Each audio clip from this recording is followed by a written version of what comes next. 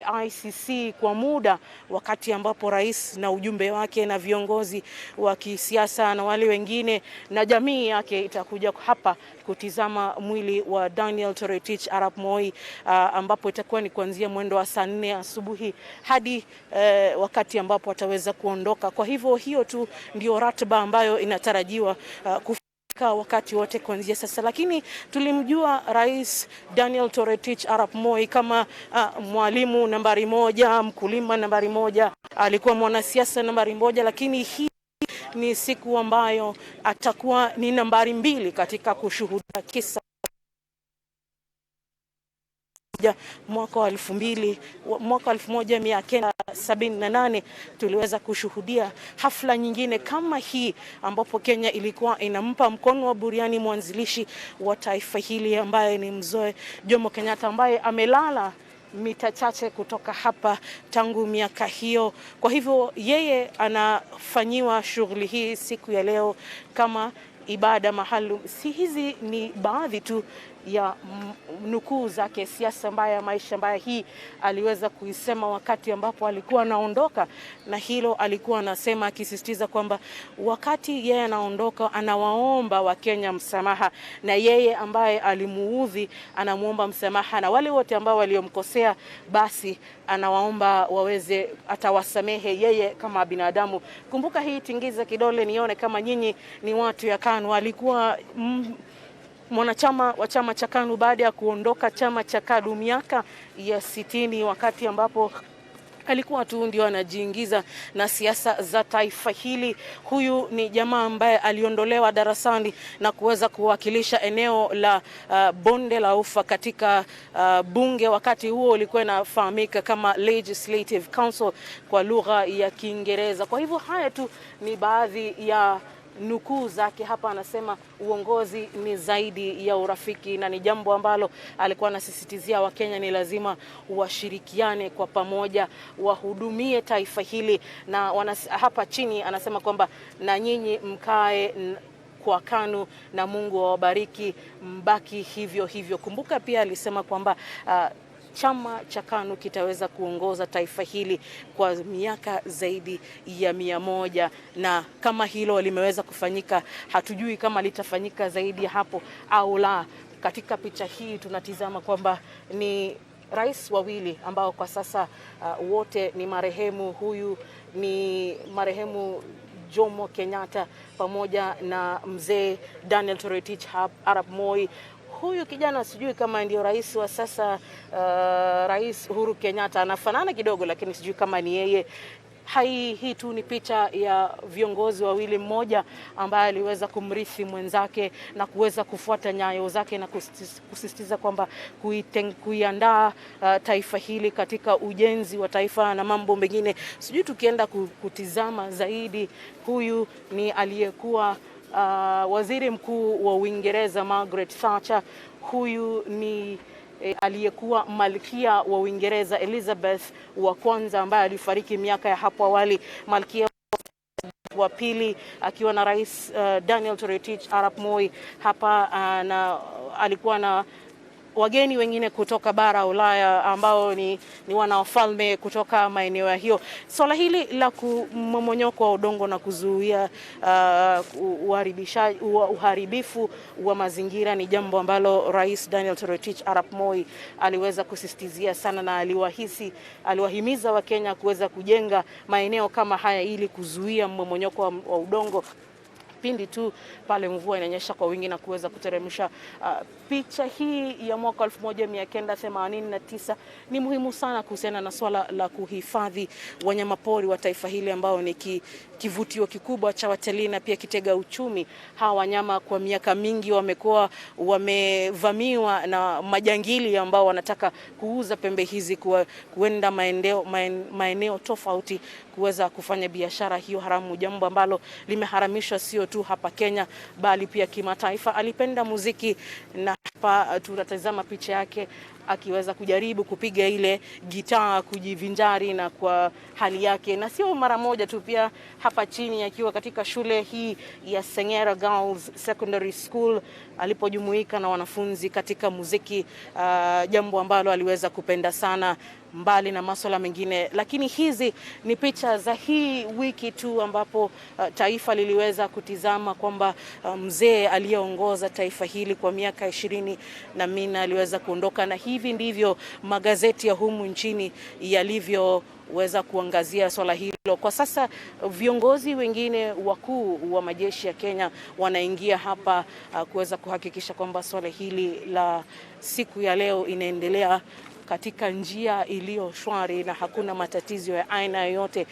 Kama nilivyokueleza hapo awali ni kwamba ukanda mweusi umevaliwa na kila afisa kwa heshima ya aliyekuwa amiri jeshi mkuu. Ukitizama tena siku ya leo kuna ile zulia nyekundu ya kuashiria kwamba kuna wageni, mgeni mashuhuri ambaye amelala hapa siku ya leo, mbali na kuwepo kwa bendera ya Kenya, kuashiria kwamba kuna siku muhimu, siku ya kitaifa ambayo itaanza kuanzia leo hadi siku hiyo ya Jumatatu, ambapo itakuwa ni siku ya mwisho ya Wakenya kuweza kumwomboleza aliyekuwa kiongozi wao wa taifa hili. Kwa sasa aliyesalia hai ni Rais Mwai Kibaki, rais wa 3 wa taifa hili, na vile vile Rais Uhuru Kenyatta ambaye katika miaka 3 ijayo ataweza kukamilisha awamu yake ya pili ya uongozi na kuweza kuachia viongozi wengine katika kinyang'anyiro cha mwaka 2022. Taifa hili tangu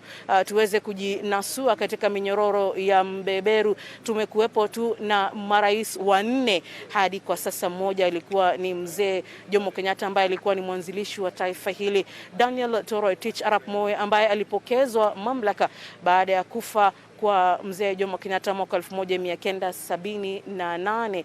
Mwai Kibaki aliweza kupokezwa uongozi mwaka 2002 baada ya rais mstaafu kuweza kuzuiwa kikatiba kuendelea kuwania urais. Naye vile vile mwaka 2013 Uhuru Kenyatta aliweza kukabidhiwa mamlaka ya kuwa rais wa 4 wa taifa hili. Siku hii ni siku nzito, sijui Daniel Mule na Edmond Nyabola muna maswala zaidi, manake Wakenya wamekuwa wakiomboleza maswala tofauti, lakini siku hii hasa ni muhimu kwa Daniel Toroitich ambaye anakumbukwa kama kiongozi ambaye alifanya mengi. Alipendwa kwa upande mmoja, kuna wale ambao walikerwa na uongozi wake, na kuna wale ambao wanasisitiza kwamba aliweza kuwakandamiza baadhi ambao walikuwa na sauti tofauti ambayo ilikuwa inakinzana na uongozi wake. Sijui Dan Mule kama mko na maswali zaidi kuweza kujua hali iko vipi kuanzia sasa hadi wakati ambapo Rais Kenyatta ataweza kufika na kuondoka eneo hili.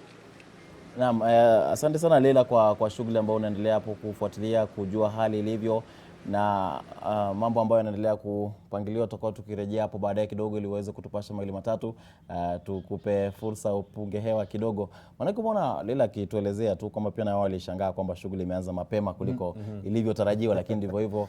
Madamu shughuli imeanza, nasi basi tuko hapa kuhakikisha kwamba tunajasiria hali tusipitwe na lolote katika siku hii ya kihistoria. Na pia amezungumzia barabara ambazo tayari zimefungwa kuhakikisha kwamba shughuli hii inaendeshwa bila pikamizi lolote. Lakini ikiwa ni siku ya Jumamosi, mara nyingi hakuna foleni sana katika maeneo haya karibu na majengo ya bunge aswa muda huu wa asubuhi. Na kama unavyoona picha hiyo, mabango hayo unayoona hapo yamewekwa picha za historia ya rais mstaafu Daniel Moi kuanzia alipoingia katika masuala ya uongozi. Amezungumzia miaka ya 55 hivi ambapo alianza kujiingiza katika masuala ya utunzi wa sheria na vile vile kusimamia mihimili ambayo ilikuwa inajihusisha na kubuni sera ambazo zilikuwa zinatoa uongozi hata kabla ya taifa hili kujipatia uhuru, na vile vile alipojiingiza katika masuala ya elimu na kawa mwalimu, na kisha baadaye katika siasa na maisha yake kama makamu wa rais, na vile vile maisha yake kama rais akiwa na viongozi mbalimbali tu. Hapo tumepata kuona picha zake hapo, na vile vile hadi kufikia wiki hii ambapo alipoteza maisha, na hata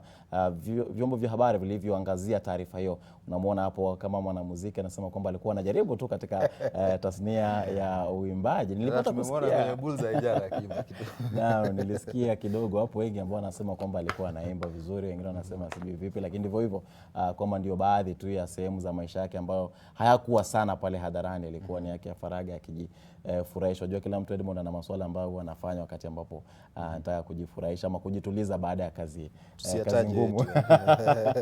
Edmond, pengine umewahi kufikiria kuwa mwanajeshi siku moja? mimi na mwili wangu mdogo nitaweza vipi.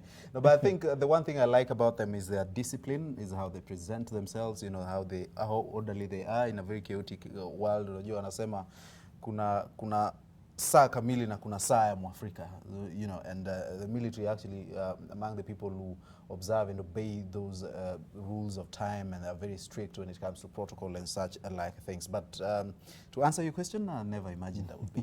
Kidogo niende GSU, unajua kwa nimeangalia bana, wazazi wakaangalia wakaona sasa huyu tunafanya nini baada ya matokeo ya kwanza. Matokeo ya shule ya msingi ama upili? Upili. Sasa ukisema ya kwanza kwa nilirudia tena? Nilirudia, nilienda nikarudia form 4. Sasa ndo nikapata marks za kuingia pale the University of Nairobi. Anyway, na ni vizuri unajua mtia moyo mtu ukisema kwamba ulirudia. Mimi nilijaribu kuomba nafasi ile General Service Unit Cadet, lakini sikufanikiwa. Mbona? Sikupata fursa. Unajua ilikuwa shida gani? Walifanya tathmini zao tu akaona sifai, lakini ndivyo hivyo Mungu alikuwa ameamua. Kweli iko kwingine. Yes, anyway, live pictures still from Parliament buildings. The body of the late former President Daniel Toroitich Arap Moi has arrived, and just a bit of procedure in setting up, you know, where the body will be placed and how the movement will be controlled as we wait for President Uhuru Kenyatta. We expect that he will be addressing the nation from State House in Nairobi. He did call journalists there, and we believe that he'll be saying something before proceeding on to Parliament buildings to become the first Kenyan to view that body. And back to Moi, this is a man who was considered a passing cloud, you know, during, you know, when there was that push and pull about the Kenyatta succession. And just yesterday I was reading a story in one of the dailies narrating how he got to be president when Mzee died in 1978. He was at his home in Kabarak, you know, and in the dead of night, and then he woke up in the middle of the night to answer, you know, the call of nature, and then his phone was faulty. You know, back then it was those ringers that these days look like other things for us neophytes. But so the phone rang, and then it was a bit faulty, but I think he noticed that it did, and then he went and picked it up, and I think it was the PC for Coast Region, I think at the time, who then alerted him that Mzee had died in a different kind of language, because at the time I think there was a lot of you know, intelligence gathering and stuff like that. So he said the eyes of Kenya have closed, to mean Mzee is dead. The first eyes. Yes, and Moi knew instantly that he was not going back to bed, and so he had to come to Nairobi. And then there was that opposition that he had in terms of just trying to succeed Kenyatta, and so he had to devise another way of getting to State House Nairobi, because if he did not, by the time it was morning, then it is highly likely that he would not have become a president then, because people, as we understand, had planned for him, and perhaps he would have even been assassinated along the way before he got here. And so he took a Peugeot, a very old one, from one of his workers, and then dressed himself as the driver, took to the wheels, and had it guards, a couple of them, accompanying him, using a very different route from what you'd expect. You know, Nakuru, Nairobi highway. He went all the way to, Narok, and all the way to Ngong, and then came to State House, and then called a cabinet meeting. And then at 12:30 on the 23rd of August, I believe, he announced that Mzee had died and that he had taken over. And then he went on to quickly reshuffle cabinet and appoint his allies in very key positions, and that's how he confirmed his grip on power, and then went on to serve for a clean 24 years. Someone who was considered a passing cloud, Mule, and that's quite an achievement, a testament to how he held himself and how he carried himself out, over the years, to make sure that everything was orderly, at least in his government. And this is a man also criticized by very many for atrocities or alleged atrocities during his time as president. Detentions without trial. We saw Koigi wa Wamwere, we had Raila Odinga himself, Muturi Kigano and them, and then also unresolved murders during his time as president as well. We saw some of those under the Kenyatta reign as well, but his time, I think the one that stood out mostly was Robert Ouko in, I think, 1994, thereabout, 1990, Jaramogi died in 94. 1990, when the body of Robert Ouko was discovered in Got Alila in Koru, That's in the current Kisumu County now. And those are some of the issues that people have spoken about. Detentions, those unresolved murders, and you know, his firm grip on power and just making sure that he was not threatened in any way. And people have called him a dictator of some kind, or an authoritarian. You know, he was imperial. These are some of the terms that we've heard and we've seen in the press, and of course among Kenyans remembering the late former president. So he was a man who was no angel in the eyes of many. Other people consider him, you know, as one of the best presidents. Then, you know, people who perhaps or in one way or another benefited from his government. But it has been a very divisive figure over the years. Even international media and press reporting about his death called him a number of names and stuff like that. So depending on which side you sit, clearly it's true, it's true. But I think it's also fair that he settles his score with higher power. You know, as Africans, we have to respect the dead. We respect the dead, and when someone dies, I think they deserve that respect, regardless of what we might think about them. And that's why much of the coverage on the first day then covered a lot to do with his legacy, who he was as a man, as opposed to what other people might consider him to have been. And we received a bit of criticism on that, but I think we did what we had to do, and for the sake of the family and the friends who were mourning at the time, you just do not want to get into you know, your broadcast on the first day of the announcement of death and just be calling someone names, just for the sake of respect as Africans as well. But we've also had to cover some of those issues around his time as president. And remember, when he was leaving, actually made a very critical and key statement saying that kama kuna mtu nimemkosea, naomba msamaha, na kama kuna mtu amenikosea, basi nimemsamehea pia. So those are some of the things that have come up as a result of his death, and people just remembering what kind of a legacy he has. Na unajua ile swala la msamaha amelisema mara kadhaa hata katika kanisa la AIC ambapo alikuwa akishiriki. Amefika kule mara kadhaa akawaambia watu, hata baada ya kuondoka katika uongozi pale si Milimani, mara nyingi nimemsikia hata akisema kwamba yeye tayari ameomba msamaha na anajua kwamba Mungu ashamsamehe, kwa hivyo watu pia wamsamehe. Kumaanisha kwamba pia alikuwa nakiri ndio kulikuwa na dosari mbalimbali, na anahisi kwamba kama binadamu tunastahili kusameheana ili tupate kusonga mbele. Na kuna baadhi ya wale ambao wanasema kwamba aliwadhulumu, na pia wakasema kwamba pia nao wamemsamehe, lakini kuna baadhi ambao bado hawajapata kumsamehe. Juzi nimemsikiza huyu mwanahabari mwenzetu Caleb Atemi akizungumza kuhusiana na walivyokuwa wakifuatilia taarifa nyakati zile. Baadhi yao walijikuta pabaya mikononi mwa maafisa ambao walikuwa na hudumu katika serikali wakati huo, lakini walijasiria hali na kuendelea kufanya kazi yao na habari. Na nadhani watu kama wao ndio pengine wametutia moyo pia sisi kuendelea, na pia mtu kama wewe wakati ambapo unashughulikia masuala ya makala ya upekuzi ambapo unakuwa ukiyafanya. Najua kuna changamoto nyingi sana, wakati mwingine kupata habari wa si rahisi, na hata wakati mwingine unahatarisha hata maisha yako ili tushikwe tuwekwe ndani. Naam, kusaidia. Manake unapata kwamba unataka kusaidia, lakini kuna changamoto nyingi kupata baadhi ya habari. Wengine wanataka kukupa, manake wanahofia habari hizi ni za siri sana, wakitoa zitafanya nini. Lakini baadaye tunaona kwamba kuna manufaa. Haya maovu yanapofichuliwa kuna kuwa na manufaa. Na picha unayoona pole, huu ni mwaka 2002, na wakati ambapo rais mstaafu Mwai Kibaki alikuwa akipokezwa alikuwa akipokezwa mamlaka na rais mstaafu Daniel Moi. Kwa hivyo tunaona kwamba picha hiyo alikuwa katika kile kiti cha magurudumu wakati ule, ilikuwa ni baada ile ajali aliyopata kule Machakos. Na tunaona kwamba pale Moi alikuwa amesema kwamba wengi walishangaa kwamba mimi niliachia mamlaka, na nimewasikia baadhi ya viongozi wakisema kwamba pia nao walishangaa.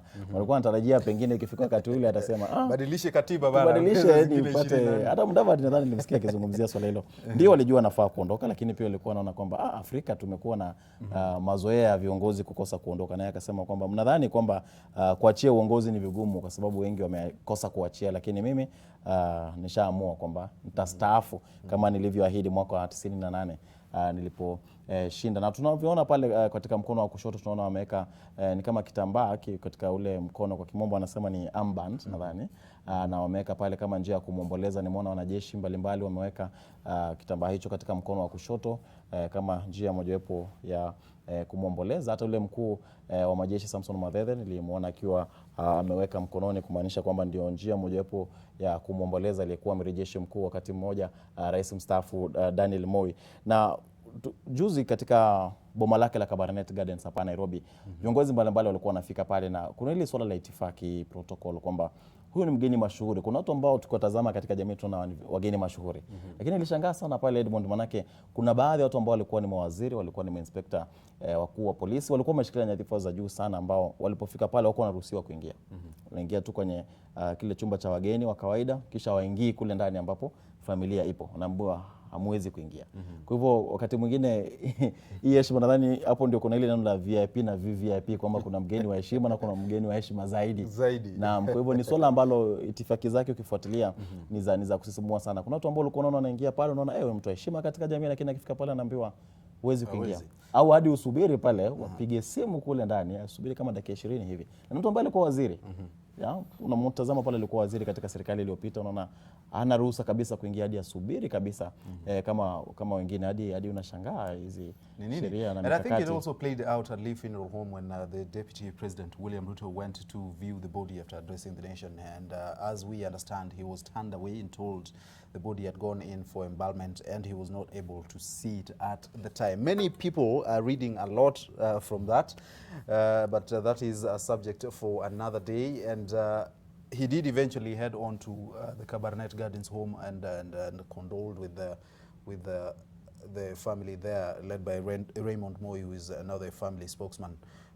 As a result of this, of course. We also have Mel Miendo somewhere along Parliament as well. She's about to tell us what she can see over there and what's happening as we wait for President Uhuru Kenyatta to leave State House and head on to Parliament buildings and become the first Kenyan to view that body. And besides Mzee Kenyatta, other people who have been accorded state funerals, but this mule without military elements, the former Vice President Michael Kijana Wamalwa in 2003. Remember, that one was a very big one when it happened. And Nobel laureate Wangari Maathai in 2011, and former First Lady Lucy Kibaki in 2016, and the former Nyeri Governor Wahome Gakuru died also in the year 2017.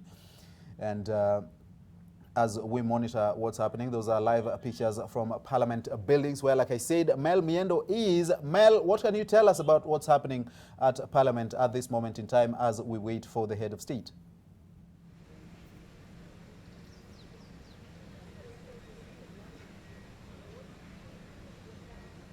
Good morning, Edmund. We are at Parliament buildings, as you have rightly said, and we are just awaiting to see exactly what will happen here. We know that the body of former President Daniel Arap Moi is here, and of course there are many people who are waiting, as you can see behind me, but there are several leaders who are expected to be coming in. We're expecting President Uhuru Kenyatta and First Lady Margaret Kenyatta to come in at about 10:15, and they will be the first ones to view the body of the late President Daniel Arap Moi. And so, as you have seen, the procession from Lee Funeral Home all the way to Parliament buildings. Of course, there was a military truck that was carrying the body as it made its way here, and the military convoy, the motorbikes, and of course the casket, which is draped with the Kenyan flag. And so not much is happening currently at the Parliament buildings. Of course, people are waiting, and we are not allowed to go inside the buildings as of now, but we are told that perhaps with time they'll be giving us information on what is to happen. But we are waiting for President Uhuru Kenyatta because he is the first one who will be viewing the body of the former President Daniel Arap Moi. And so we are just trying to see perhaps some of the leaders who will be coming in, if maybe we'll be able to just talk to them and get a feel of what they are thinking about or their perceptions regarding today. Some dignitaries who we are expecting to come this morning to view the body of late or former President Daniel Arap Moi. Of course, it is also open to the public, but that will be after President Uhuru Kenyatta views the body, and then perhaps the leaders, and so after that time it will be open to the public. Now, there is a lot of protocol here.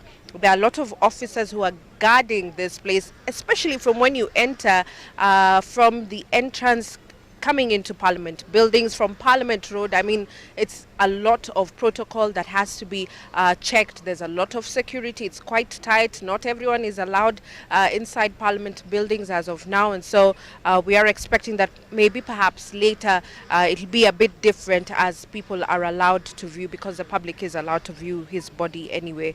And so we are also expecting the KDF, maybe another procession from them. There'll be a choir that we have seen coming in, and I believe they're preparing right now. And so it's a ceremony that many are waiting to see just exactly how it will be handled, and some of the comments that we are expecting or waiting to hear, either from the president, from dignitaries, from leaders, and whether also the family will speak. But as we know, this is led by the military, so it may be very different from what people are used to. Perhaps many will remember what happened with late Mzee Jomo Kenyatta, and this will be perhaps similar to the procession then and the viewing then at Parliament buildings. We'll see if there's any change from that or not. So, Edmund, this is what's happening today here at Parliament buildings. We'll definitely be keeping you updated. We know that if as leaders come in, we'll try and see who we can speak with and just get to hear their comments. And so we're really here just keeping you up to date and waiting to see exactly how things will be handled from this end.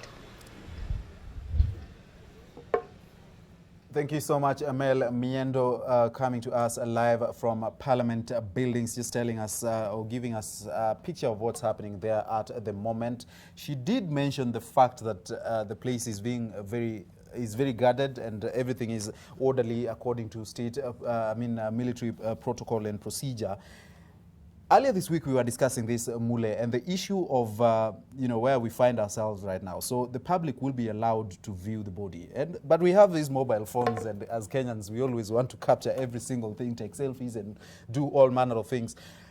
Do you think members of the public who are allowed to view the body, will they be allowed to flash out their mobile phones and perhaps take pictures? What will be happening at that moment in time? Because when you think about it, if someone takes a picture of the body, you can't control what they will do with them, and especially this era of memes and social media, people just posting all manner of things. What do you think will happen when it comes to that issue of just managing the public as they view that body? Nadhani lazima watakuwa wameweka mikakati ya kuhakikisha kwamba hilo alifanyike, manake najua hawangependa hilo lifanyike. Na namsikia mhariri wetu akicheka sana kule nyuma, Dan Mwangi, akisema kwamba Mule amekuwa mtaalamu wa kuchanganua masuala. Lakini wajua, ukitazama katika mitandao ya kijamii, katika YouTube kwa mfano, utaona picha zilivyokuwa mwaka 78. Mwili wa Kenyatta unaonekana kabisa, unamuona hata Jaramogi Oginga Odinga miongoni mwa viongozi wengine wakiutazama. Na zile picha zipo, mwili unaonekana kabisa, ulikuwa wazi kabisa.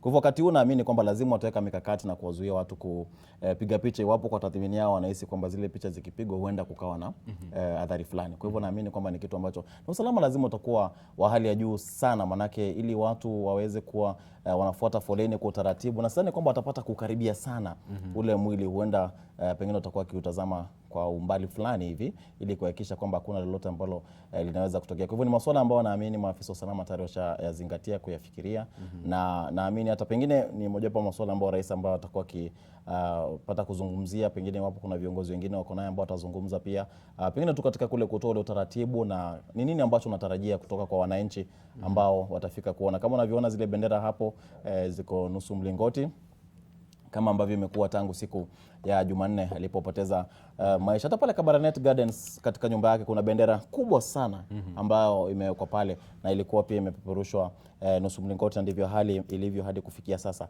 Na kuna baadhi ya masuala ambayo amezungumzia Melmiendo na vile vile Leila kuhusiana na usalama na hata barabara kufungwa, na ni jambo ambalo linaambatanishwa sana na heshima ambayo inaambatanishwa na kiongozi huyo ambaye amepoteza maisha. Na kumbuka hata siku ya Jumanne barabara hiyo ya Agwings Kodheko tunapita tu kama kawaida, lakini siku ile kwa sababu mwili wake umeletwa pale, barabara ikawa imefungwa kabisa. Hamwezi kupita kuingia pale katika hospitali ya Nairobi. Hata wale ambao walikuwa wanafika kuona wagonjwa wao ilikuwa vigumu sana, manake maafisa wa usalama walikuwa wamedhibiti sehemu yote ile. Kwa hivyo hii leo pia tunatarajia hali itakuwa hivi, na naamini kwamba hata barabara ya Valley Road asubuhi ilikuwa imefungwa ili kuruhusu ule msafara kupita.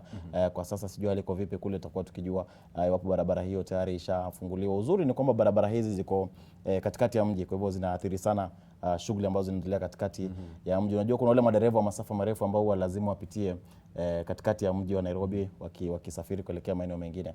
Pengine ile barabara ya Uhuru ndio imeathirika kwa sasa, manake ni mojawapo ya zile barabara kuu ambazo zinaunganisha kaunti hii na kaunti nyingine. Kwa hivyo kama unavyoona hapo, unaona bendera ya taifa hili na vile vile ile ya bunge ambao Afrika Mashariki na miko katikati ndani ya Afrika Mashariki, na kisha kuna nyingine ambao ni ya bunge pale ambazo zinapepea katika picha hiyo tunaviona pale. Kwa hivyo tutakuwa tukisubiri kujua nini kingine ambacho kitajiri. Kitu kingine Edmond ambacho niligundua, wale viongozi ambao waliruhusiwa kutangamana na familia pale Kabarnet Gardens nyumbani kwake ni viongozi ambao walikuwa marafiki zake, walikuwa ndani wake, na mmoja ambaye hakuwa anakosekana kwa picha zote ambazo tuliziona na kwa wale ambao niliwaona wakati ambapo nilifika pale, alikuwa ni Lazaro Sumbewo ambaye alikuwa ni jenerali mstaafu.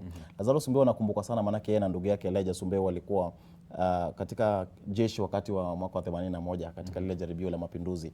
Na wakati ule ni kwamba huyu Lazaro Sumbewo ndiye ambaye alimsaidia rais kutoka katika boma lake la Kabarak, akampeleka hadi kule Subukia kuanzia mwendo wa saa 1 asubuhi hivi hadi mwendo wa saa 4, wakati ambapo ule Generali Mohamed Mahmoud alitangaza kwamba sasa jeshi limedhibiti tena taifa na wale ambao walijaribu kufanya mapinduzi wameshindwa. Manake anasema kwamba alipigiwa simu na nduguye ambaye alikuwa ni anaongoza kile kitengo cha kushughulikia msafara wa rais, presidential commander, presidential escort commander, ambaye alikuwa ni Elijah Sumbewo. Alimpigia nduguye Lazaro Sumbewo ambaye wakati ule alikuwa ni meja, akamwambia kumeharibika, mbona unalala na saa 11 asubuhi unalala na serikali imepinduliwa? Akamwambia vipi? Akadhani ni mzaha. Kisha walipokimbia kule Kabarak wakamkuta rais pale, akasema mimi tayari nishajua na stoki hapa. Kwa hivyo wapo wale wa kitengo cha wanahewa ambao walikuwa ndio wanaongoza mapinduzi, wapo wana shida na mimi, watanikuta hapa kwenye boma langu Kabarak. Naam, lakini wakamwambia itabidi tuondoke, na manake Sumbewo alikuwa na gari lake Pujo 204 na hizo Pujo zimemwokoa sana. Akamwambia badala ya kutumia magari ya kijeshi tuondoke na hili langu, kisha wengine waende na magari ya kijeshi. Kwa hivyo wapo kuna watu ambao wanatufuata hata ndani yuko kwenye ile gari. Kwa hivyo wakatoka wakaenda mpaka Subuki, wakaenda sehemu wakaegesha magari, wakawa wanasikiza tu redio wasikie hali iko vipi. Hadi waliposikia Mahmoud ametangaza kwamba masuala ni mazuri, wakasema sasa tuende. Yes, and I think yes, many have said that it is that coup attempt that changed Moi. Na ni kweli. Yes, he used to be, according to the people who knew him at the time, a very humble man, quiet, Christian, and very loyal to his friends and the people around him, until that happened. And then he knew he was threatened and he had to take control, and that's why we did see the detentions and those other things that happened during his regime from 1982. And that was just 4 years into his leadership, and you're trying to stabilize and to set everything in order, and then that happens, and you, as a human being, you must to a certain degree feel threatened. And you'd want to now assert authority and tell people that, you know what, I thought I gave you a bit of freedom and latitude, but you took advantage of it. Umesema walikuwa wanamuita passing cloud, lakini wakashangaa huyu jamaa anaonekana yako sawa tu. Passing cloud akaketi mpaka miaka 24 zikaisha, and I think that's when he changed to what he became.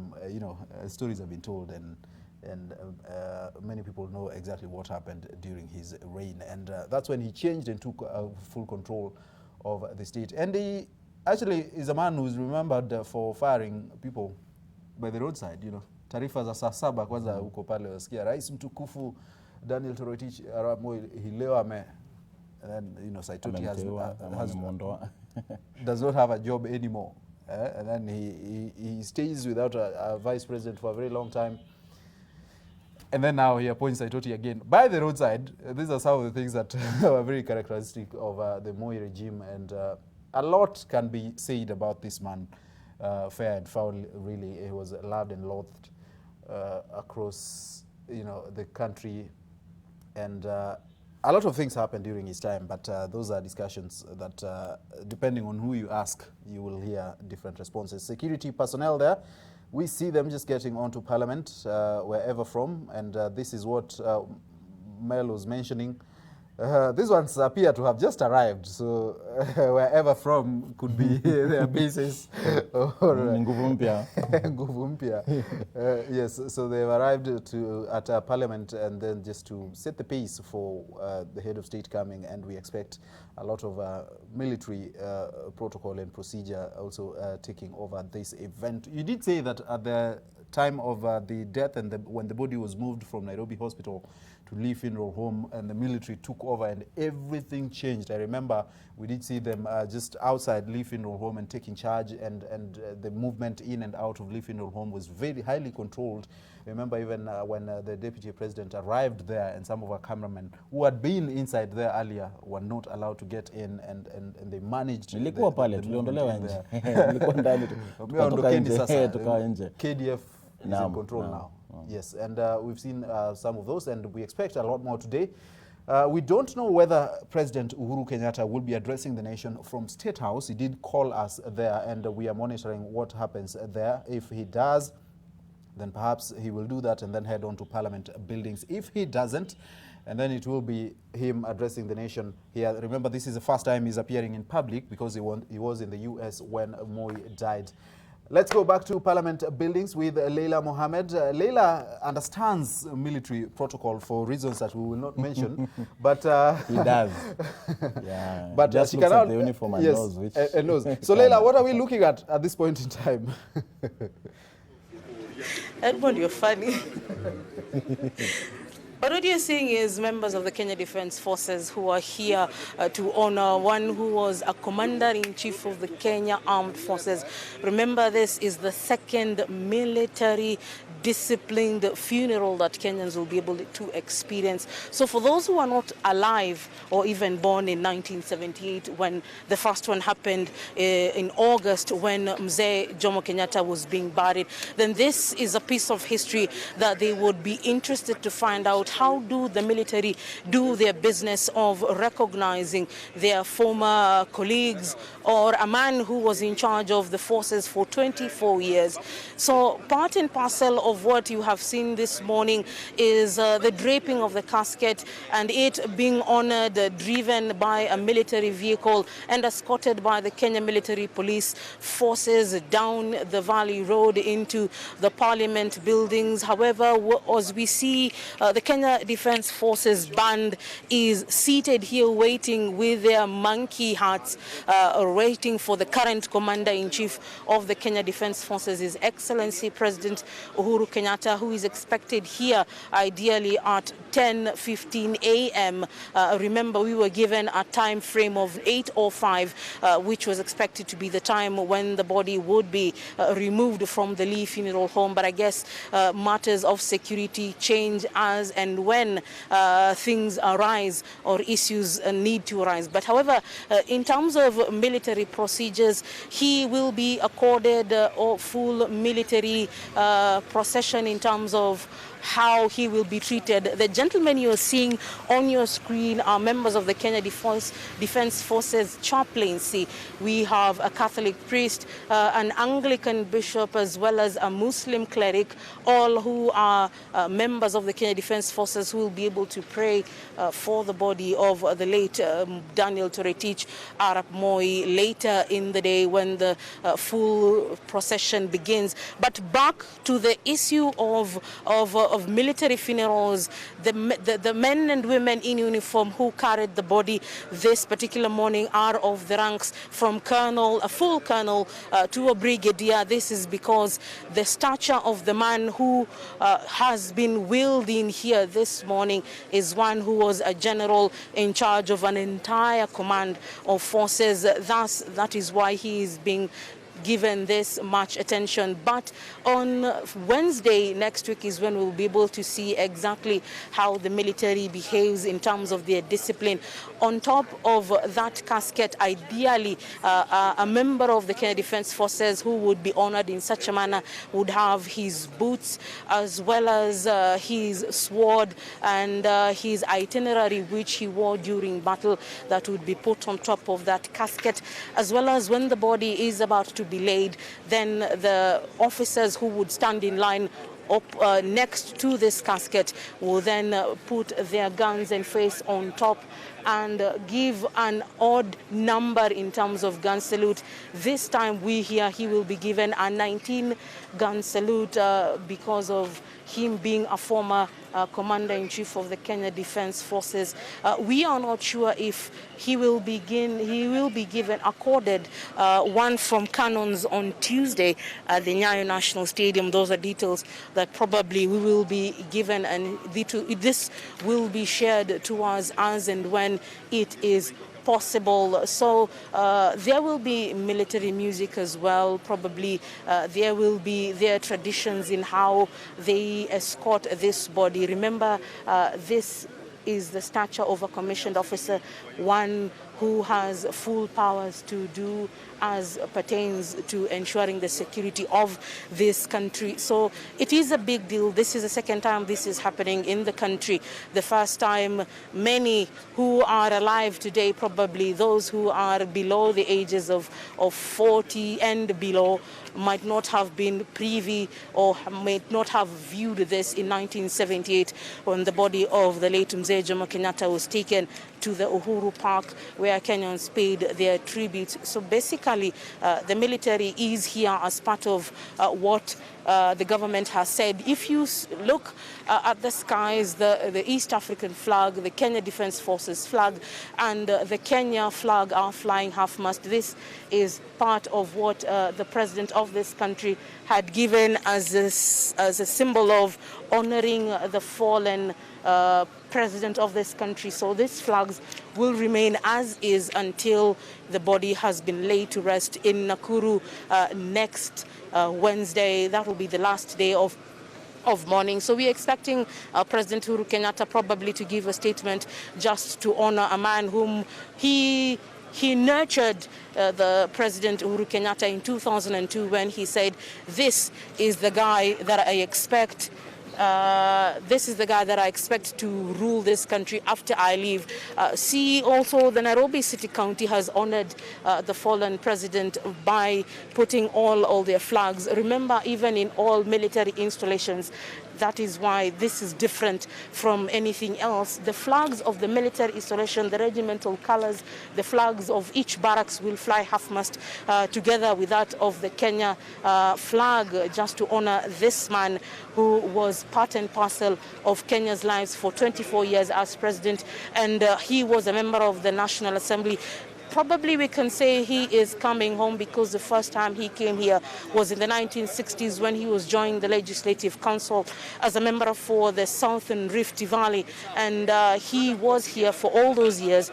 This was before the new constitution prevented those who were running for presidency to also run for member of parliament and various other issues. So there's a whole lot of information here, but then there are two of his sons, or three, who followed suit in terms of becoming members of parliament themselves.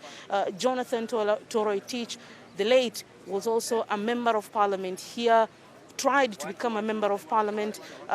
Raymond Moi as well.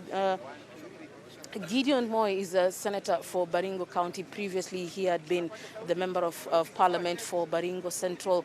So this is a family that has taken up a political leadership as well as looking at following in the footsteps of how the Kenyatta family as well, having the founding father of this country and his son taking over the leadership of this country. So if we go back to that meeting in 2002 where he was seated next to his then Vice President George Saitoti, and it was a public gathering, and he was saying, my legacy would be to ensure that this country has the transition is as good as possible. Remember at that time George Saitoti was seated there, and he was expected to be named the person who would be taking over the footsteps of the late Nyayo.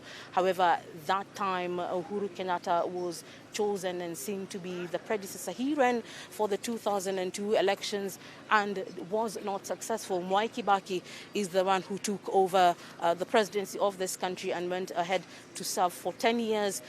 We are also seeing the civilian leadership, the current chairman of the EACC and former bishop of the ACK Church is also arriving here. So as I had stated earlier, there will be full civilian and military in terms of how this funeral will be from today. Kenyans will be expected to come in here anytime after 10 o'clock when the president and the entire delegation, the family members who will come and view the body, which is just at the center courtyard of Parliament buildings, just before you walk into the chambers where the speaker passes by before he goes into the National Assembly. So yesterday everything was being looked into. The senior leadership was talking with members from the Interior Ministry who are here just to ensure this happens as smoothly as possible. So Moi is a young man who was born in 1924 in Sacho, grew up there in Baringo County, went to school in Tambach, taught in Kabarnet and Tambach TTC before he was picked to join the Legislative Council in the late 60s and joining politics and rising to become the Vice President of Mzee Jomo Kenyatta, and finally taking over and having Mwai Kibaki as his first deputy vice president, and finally serving for quite a long time with the late George Saitoti before finally having Musalia Mudavadi for a few months, albeit as the vice president of this country in 2002. So all these politicians, even Raila Odinga, at some point they were political foes. Remember, Raila was detained for various reasons in regards to the 1982 coup, which was attempted by some members of the military, but then it was thwarted by those loyal to President Moi at that particular time. So there's an entire history rich in this particular country regards to this man who many looked at in terms of they loved and revered and feared in equal measure. This is a man who stood and with his rungu and everyone would shrink, or the children would be happy for him in terms of seeing how his presidency began at that particular time. So much is not happening here at Parliament buildings. We can just see the security detail just waiting for their cue in terms of finding out how this was. Probably we can get a clear picture of the vehicle that carried the casket, which was draped in the national flag by the military, in terms of how this was covered in the morning. So basically nothing much is going on here at Parliament buildings. The national flag has been draped everywhere in honor of a man who was, like I said before, part and parcel of the history of this particular country for 24 years. So we want to get a sneak peek of how this vehicle looks like. I don't know how far the security detail will allow us to just view this vehicle. As you can see, there are some members of the Kenya Special Forces, the military police. Those are the outriders that escorted the president when he was coming here this morning. The late president, his body, his remains, we keep on talking about him like he's still alive. He was a larger-than-life character. Edmond, if you can remember those days when he was president, he was everything for this country. People loved him, and it looks like a very big vehicle, something that has been new, but there was an extension at the end.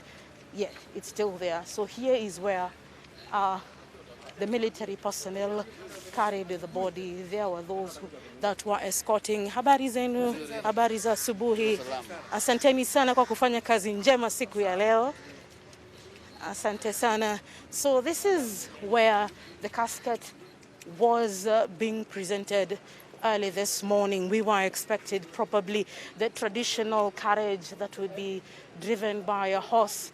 But then this is 2020, there is a new dispensation in terms of how things happen.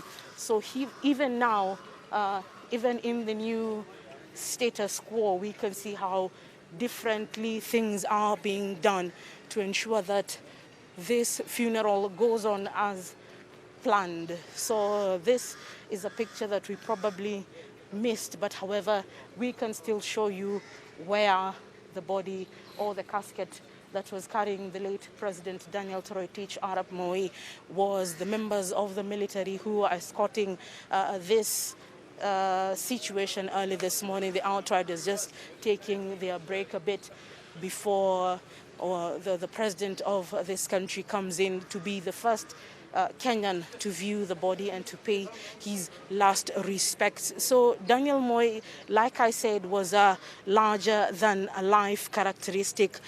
He was a teacher by nature, and many say that he was the professor of politics, having walked through this journey of political life with many current political giants in this country, all the way from the house on the hill. He was the man who taught them this is how we walk in politics, even though he never went to school really to get the details of how to become a politician. So basically, this is an important day, 3 days of national mourning. We begin today when Kenyans will be here to stand and look at the body of a man who was their president for 24 years. The 19-gun salute, like I spoke of before, will be part and parcel of a military burial ceremony that will be conducted with certain procedures that are traditionally preserved for military officials. We've only seen such happen when our disciplined forces or our gallant officers die in battle. We've seen this ever since Kenya went into Somalia in 2011. We had not experienced as much in terms of how the military escorts its own. So the only thing I remember from a military perspective is the bugles or the tarumbeta, if I can say it in Kiswahili. Those are some of the things that are part and parcel of the military disciplines of honoring their dead. When this happens, then they will take their time basically to just play the tarumbeta, the bugles, and to remember a man in silence for about a minute and just give honor to a man who served alongside them or who was their leader when he was in charge of the Kenya Armed Forces. So basically, Edmund and Dan, this is a big day. Like I have said before, the military is here. They have taken charge of Parliament buildings as civilian entity, but for the next 72 hours, this will be a military installation, as well as civilian security agencies will be here to ensure that this giant politically is honored with the befitting send-off that he deserves. Edmund. Leila Mohammed, quite interesting. We did see the pictures of the gun carriage that brought the body of the late former president. Leila, I'll let you catch a breath quickly before I ask you a question, so please stay with us. But Mule, very refreshing to see what Parliament looks like. Ordinarily, you'd expect those heavy monstrosities of cars belonging to members of Parliament, gathering around the parking area there. And that's been cleared today. At least they're not allowed to get into Parliament with their vehicles. They'll be allowed, of course, as leaders as well to join the head of state and members of the public in viewing that body as well. But Parliament looks neat and clean today, and the roads around it as well, Mule, Parliament Road and them. And of course, as Leila did mention, draped in the national flag and the military officials and those from the other disciplined forces as well also joining us there. Leila, I wanted to ask a quick question. What do we expect in terms of the pall bearers? Who will be among the pall bearers, and what then happens as they carry the casket? Like you said, this is a military event, and this was a former commander-in-chief of the Kenya Armed Forces, currently the Kenya Defense Forces. So we're expecting military officials to be part of the pall bearers. I don't know if the Moi family will request that his sons be part and parcel of that event. However, what I know for sure that by honoring the former commander-in-chief, the pall bearers will be officers of the rank of full colonel and above. They will escort. Other junior officers will stand next to the casket and the body, and will only give the respects as and when it is deserved. But those who will be able to carry that casket will be officers from the Kenya military, and that is what is expected unless things change at the matter. Thank you so much, Leila Mohammed. Please keep monitoring what's happening there as we wait for President Uhuru Kenyatta to arrive at Parliament buildings. We hope, or at least expect, that he will be addressing the nation wherever from. It could be from State House because he called teams there as well, or maybe here at Parliament buildings. But you see those fuel guzzlers, the monstrosities, the big cars are just driving along that route, of course, and within Parliament as well. Umeona baadhi ya hao walikuwa naomba nafasi kuingia, lakini wakaelezwa tumieni lango lingine. Inaonekana ile la pili limepita ni la wale wana diplomasia, maana nimeona zile nambari zake za usajili, na ile lilikuwa la kwanza pia walitaka kuingia wakaambiwa watumie lango lingine. Kwa hivyo ni kumaanisha kwamba itifaki inayofuatwa hapa ni ile ya kwamba wewe ni mgeni wa heshima, pitia hapa, mgeni wa heshima zaidi kwenye sehemu tofauti. Kwa hivyo ni kama kuna vile vitengo ambavyo vimewekwa, na kama ulivyosema ndipo na eneo la maegesho liko wazi, hamna magari, ile magari ambayo yako pale yamejaa wale wabunge hayako kabisa. Kwa hivyo wale ambao wanaruhusiwa kuingia kupitia lango hili lazima ni wale ambao ni wageni wa heshima zaidi. Sijui ni kuanzia hadhi gani katika kitengo cha kadri ambacho tunaweza kutumia kupimia, lakini Leila Mohammed amepata kutuelezea mambo mengi tu pale kuhusiana na yale ambao yanatarajiwa kufanyika, na swala la ni nani watabeba jeneza. Unajua kwamba itakuwa ni wanajeshi, lakini pia mazishi yao wamesema kwamba yatafanyika kwa itikadi za raia na pia kwa itikadi za kijeshi, kumaanisha kwamba huenda kuna baadhi ya mambo pengine ambayo wanaweza pia wakabadilisha pengine kule watakapokuwa nyumbani kwa siku ya mazishi siku ya Jumatano. Kwa hivyo tutakuwa tukisubiria kuona, lakini kwa rasmi wa sherehe yenyewe inafaa kuendeshwa na wanajeshi. Na Leila amezungumzia milio ya risasi ambayo inastahili kupigwa pale. Galabu mara nyingi huwa ni 21 kama ni rais ambaye alikuwa katika ameshikilia mamlaka wakati wa kifo chake, lakini wakati huu tunatarajia itakuwa ni 19. Lakini pia amesema kwamba kwa tathmini yake anahisi kwamba pia tunatarajia kuona itakuwa vipi, maana yake kuna usiri mwingi tu katika namna ambavyo masuala haya yanaendeshwa, na kwa hivyo tutakuwa tukisubiria kuona itakuwa ni mara ngapi. Lakini amezungumzia odd number, amesema mara nyingi huwa ni odd number. Kwa Kiswahili tunazungumzia odd number, tunaita namba witiri na even number ni namba shufwa. Kwa hivyo ile milioni namba witiri ama ni odd number, lakini inanikumbusha nikiwa mdogo jinsi ambao tumekulia katika maeneo ambapo watu walikuwa wanaogopa sana masuala ya uchawi, kurogwa. Walikuwa wanasema kwamba ukimpa mtu zawadi iwe ni odd number. Mtu amekutembelea nyumbani, kama una maembe kwa mfano unampa 3 au 5, ufai kumpa 2. Maana yake unasema kwamba iwapo ule mtu utampa 2 ni rahisi sana kumroga. Wanasema nambari ambayo inaweza kugawanywa mara 2 inamaanisha kwamba maisha yake unaweza kuyagawanya mara 2. Kwa hivyo mimi mara nyingi mgeni akifika niko na chai na mpandizi 2, mama ananiambia we ongeza nyingine 1. Si kwa sababu yeye anashikilia zile imani, lakini kwa sababu yule mgeni ana umri ambao ni wale ambao wameshikilia zile itikadi kwamba ukinipa vitu 2 4 hata kubali. Kwa hivyo nikija kwako ni hesabu ni nini utakuwa pesa, labda unataka kuniua na sijui kinipa 2 ama 4. Sisi hatujashikilia hizo itikadi. Kwa hivyo lakini yule ambaye amekuja iwapo anazishikilia ile tu msiwe na mfarakano, na maana yake mimi nimewahi kuwapa hata wageni maembe 2 wakakataa kuchukua. Baadaye nikajua ulifaa kumpa 3, 5 au hata 1.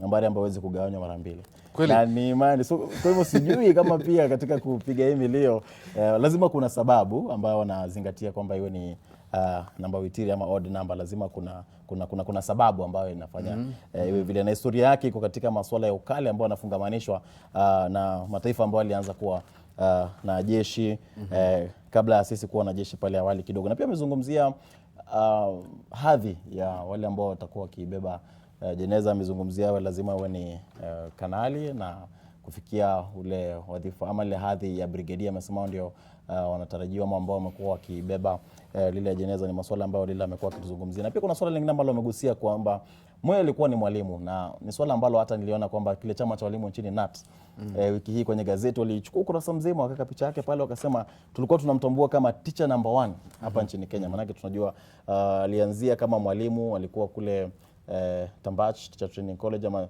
chuo cha mafunzo ya walimu cha Tambach ambako alipata mafunzo yake na kisha akafunza kwa muda kabla ya kuingilia masuala ya uongozi na siasa. Kwa hivyo ni swala ambalo linaonyesha kwamba ile kwamba alikuwa mwalimu, ile mafunzo yake, ile discipline ama ile nidhamu alikuwa nayo, na ile authority ambayo alikuwa nayo ni ile ambayo inafungamanishwa na walimu, namna ambavyo wanapenda kufuata taratibu na mambo kama yale. Na Tanzania pia ilikuwa na mwalimu Nyerere, Julius Kabarage. Kama mtu akianza kama mwalimu anaweza kufikia kweli kazi kweli. I think we are in the wrong profession, Daniel, and labda turudi shuleni tusomee walimu, huenda tukawa angalau nilikuwa mwalimu, kwa hivyo nina matumaini kwamba nikawa rais. You're on the right path. But this, as you say, Mule was a man who was, and Leila did allude to this, larger than life, you know, in the way he carried himself out, in the way he conducted his business as a head of state. I remember when I was a very young man and I was in primary school in the great county of Siaya, when he visited that region one day, and you know, those days you'd be lined up by the road as his convoy passed and went on to the designated destination, and he had this Mercedes Benz, you know, the classic type that we had at the time. He was very fond of those, and he was sitting on the back seat. You know, ordinarily he would do that thing where he popped up, you know, outside the sunroof, but on this day he was sitting back left, windows rolled down with his rungu there, and he waved as we sang Tawala Kenya, Tawala, Tawala Kenya, Raisi Moi, along the road as he went on. And you could feel the power, you could feel the authority and the presence of this man just by, you know, him being around you and in your sight. And that was who Moi was. Classic guy, you know, who loved the finer things in life, and especially in dressing, who loved music and art, who loved this country, and has been eulogized as a nationalist and a patriot of great standards as well. So a lot of stories have been told about this guy, and especially for the whole of this week, the newspaper headlines and TV and radio and all manner of media have covered him and his life and his time as a head of state in plenty of pages, especially in the dailies. Today we are looking at the Saturday Nation, 0 to billions, how Moi grew his empire. He's considered one of the richest people in the country, at least his family running into billions, their net worth, that is. The Saturday Standard here says the untold Moi stories. A lot, you know, for you to govern for 24 years, surely there are a lot of stories to tell about you, some that were in the public domain and some that were private, as we did see yesterday. Music was Moi's favorite, and we see there what looks like a choir there just singing and dancing. Mule, there's a red color there, and you know what red is symbolic of when it comes to political party politics in Kenya. And that's Kidole, Kanu, Kidole Kimoja, Kanu itself. Yes, as they dance, and that's Senator Amos Wako and some leaders there just arriving at Parliament as well. And, you know, this is just a sign that the head of state could be arriving. We were given 10 a.m. as the time he would come to view the body, but now because 10:15 it was actually, and because they started earlier, we do not know whether that means he will also be coming earlier than we had been told. He's also, we expect, meant to address the nation. We don't know whether that will happen at State House. We hope it does, because he'd called us there. And we'll, in a moment, we'll be showing you live pictures from State House as well. Our cameraman, Shamason Osiago, is there just to see what he does or says before he comes to Parliament there. But at this moment in time, it's just dignitaries and members of the public arriving. They will not be allowed to get inside there, at least not until the head of state arrives and views the body first. And then it will be done in an orderly manner to just allow members of the public and leaders alike to head on to Parliament buildings and just view the body of the late former President Daniel Toroitich Arap Moi, who died on Tuesday, 5:20 a.m. at the age of 95. At least officially, it looks like a man who was advanced in age, much more than the 95. And of course, we've had that spoken about as well by Lin Jiru and part of the family as well. So entertainment there was a very key part of Moi's life and as a leader and as a person, and that's why perhaps we are having choirs there as well to just lift the spirits of the people and have them dance and cheer as we celebrate this man who served for 24 years as the head of state, as the President of the Republic of Kenya, only the second in this country. And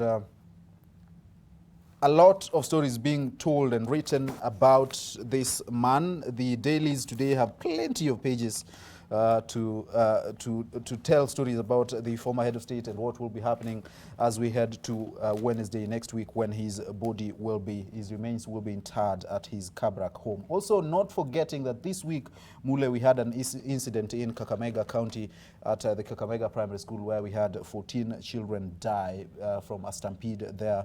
There was yesterday mass funeral service held for them at the Bukungu Stadium. Live pictures from inside Parliament buildings there. I think that is the desk where there's a condolence book where I think the visitors and guests who come in will be signing, and there is an image, a portrait of the former president as well, just next to some roses. I think that is where some of those people will be signing or writing their message of condolence. We are looking at images there of more dignitaries just arriving at Parliament, some of them with the national flag mounted on their vehicles. And it's just big cars, Mule, arriving there. You know, us people of this other side of town and our tiny automobiles might not be allowed around that area. And indeed, the rest of the public as well. So it's just perhaps the head of state will be arriving there with his convoy and his escort as well. The rest of the leaders, I think, just one vehicle each to manage what happens there as we monitor this as well. Live pictures from Parliament buildings. Daniel Mule.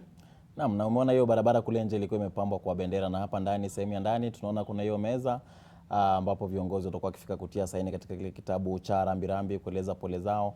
Na ni sehemu ambao usalama kweli umeimarishwa, wanajeshi wakiwa wamevalia sare zao rasmi za sherehe siku ya leo, na vile vile polisi wa vitengo mbalimbali. Manake wamesema kwamba hapa ni shughuli ambayo inahusisha mazingira ya kijeshi na vile vile mazingira ya kiraia, na raia kawaida wanalindwa na polisi wa kawaida ambao pia tunawaona wakiwa pamoja na wale majeshi wakishika doria katika sehemu mbalimbali. Kila mmoja akiangalia kitu tofauti, manake lazima ni sehemu ambayo usalama uimarishwe zaidi, ikizingatiwa kwamba ni sehemu ambayo rais pia atakuwa akitarajiwa pamoja na viongozi wengine mashuhuri, na wengi watakuwa kisubiri kwa hamu na gamu, Edmond, kujua haswa utaratibu utakuwa vipi wa watu kuja kutazama mwili.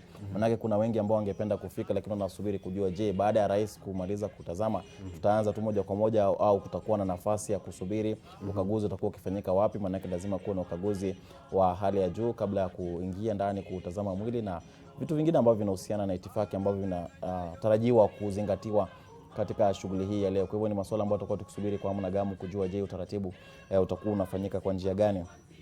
Umesema kuna taarifa nyingi ambazo zimefanywa kumhusu rais mstaafu Daniel Moi kuanzia siku alipopoteza maisha siku ya Jumanne. Kuna mengi ambayo amesema, lakini hajasema yote. Unajua ni mtu ambaye amekuwa rais kwa miaka 24 na makamu wa rais kwa miaka 11. Kwa hivyo ni mtu ambaye amekuwa katika uongozi wa taifa kwa miaka mingi sana. Takriban miongo minne hivi tukiangazia tangu alipoingia katika masuala ya siasa na uongozi, na pia hata wanawe wamepata kurithi, na alisema kwamba KANU itaongoza kwa miaka 100 au hata kwa zaidi ya miaka 100, na tunaona kwamba wengi wale ambao katika uongozi asili yao ilikuwa ni KANU.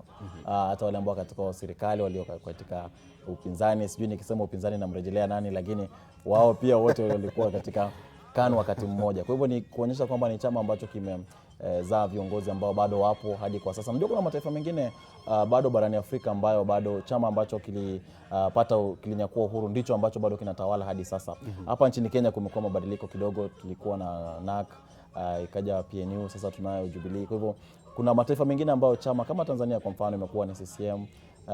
Afrika Kusini nadhani bado imekuwa ni ZANU kuanzia mwanzo. Kwa hivyo kuna mataifa ambayo hakuja kuwa na mabadiliko. Kwa hivyo picha hizo unazoona ni za upande wa ndani, na kumekuwa na vitengo, wanatenga vitengo wakati ambapo hivi vitabu vya kuandika rambirambi viko katika sehemu tofauti. Ukienda katika boma lake la Kabarak, boma lake la Kabarnet, na hadi hapa kuna vitengo tofauti. Kuna wageni wa kawaida wana meza yao, na kuna wale wageni mashuhuri zaidi wana meza yao ambao wanafika kuandika rambirambi zao kuhusiana na nini kipi ambacho kinaendelea, ambacho kinajiri kuhusiana na utaratibu mzima wa maandalizi ya mazishi. Kwa hivyo siku ya leo itakuwa ni siku ya kwanza ya siku 3 ambazo zitakuwa ni za kutazama mwili wa mwenda zake rais mstaafu Daniel Moi, na hapo kesho wananchi wanatarajiwa pia kufanya hivyo kuanzia asubuhi hadi jioni, na siku ya Jumatatu vile vile kutazama mwili hii leo na hapo kesho, ikiwa ni siku ambazo ni za mwisho wa juma. Inatarajiwa pengine Wakenya watajitokeza kwa wingi, manake wengi hawako katika sehemu za kazi, japo inategemea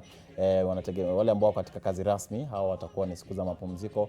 Huenda kuna baadhi ambao pia wako katika sehemu zao za kazi, lakini inatarajiwa kwamba leo na kesho ndipo huenda wengi wakapata nafasi za kufika pale kutazama. Unajua Jumapili sehemu hii ya bunge Edmond iko karibu sana ule uwanja wa ama ile bustani ya Uhuru.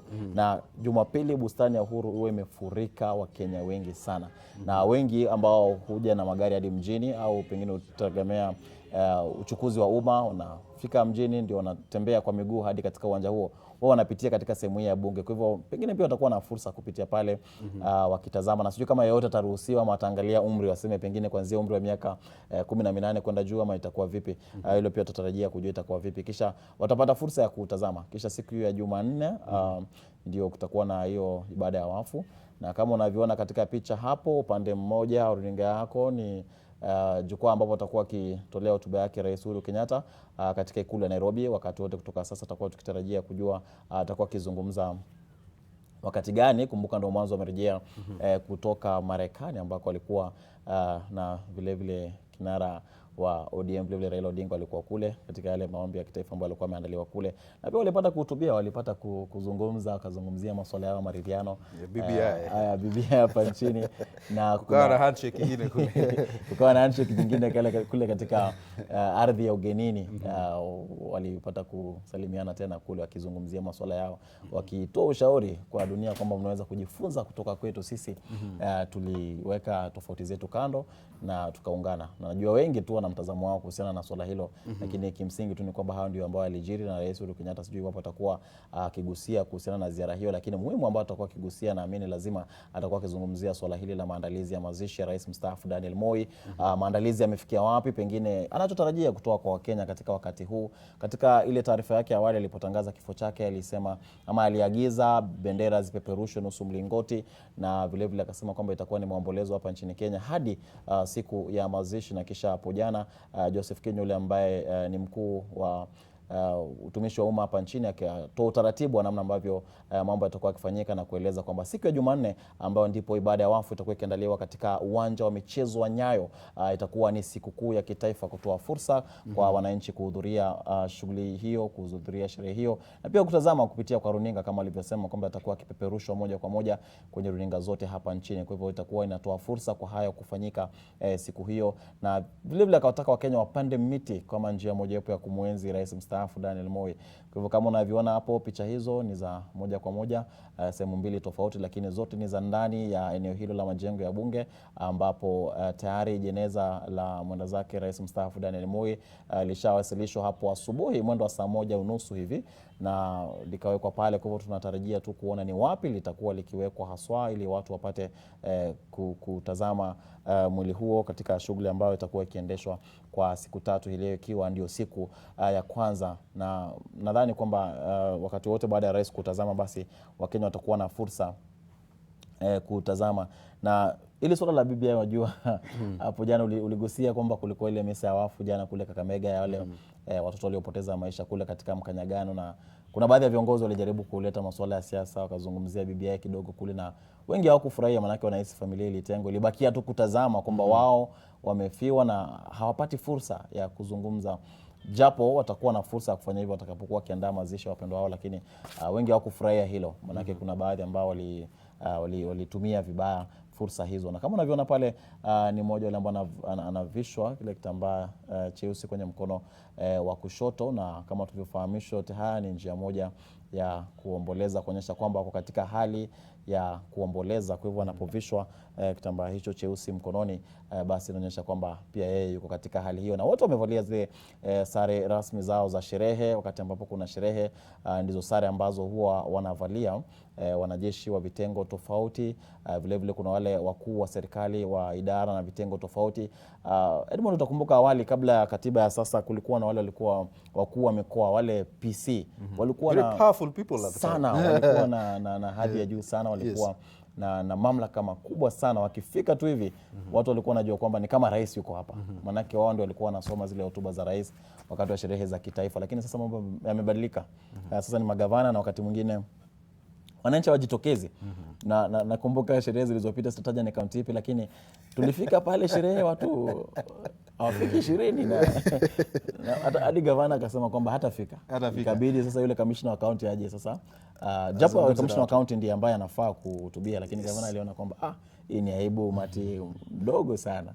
And that's the thing, because so many have argued that we are losing that sense of nationalism, and it's one thing that the former head of state, President Moi, actually stood for in terms of patriotism, love your nation first, pledge loyalty to the nation of Kenya. You know, the loyalty pledge and all other things were very common during his tenure as a head of state. And we've seen a lot of changes really happening lately with the arrival of Mwai Kibaki and now Uhuru Kenyatta, and many are questioning whether we still have that sense of nationalism and patriotism, but that's a subject of another day. Earlier you did see there a shot of State House where we expect the head of state, the current one at least, Uhuru Kenyatta, to address the nation before heading on to Parliament buildings.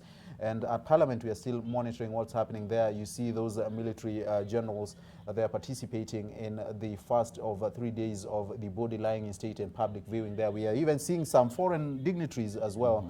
They are arriving in military regalia as well to pay their respects to this. President Uhuru Kenyatta was out of the country when the late former president died. There you see one there from the diplomatic corps, and you expect them to be coming, a lot of them, the diplomatic corps there. And just one car, as you see there, you'd expect that there are so many cars bringing so many people in there, but that movement is being controlled as well. That's a beautiful picture of a statue of the first President Jomo Kenyatta within Parliament, the precincts of Parliament there as well. Just something I'd like to read from the presidential proclamation by President Uhuru Kenyatta on the day of the death of the former president. In honor of the life and times of the late great Mzee Daniel Toroitich Arap Moi, and on behalf of the grateful nation, forever indebted to our deceased second President for all his many years of steadfast public service, I, Uhuru Muigai Kenyatta, under the authority vested in me as the President of the Republic of Kenya and the Commander-in-Chief of the Kenya Defence Forces, do hereby order and direct that in testimony of the respect in which the memory of the late Daniel Toroitich Arap Moi is held, the nation will observe a period of national mourning from today, that was Tuesday, until the day of his funeral. That the late Daniel Toroitich Arap Moi shall be accorded a state funeral with the appropriate civilian and full military honors being rendered and observed, and that the expression of public sorrow, the flag of the Republic of Kenya shall be flown at half-mast at State House, state lodges, all public buildings and public grounds, all military bases, posts and stations, and all naval vessels of the Republic of Kenya, and however elsewhere throughout the Republic from dawn on the 4th of February 2020 until sunset on the day of the burial, and that we have since come to learn that will be next Wednesday. And the last one was that our national flag shall be flown at half-mast for the same length of the time at all high commissions, embassies, consulates, diplomatic offices, and other facilities belonging to the Republic of Kenya abroad. And may the late Mzee Daniel Toroitich Arap Moi rest in eternal peace. That was the presidential proclamation officially announcing the death of the former president on the 4th of February. In the early hours of the 4th of February 2020, while he was away in the US. And we expect him to step out of State House buildings there to address the nation, and then come to Parliament buildings there. This is a very unique picture, and one that has become very popular, of the late former President Daniel Arap Moi there, and that flower you were talking about there in his lapel, and looking very sharp and very well kila siku, a fresh one, according to the gentleman who did that for him, David Kalua, who is his name, from Kitui County. That's where you come from, sir. Great man from Kitui who served under the former president. Yes, and even Kalonzo Musyoka, who was organizing secretary of KANU and was a minister then, cabinet minister, and went on to serve as the vice president under Mwai Kibaki later on, also among the people. And Mulu Mutisia, a very key Kamba leader who also served under Moi as well and was one of his henchmen when it came to exercising his authority. You mentioned the issue of the PCs. We had John Kaguthi, was PC for Nairobi province back then. Very powerful men who have been referred to as the ears and the eyes of the president as well. He was a man who was very keen on intelligence briefings every single morning, and he stationed people and individuals in various locations across the country to always give him briefs every single morning. As we wait for the head of state to address the nation and as we monitor what's happening at Parliament buildings, let's cross over to Mel Miendo, who is there for us. Mel, what can you tell us? We are seeing a lot of dignitaries, political leaders, and of course members of the public arriving there at Parliament buildings. What's going on at this moment in time? Edmund, it's just an hour to go for President Uhuru Kenyatta to come to the Parliament buildings together with First Lady Margaret Kenyatta. Remember, they will be the first ones to view the body of former President Daniel Arap Moi, and many other leaders and dignitaries are making their way to the Parliament buildings for this ceremony. And right now we have Nairobi Senator Johnson Sakaja, and we'd just like to get to hear from him his expectations about today. Sakaja, it's good to see you. How do you feel about today? Well, it's a really solemn day for the entire country, not just for the leadership, but for the millions of Kenyans, because we are paying the highest respect, military and state respects, to our former president, who arguably was really father of the nation. Most of us who grew up in the Moi era, all we knew was President Moi.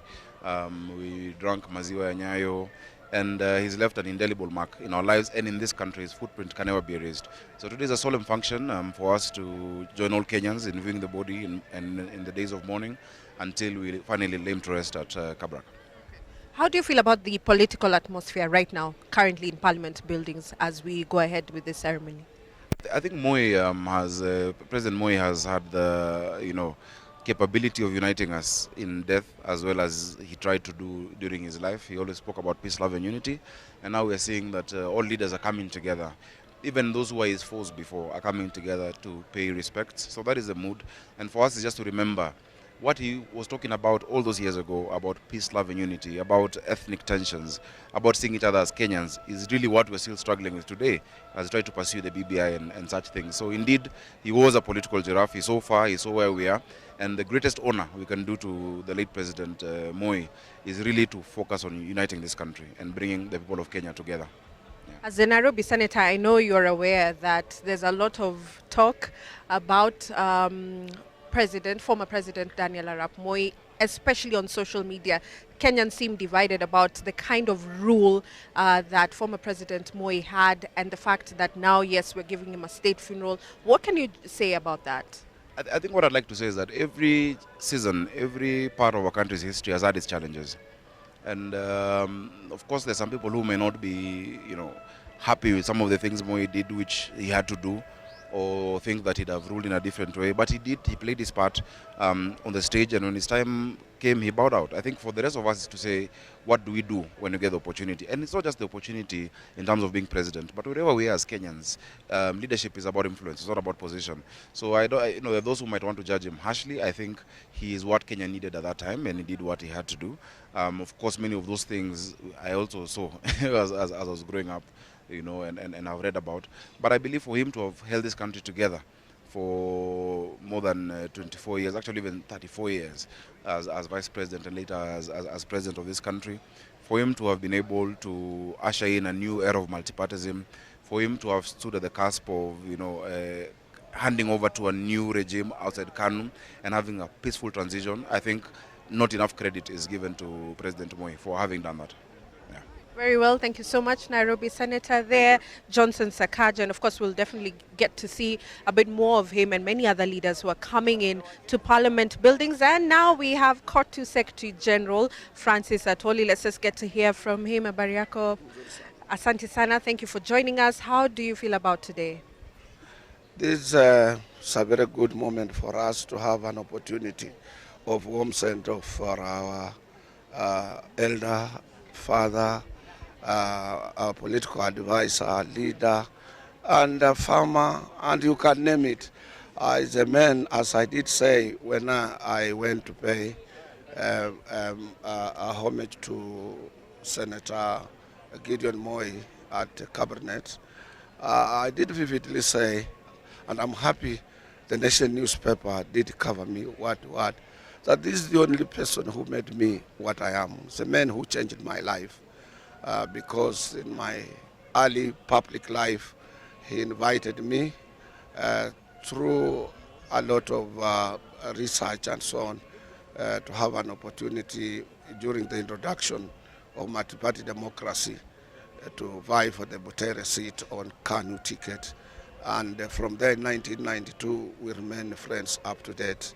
And even at his home, Kabarak, the last time I saw him recently, before he became sick, he knew. And before that, he had shown me when I'm going to Kabarak, which gate should I use, the special gate where he used to be. And he also made me reside in Nakuru. I have a home in Nakuru. It is because of him. He supported me in every sphere of my life, and he gave me an advice that I will never forget. He's my really teacher, how to lead, how to handle even my enemies and so on. Because with him, he didn't see an enemy as an enemy. He could pray for his enemy to make him see what he's seeing or what he's not seeing in him. And he taught us about love of one another, and also he told us that any assistance to man is assistance to God. Service to man is service to God. Help to man is a help to God. And we will remember him for a long time. And he also changed the lives of so many Kenyans by participating into education activities personally, making sure that our girl child is well prepared for the future. All judges you see, women, lawyers, and what have you, these are products of President Daniel Arap Moi. Just a quick one, Bwana Toli, do you feel that there is unity today as many leaders from different political genres, political atmosphere coming today? Is there unity in this place at Parliament Buildings today? Maybe because of this demise and his exit might bring us more unity than what we are witnessing now. But Kenyans, you know, are funny people. Even when they are quarreling, don't think they will fight. This has been with Kenyans for a long time. And this is because of him, because he preached issue related to love, unity, and how people should integrate together and work together. He was for a cohesive nation. He wanted people to work together, and he's a wonderful person. Some of us who are close to him, we will miss him. He was a worker number one, and before any Labor Day meeting, I could go to him for an advice. He could tell me, and if we are demanding something from government, he could summon ministers. One of the important things I will not forget, he told me, do your work, don't think I will be able to ask you how you are doing your work. Be independent and fight for workers without fear or any contradiction of any kind. And he's the only president who could not be annoyed when I'm fighting his ministers. I'm fighting the ills in this nation. I'm fighting corruption, and I'm fighting all these things. He was so happy about it. And if I didn't say anything to do with corruption or anything about workers, he could call and say, I've never heard about you. What is happening?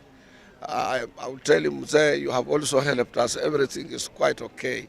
And our demands he could always endorse. Even President Kibaki also, I would say he followed his footsteps when it comes to workers' allowances. Gave us 14%, 18% at one time, 12%, 13%. And that is how Moi was. Every year he could think of workers, even when the economy was down. So we will remember him for that. Asante sana, Bwana Toli. Thank you so much for that. Leaders coming in and paying their respect to former President Daniel Arap Moi. We've heard from Nairobi, Senator Johnson Sakaja, and now we've heard from Koto Secretary General Francis Atwoli. And I believe right now we have Kipchumba Murkomen, who is Senate leader. Thank you so much for joining us this morning. And we've been here at Parliament Buildings. I know you've just come in a few minutes ago. What is the expectation from you? Well, we are coming to pay our last respect to His Excellency Daniel Arap Moi. It's a somber mood, but considering his age also is a celebration of the many things he did for this country. I also expect that this is an event that take us back to history, to review our history, look at the positives, look at the negatives, and see that we make our country better. You know, there's a generation that don't know even President Daniel Arap Moi. Most of our children are even wondering who he was.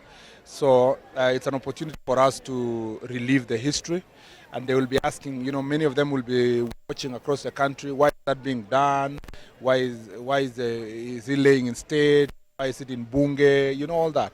So the point is that it's an opportunity for us to relook at our history, to celebrate the things that President Moi did under his leadership, to correct the things that never went right, and to ensure that, you know, the nation appreciates and mourns the former president in the way everyone interacted with him and the way they remember about his legacy.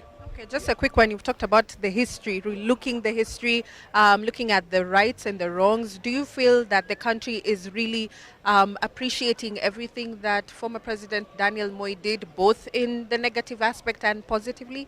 I think so. I think, you know, most of, for people who don't know, most of the things that are in our new constitution are no longer new anyway. It's now 10 years old. As we celebrate 10 years of our constitution, most of the provisions that were put there was a reaction to the happenings from 1963, including during President Moi's time. And the thing is, because of that, as a result of that, we corrected certain things in terms of putting certain institutions in place, putting certain provisions of human rights protection in place, and so forth. And therefore, maybe that what we must all think about. How should we make our constitution work? We reacted. Many people say that President Moi was, under his presidency, was a strong man. You know, he had impact in every sector of the country. He had influence in the judiciary, iron fist rule, and so forth. As a result of those provisions we put in the constitution, how are we implementing them to ensure that we don't go back to that kind of leadership in terms of presidency and executive having influence in all sectors of government, the judiciary, the legislature, so that there is a proper balance on separation of powers, and that we implement our constitution to the latter. I think the thing, I see many people talking about constitutional review, but I am more focused on constitutional implementation. I don't think we've implemented more than 50% of our constitution. President Moi fought for, in his Kadu days, fought for Majimboism, which is equivalent to the devolution we have at the moment. I don't think we've implemented devolution as it should be. We've not also implemented the other sectors of the constitution in terms of transfer of functions to the counties, in terms of human rights. We still have so many human rights violations in the country. So we should, the ultimate and proper reaction to President Moi's legacy is to ensure that the constitution that was enacted in a reaction to that leadership then is implemented to the latter under behaviors and acts of executive that are similar to those that happened those days should not happen now. Okay. I have to ask you this because you're a politician. Will politics play today here? This is everything about President Moi is politics. Everything. His burial is political. The president will come and preside over it. Politicians, as you can see, is in Parliament where politicians are. As you can see, many kinds of politicians are in the House. So politics, I don't know, unless, you know, politics is management of state affairs. Unless you are talking about bad politics or whatever, but I don't even know how to say it because he's a politician. He's going to be buried through the state. It's a state function. A political leader is going to preside over it in the name of the President of the Republic of Kenya. He is laying in state in a political house, which is called Parliament. So It's politics. Even what we are reviewing with what has been going on the whole week about his legacy, what's happening in the country, what the future of the country is politics. It's management of state affairs. The thing is to ensure that we do it right. Yeah. Asante Sana, that's Kipchumba Murkomen. Of course, many leaders are making their way to Parliament buildings. We are expecting that President Uhuru Kenyatta will be in this place together with First Lady Margaret Kenyatta at about 10:15 a.m. And now I'm joined by Nairobi Women Representative Esther Passaris. It's great to see you. How do you remember former President Daniel Arap Moi? How do I remember him? I got my first mobile from him in 1997. Yes, in 1997, I was running a promotional company called Sharper Images doing T-shirts. And I got the tender to supply the campaign T-shirts for the elections. And so I interacted with him. He was actually hands-on. He would talk to me when he wanted stuff and he felt there was a lot of pressure in getting the T-shirts out. It was the first time that campaigns were really competitive. And at one point, they couldn't get hold of me. And mobiles at that time, I think you needed authority to get them. And it was really big. I think it was a Motorola or something, a really big one. It looked like a walkie-talkie. And so he just said to Lucario, who worked at State House, he says, give her a mobile. So I got my first mobile. I lost my pregnancy as well during that time. He called me personally and said sorry. They held my money. They didn't pay me. The later half of my money, which was quite a lot of money. At that time must have been about 4 or 5 million. And he got to hear about it. He called me. And he said, and he got hold of Joshua Kule and said, pay her.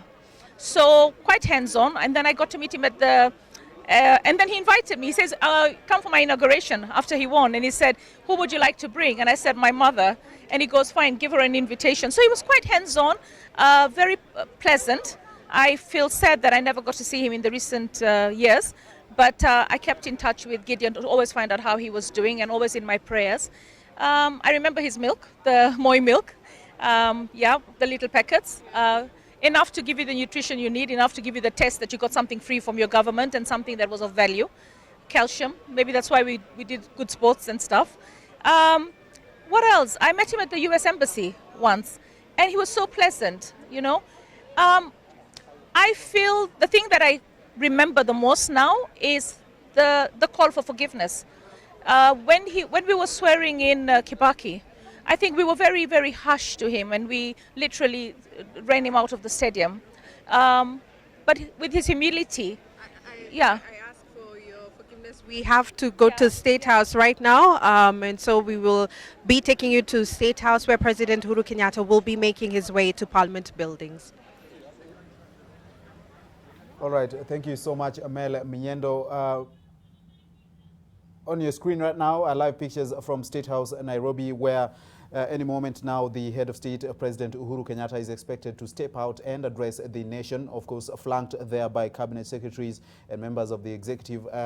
The deputy president also is expected to be somewhere there, William Ruto, as well as those cabinet secretaries, as he addresses the nation before then proceeding to Parliament buildings to be the first Kenyan to view the body of the late former President Daniel Toroitich Arap Moi. And the president was away when Moi died, and perhaps that's why there is a need to address the nation before then he proceeds on to Parliament buildings. It was only the deputy president who addressed the nation on the very day of the death, the president only communicating through proclamation then from State House.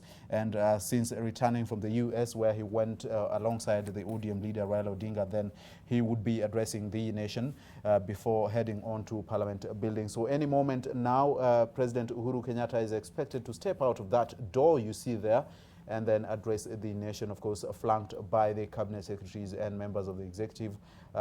We believe he'll be coming out with the deputy president, if he is among them there right now. But we have yet to see him. We will find out whether he's among that team there in a moment. Before then, the head of state, President Uhuru Kenyatta, steps out to address the nation. And also at Parliament buildings, we are still monitoring the arrivals of leaders, dignitaries and members of the public who we have learned actually have formed a line stretching all the way to City Hall, way as they await their turn to get into Parliament, the precincts of Parliament, and view the body of the late former president. And that will only happen after the head of state Uhuru Kenyatta views the body and the Deputy President William Ruto, as well as ODM leader Raila Odinga, if he has returned from the US as well. So a lot is being said about President Kenyatta being the first to view the body. We must also stress the fact that as far as we are concerned, and as far as we know it, Mule, the Deputy President has not had a chance to view the body of the late former president. We are told that when he turned up at the Lee Funeral Home, he was not able to because of the procedure that was happening there at that time. He later went on to Cabernet Gardens and condoled with the family, but he has yet to view the body of the late former president as far as we are aware, and we expect that he will be among the first people, after, of course, the head of state, or alongside him, to view the body of the late former president. Interior CS Fred Matiang'i there, just having a discussion with his colleagues in the cabinet there. Monica Juma there, the now defense cabinet secretary, and among other leaders, they are just having a chat as they wait for the head of state to step out and address the nation. Very important to mention, Mule, that the Interior CES has been in charge of some of these, meetings that they've had, especially on the day of the death when he called a cabinet meeting. The Deputy President was away in Kakamega to condole with the families there that had lost their children, the 14 children who died in that stampede. Simon Chelugui, the CS for Labor and Social Protection, John Munyes is there, Charles Keter, Petroleum and Energy, Cecily Kariuki, who has now moved to, who's still serving in health until the new appointee is the one who's been nominated. That's Mutai Kagwe takes over, and then she will head on to a different ministry there. And the rest of the members of cabinet there, government, the executive arm of it, at least in solidarity at this moment in time.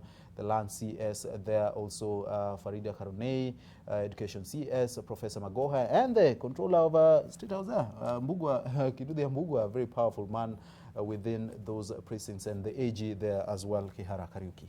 Naam, ndivyo hivyo. Unajua wengi walitarajia kwamba rais pengine angebatilisha ziara yake ya Marekani wakati ambapo ulitangazwa kwamba rais mstaafu Daniel Moi amepoteza maisha. Na inaonekana wakati umejiri kwamba hotuba ya rais wakati umefika, na rais akitoka. Kwa hivyo tutakuwa tukitoa fursa akiandamana na naibu rais William Ruto pale. Kwa hivyo tutakuwa tukitoa fursa kusikiza hotuba yake. Kwa hivyo moja kwa moja twende katika ikulu ya Nairobi.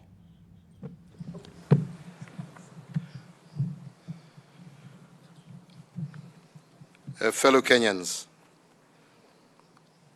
it is with a heavy heart and a profound sense also of personal loss that today I make this tribute in honor of the life of President Daniel Toroitich Arap Moi,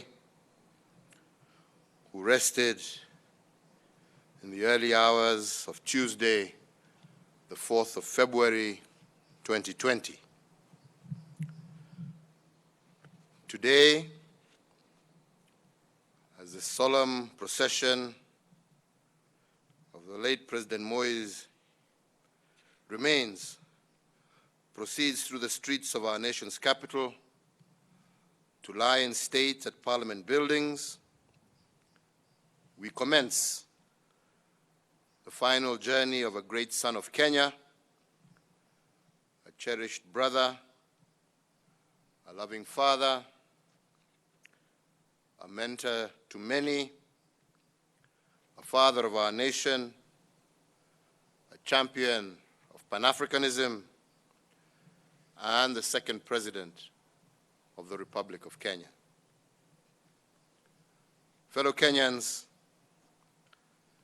the question that we should all ask ourselves is, how does one mourn an iconic leader?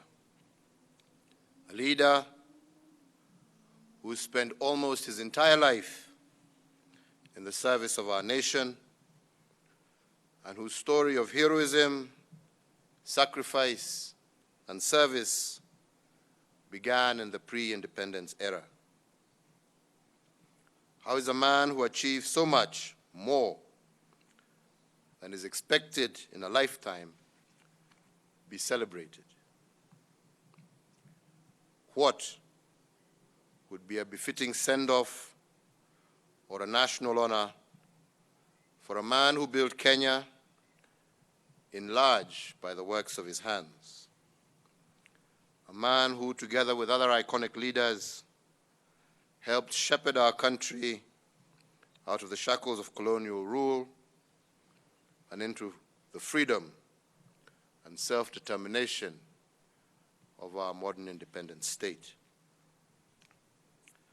How else can a grateful nation celebrate the life of a man whose calm and steady hand reassured a young nation and her allies during the peaceful transition into the second administration?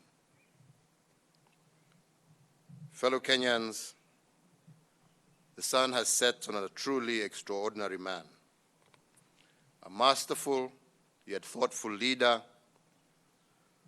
a suave yet firm diplomat, one who served the nation with dignity and honor, one whose wisdom and diplomatic finesse kept Kenya both relevant and neutral, even as the whole world was in the grips of the Cold War. A passing cloud that served with distinction for 24 years. A decisive and courageous commander-in-chief of formidable achievements, who chose well and always put his country first. A balanced leader who, during the clamor for multipartyism, on listening to both sides, chose well, setting the stage for national rebirth through the introduction of multi-party politics. A tactful leader who, during the quest for a new constitutional order, listened and quietly chose what was best for our country. A visionary leader who in 2002, when his party and I, as their candidate, lost the presidential election, left office with a gracious last word of advice to those who thereafter took up the heavy responsibilities that he had borne for a quarter of a century. Fellow Kenyans, today we celebrate the life of a patriot who, wherever in Kenya he found himself, he would calm fears and raise the hopes of everyone who heard him. No part of Kenya was strange to him, and nor were her citizens. Deep in his DNA, he understood and prized our culture and national character. To his last day in the office as president, he remained committed and ready to defend Africa and her people.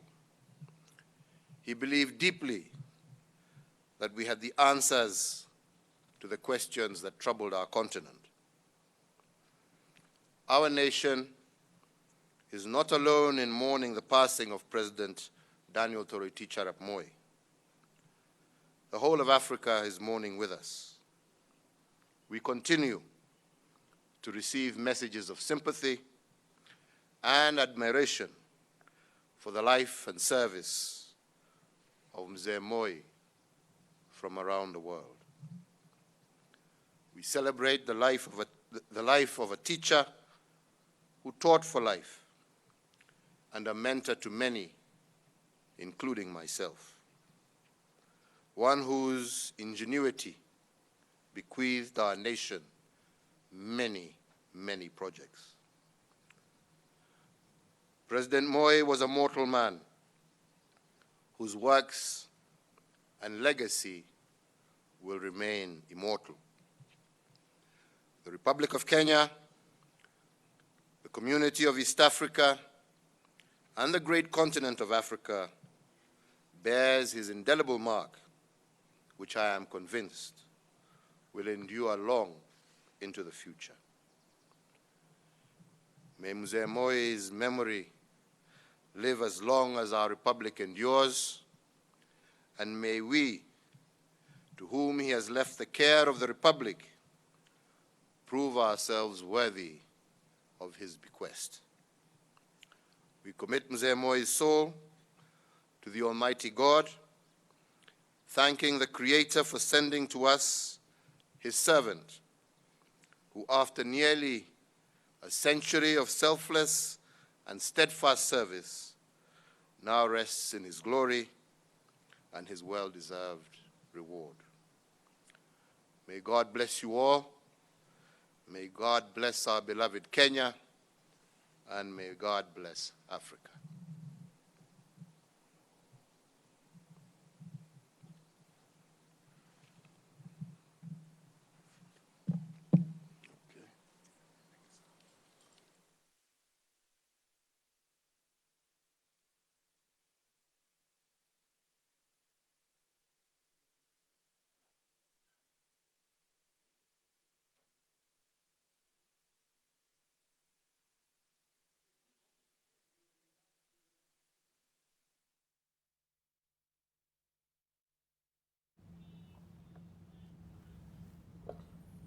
Naam, ndivyo hivyo hotuba yake Rais Uhuru Kenyatta hapo kutoka katika ikulu ya Nairobi, na alikuwa akiandamana na naibu wake William Ruto pamoja na baraza la mawaziri na viongozi wengine, na amezungumzia tu mengi kumhusu Rais mstaafu Daniel Moi, akimiminia sifa sufufu Rais mstaafu, akieleza alivyokuwa mzalendo aliyejitolea hadi siku yake ya mwisho ofisini na mengi tu ambayo alipata kuyafanya. Kwa hivyo ilikuwa ni hotuba ambayo amezungumzia sana alivyoendesha shughuli zake Rais mstaafu Daniel Moi kwa kujitolea, na akisema kwamba aliwalea wengi sana. Amemuita mentor, kwamba alikuwa mlezi wa wengi, akiwepo yeye. Alimsaidia sana katika kuingilia masuala ya siasa na pia kumuongoza, na hata alipompendekeza pale mwaka 2002 kuwania urais, na anasema kwamba hata aliposhindwa Rais mstaafu Daniel Moi alikubali kuachia mamlaka kinyume na wengi walivyotarajia, na licha kuwa KANU, chama tawala cha KANU, kilikuwa kimeshindwa kwa mara ya kwanza. Kwa hivyo ni baadhi tu yale ambayo rais amepata kuzungumzia hapa. Amesema ni rais ambaye alikuwa anatoa uamuzi kwa haraka. Anasema alikuwa decisive, kwamba uamuzi wake alikuwa anaufanya kwa haraka. Alikuwa ni mtu ambaye anaweza kufanya uamuzi bila kutetereka, bila wasiwasi. Alikuwa anafanya uamuzi, na pia akasema kwamba alikuwa ni mwalimu maisha yake yote, maana yake hata baada ya kufunza shuleni pia alikuwa anawafunza wengi ambao walikuwa ni wanasiasa katika mihimili mingi tu ya kuambatana na sera za uongozi. Na vile vile amemzungumzia kama kiongozi ambaye aliongoza tu sio hapa Kenya peke yake, bali katika kanda nzima ya Afrika Mashariki na pia Afrika nzima. Alikuwa ni kiongozi ambaye anafaa kukumbukwa, na amesema kwamba hakuna lolote ambalo tunaweza kufanya ambalo litakuwa ni kama fidia kwa kiongozi yule. Hata tumuomboleze vipi, hatuwezi kumuomboleza kwa njia ambayo itakuwa ni kama ni fidia. Na upande wa pili, picha unazoziona moja kwa moja ni za pale bungeni. Naamini kwamba ni maandalizi ya kumpokea Rais Uhuru Kenyatta, ambaye najua wakati wote kutoka sasa atakuwa akifululiza kutoka katika ikulu ya Nairobi. Edmond, sijui ni kipi ambacho umehisi pengine kimejitokeza sana katika hotuba yake rais ambaye ametoa dakika chache zilizopita? It's been a glowing tribute to the late former head of state, of course, as a mentor to the president. He described him as a great son of Kenya, a cherished brother, mentor to many, and champion of Pan-Africanism. And he was posing this question: how does one mourn an iconic leader of his stature? Those are the statements of President Uhuru Kenyatta. He says President Moi served with dignity and honor, and he was a visionary leader. And he actually recollected the moments in 2002 and how President Moi left office when many expected him not to, and of course endorsed him as the leader to take over the mantle and KANU as a party then, and of course also the presidency. And he says we celebrate the life of a patriot. That was President Uhuru Kenyatta's description of the late former head of state. You could tell from his body language and his posture and demeanor, he was a man who was in sorrow and was mourning as well. You know, of course, joining the nation and leading the nation in mourning the former head of state, Daniel Toroitich Arap Moi as well there. And so we expect that after that he's just stepped back alongside his deputy and the rest of the cabinet into State House, and then I think as they prepare now to come on over to Parliament buildings as well. You see those pictures there, Raymond Moi, who is the elder son of the former President Daniel Toroitich arap Moi there, and the family there. You see Gideon Moi, the senator for Baringo, and the last of his children there, as well as the rest of the family of the late former President Daniel Toroitich arap Moi. Jonathan Moi was the firstborn son, of course, died last year as well. So that is the family of the late former president walking into Parliament, and also will be joining the head of state, the president, in viewing the body. Zipporah Kitoni there among the members, of course, close to the family of the president, and of course the family there as well. Professor Sam Ongeri, the senator there, also joining them and just making their way into Parliament buildings as they wait for the president, who will be coming in any moment now as well. And you see those pictures of State House. From State House, the deputy president there, I think, had stepped out, and then he goes back inside to join the president and the cabinet as now they prepare to make their way to Parliament buildings. Those are live pictures from State House and now Parliament buildings. Outside Parliament buildings there, reporter Leila Mohammed did mention that movement and entry is being managed there, and we are still not allowed to get into Parliament as well, but we'll be getting the pictures of the viewing there as well, and the military personnel, leaders there as well. And back to State House, vehicles there just preparing to lead the escort of the head of state as he proceeds to Parliament. I think the deputy president will leave first, and perhaps members of the cabinet just before the president then leaves and heads on to Parliament buildings. So those are some of the cars belonging to the escorts of the various leaders there, just preparing to collect them and take them to Parliament buildings, where our very own Mel Miendo is as well. Mel, we've just had the head of state there speaking, and it means that then of any moment now he will be leaving and heading on to Parliament buildings. What are the preparations looking like as they wait to receive him?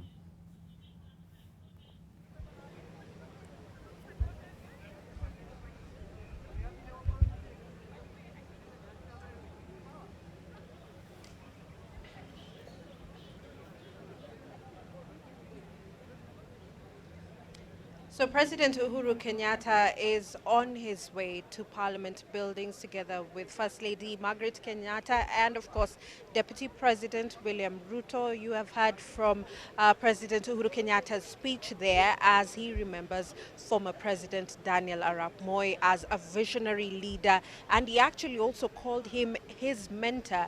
And so we are waiting for him to come to this Parliament buildings. He is expected here at about 10:15, and it's about 10 minutes to 10 a.m. right now, and so we expect that he will be coming in at that time. That's 10:15 a.m. Remember, President Uhuru Kenyatta and First Lady Margaret Kenyatta are the ones who are expected to be the first ones here, and the president will be the first one to view the body of the former President Daniel arap Moi. So many other leaders are coming in. We were speaking earlier on. We managed to speak to Nairobi Senator Johnson Sakaja.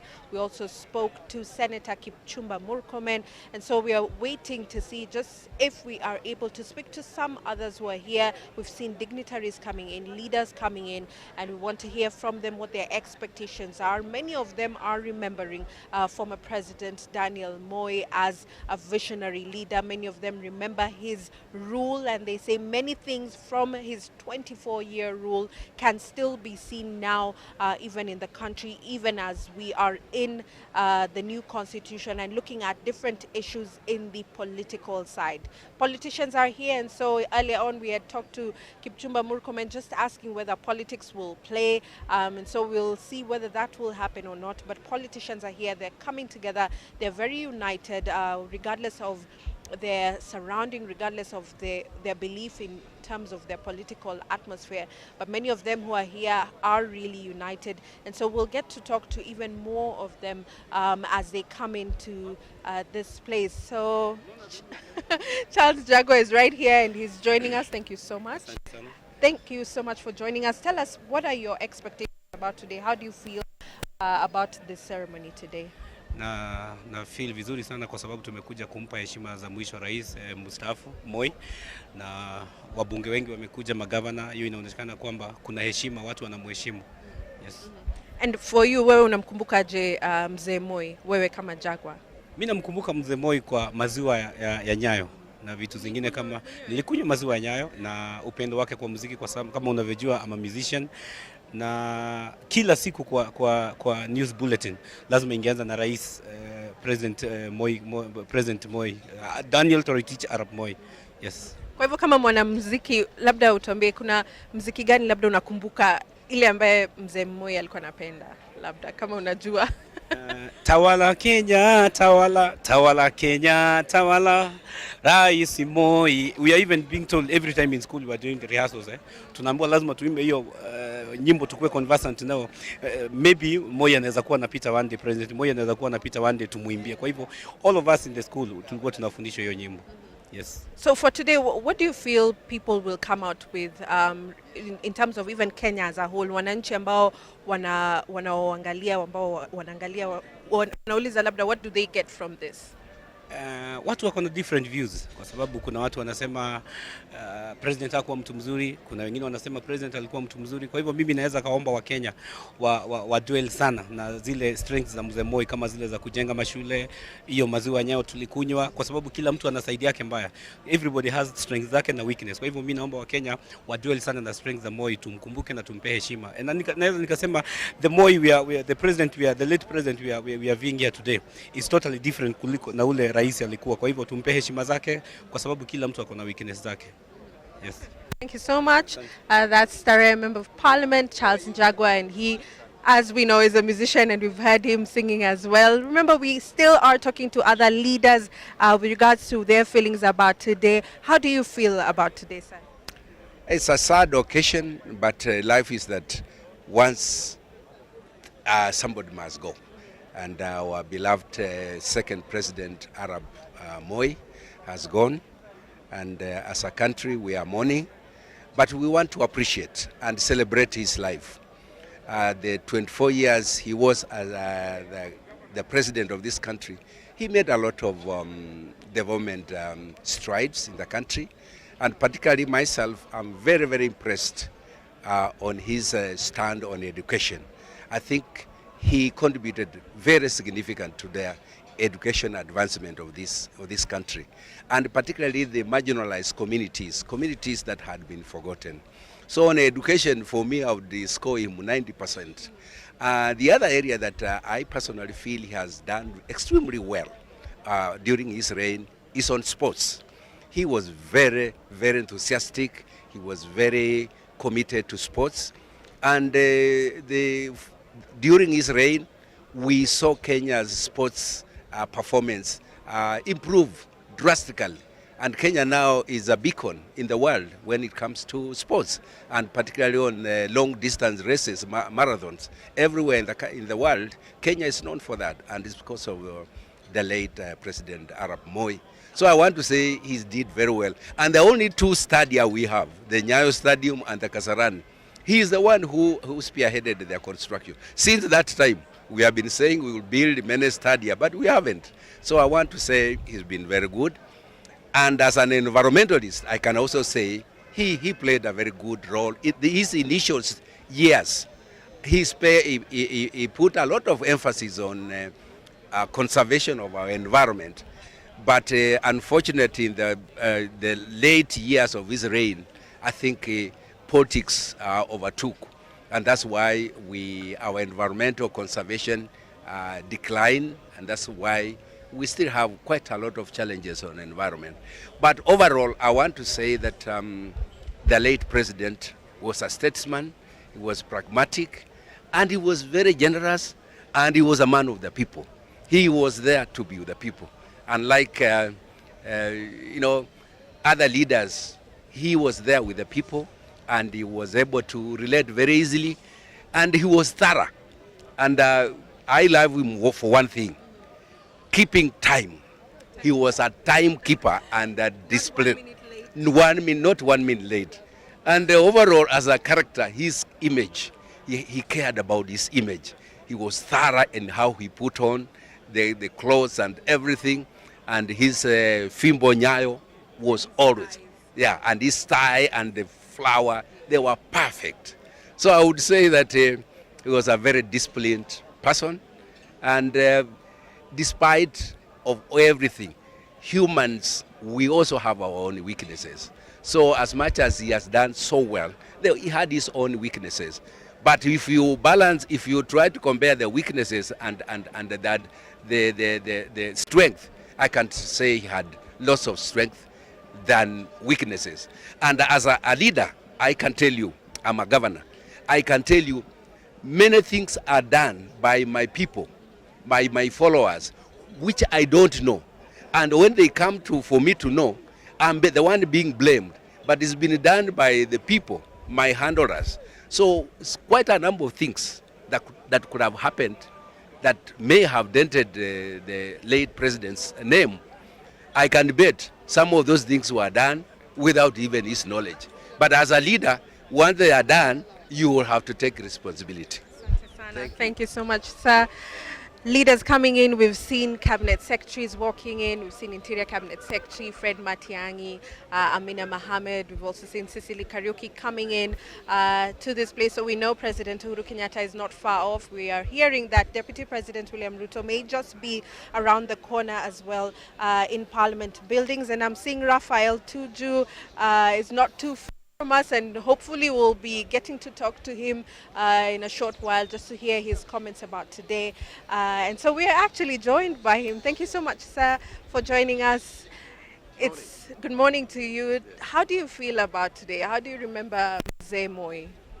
First of all, I'd like to take this opportunity once again to convey my condolences to the immediate family members and also, of course, to all Kenyans.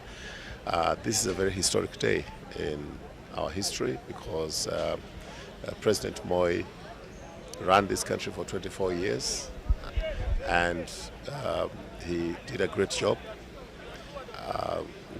We are where we are today, especially in a peaceful environment, because of a lot of effort that he actually took to ensure that this country remained together. Despite many, many challenges which should have torn us apart, he kept on working on bringing the country together.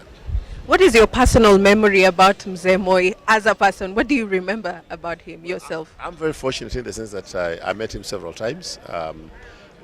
Interestingly, I met him only after I became cabinet minister in President Kibaki's government, and on several occasions I was sent to see him with special messages from President Kibaki in his Kabarak home and at his home in Nairobi.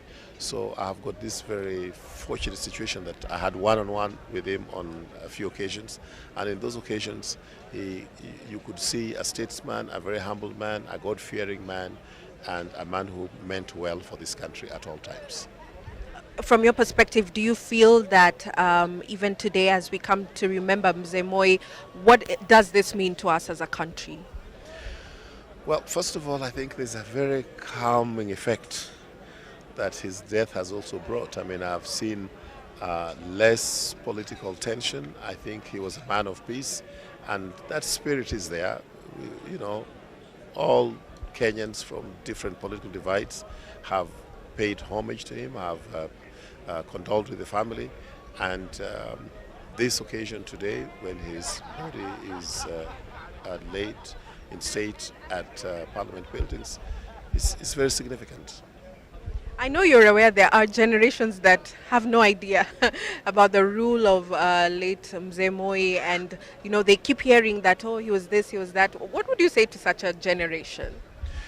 Well, what I can say is that he ruled Kenya at a very difficult time because it was a time of several transitions. First of all, he was one of the leaders in Kenya at the time of independence. He became vice president to President Kenyatta.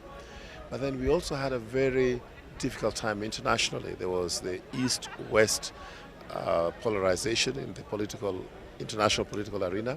So you either had to ally yourself with the Western countries or ally yourself with the Eastern countries, Eastern being Russia and China, and the West being, of course, most of Western Europe and the United States. So a lot of those international conflict was being also fought in Kenya. And for him to be able to navigate through all this, it was tough. We had almost sanctions from some of the international organizations. There were times when Kenya would not benefit from any aid. There were all kinds of sanctions posed on this country. But he navigated, he stood his ground when it was necessary to stand his ground. Then, of course, it was also a time when Africa generally had one-party situations, like in Tanzania or in other African countries, and Kenya was the same.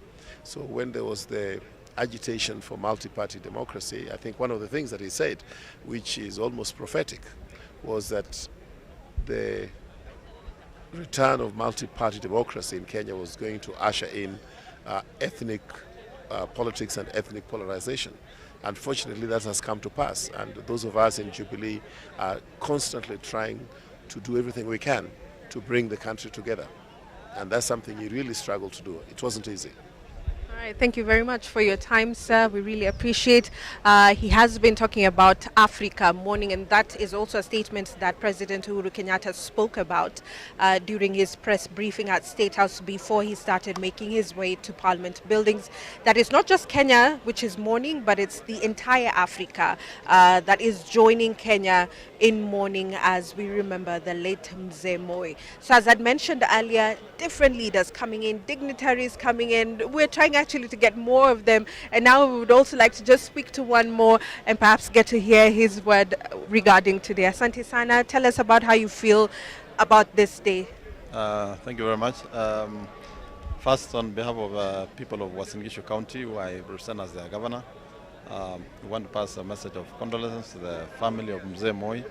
For us as a county and the people of Uasin Gishu, we feel that this is a very big loss for us. Mzee Moi was not just a symbol of unity and leadership, not just for this country, but also if you scale it regionally, for us we've lost our great leader. But we pride ourselves in what Mzee was able to do in his time of leadership. And particularly in my county, we are proud to be associated with what he did, like the Moi Teaching and Referral Hospital, which has now become the second national referral hospital in the country. The Eldoret International Airport, of course, which was built with a lot of controversy. And you remember those days, there were members of parliament who then said that, you know, this is an airport that is going to be established as to ferry cow dung. These days, I'm so excited when I see them using the same airport that was meant to ferry cow dung in and out of Eldoret. And it has improved transportation. It has opened up the region in terms of tourism and even in terms of international trade. Remember, it is in Eldoret International Airport that we have at least 4 cargo flights, international cargo flights, landing every week. And that means it has expanded trade and made it possible for trade to flourish. Tell us, wale ambao wako Uasin Gishu, wananchi ambao wako Uasin Gishu, wanasema nini kuhusu Mzee Moi kwa wakati huu? Ile maongeo ambayo yako katika kaunti, na tukisema kaunti hatuongei maneno ya pale mjini, tunasema pale kwa kijiji. Hao wanasema wamepoteza kiongozi na wanakumbuka Moi kama kiongozi ambaye alikuwa shifabu na serikali yake ilikuwa imara. Baadhi yao wanasema siku hizi serikali kidogo imekuwa ni kama imekuwa diluted kidogo. Wakati ya Moi wanasema serikali kwa serikali, hata chief alikuwa akisema ni rais amesema. So people miss the hands-on nature of Moi, the ability to connect with several people, and the ability that Moi had of, you know, in every village, in every location, somehow kuna watu 5-4 walikuwa najua kwa majina. Na akisimama ataanza kuuliza wapi mzee fulani, wapi fulani, akiona fulani amwambia wapi fulani. So that connection, I have not seen another politician with that kind of a gift. And people will miss Mzee for his commitment, for development, and even his love for peace, you know, not just in the country, but even in the region. We owe it to him today that we have a fairly stable region in East Africa, courtesy of the initiatives that he started, the Somalia peace talks, the South Sudan peace talks, and even in the whole Horn of Africa region, he played a very instrumental role. Hivyo unasema pia serikali inafaa labda kuangalia mambo mawili matatu kutoka kwa Mzee Moi. Kabisa, kabisa. Na sio serikali peke yake. Pia sisi kama viongozi lazima tujifunze mambo sio machache, mambo mengi. Kwanza kabisa unajua mzee Moi alikuwa mtu ya kuchunga saa. Siku hizi unaona wanasiasa wengi, mkutano imeanza ndio watu wanafika, bishop anahubiri, watu wanaingia, lazima asimamishe. Wakati ya Moi saa 3 kamili kama ni kanisa, yeye mwenyewe ameketi kwa 8:45. So those are part of the discipline that we think we need to borrow. Moi alikuwa na ability ya kusikiza kila mtu. And Moi could take, he could absorb a lot of pressure. What ya opposition, what ya serikali, interest, what, lakini he used to know how to manage. Saa zingine anakupatia time out break kidogo, unaenda nyumbani 2 years, anakurudisha, that was part of also political management of the country. And I think that is what also helped him to have a cohesive nation for that long period. It is not easy to have a president who can run the country for 24 years without instability. I think we can give thumbs up to Mzee Moi for that. The other thing that we also need to learn as political leaders is the respect for the office of the presidency, and the ability to listen. Moi could give people a chance. Hata mtu unatukana mambo mingi anakuita State House. Nakwambia wewe badala ya kusema huko kwa vyombo vya habari, sema hapa nikusikize. So I think those are some of the things that we need to learn, but we shall greatly miss him. But we are delighted that there's a lot he did that will live on even after we rest him. Asante sana. Asante. All right, so leaders here coming in and just giving mention with regards to how they remember former President Daniel Arap Moi. I have seen ANC leader Musalia Mudavadi, who's I think actually supposed to join us in like 2 minutes, and so we're hoping that we'll be able to talk to him a little later, if not now. Hello, Bariako. Asante sana. Thank you for joining us. Tell us, how do you feel about today? Labda maoni yako kuhusu siku ya leo na vile tunamkumbuka Mzee Moi. Live pictures from Kenyatta Avenue in Nairobi. That is the presidential escort. President Uhuru Kenyatta heading to Parliament buildings.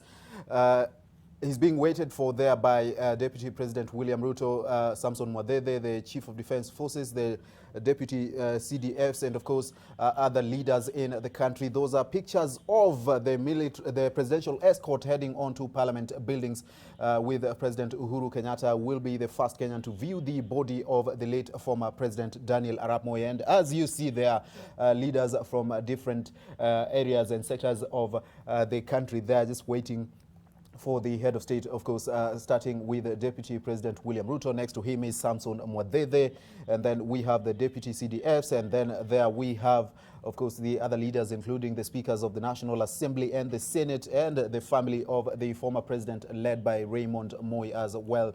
Outside Parliament, they are waiting for President Uhuru Kenyatta, who is making his way as we speak to Parliament buildings to become the first Kenyan officially to view the body of the late former President Daniel Toroitich Arap Moi. And Deputy President William Ruto there, having left State House alongside the cabinet secretaries, they are just waiting for the president to receive him, and then they head into Parliament, the precincts of Parliament, there to view the body. And right there now, President Uhuru Kenyatta arriving at Parliament buildings there, the presidential escort. Mule, you see the arrangement, and it just shows you what power is in terms of how... kabisa matawi yote ya serikali yamewakilishwa pale, manake nimeona pia bunge, nimeona maspika wote wapo, nimeona naibu jaji mkuu pia akiwakilisha idara ya mahakama, na pia serikali kuu inawakilishwa na naibu rais na vile vile Rais Uhuru Kenyatta, na amefika kwa muda ambao ulisemekana kwamba saa 4 na dakika 15. Kwa sasa ni saa 4 na dakika 14 na sekunde 39 sekunde 40 41 42. Naona kwamba amewasili kwa wakati uliopangiwa. Edmond, inaelekea wale wanajeshi wanapoongoza hafla, basi muda huwa ni lazima uzingatiwe, muda huwa ni lazima ufuatwe kabisa jinsi ilivyopangiwa. Kwa hivyo tunaona pale ni wale maafisa ambao wanaandamana na msafara wa rais akipata kuwasili pale kwa msafara ambao umetoka katika ikulu ya Nairobi muda mchache tu baada ya Rais Uhuru Kenyatta kutoa hotuba yake, na atakuwa akipokelewa na naibu wake William Ruto ambaye aliondoka awali kidogo pamoja na mawaziri. Na tunamuona Rais Uhuru Kenyatta na mkewe pale Margaret Kenyatta wamefika kuangalia hali itakavyokuwa katika shughuli hii ya leo pale ambapo ataongoza taifa katika kutazama mwili wa rais mstaafu Daniel Moi. Atakuwa wa kwanza, kisha Wakenya hakika watapata fursa kutazama mwili huo. Kwa hivyo tunaona rais ndio ameshuka moja kwa moja, ndio ameanza kuwasalimu viongozi mbalimbali ambao wanamsubiria na wanampokelea pale wakiongozwa na naibu rais William Ruto, na ana wasalimu wote pale akiingia. Na kama nilivyosema, kwamba matawi yote ya serikali yamewakilishwa hapa, serikali kuu, vile vile idara ya mahakama na bunge, wote wamewakilishwa hapa katika hafla hii ya kitaifa, tu kutoa ile taswira ya kwamba hii ni hafla ambayo ina hadhi ya juu. Manake kiongozi ambaye anaandaliwa mazishi hapa ni kiongozi ambaye alikuwa na hadhi ya kitaifa, alikuwa na hadhi ya juu, ambaye anatambulika kama alivyosema rais katika hotuba yake, anatambulika nchini na kimataifa kwa mchango mkubwa aliotekeleza katika kuongoza taifa la Kenya, na vile vile kupigania hata ule uhuru na masuala mengine ambayo yanahusiana na bara la Afrika. Kwa hivyo tunamuona Rais Uhuru Kenyatta alikuwa amesubiriwa kwa hamu na gamu, akifika kwa muda ambao alitarajiwa mwendo wa saa 4 na dakika 15, lakini hafla yenyewe ilianza awali kidogo kuliko ilivyo pangiwa. Nadhani wamesimama pale pengine kwa wimbo wa taifa. Hebu tupate kusikiliza.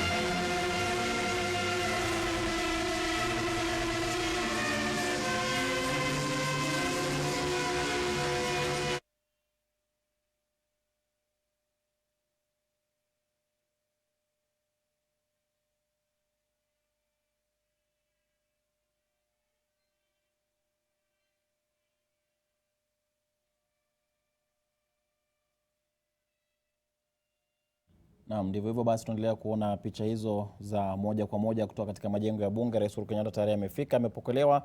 Wimbo wa taifa umeimbwa tayari. Nimeona viongozi mbalimbali wakiandamana naye. Nimeona pia viongozi wa kidini, nimemwona askofu mstaafu Daktari Silas Yego pale ambaye ni miongoni mwa wale ambao wanatarajiwa kuongoza shughuli ya siku ya Jumanne ambayo itakuwa inaendeshwa na viongozi wa madhehebu mbalimbali ya dini ya Kikristo ambao watakuwa wakihusishwa katika ibada hiyo ya wafu ambayo itakuwa ikiandaliwa katika uwanja wa michezo wa Nyayo. Na miongoni mwa hao pia nimeona familia kiongozwa na Raymond Moi ambaye amekuwa akiwa mstari wa mbele katika kutoa hotuba kwa wanahabari wakati ambapo walikuwa wakitoa msimamo na mtazamo wa familia baada ya mwenda zake kupoteza maisha yake. Na vile vile nimemwona Gideon Moi miongoni mwa wengine wakiwa pale mstari wa mbele na viongozi mbalimbali. Kama nilivyotangulia kusema ni kwamba vitengo vyote vya serikali vimepata kuwakilishwa pale, serikali kuu ile kile kitengo cha serikali kuu, afisi kuu, na vile vile kuna wale wabunge na idara ya mahakama ambayo nimeona ikiwakilishwa pale na naibu jaji mkuu Philomena Mwilu, na pia nimeona maspika wa mabunge yote mawili, Senate na lile la taifa, wakiwa miongoni mwa wale ambao wako pale mstari wa mbele, na pia Samson Mwadhedhe ambaye ni mkuu wa majeshi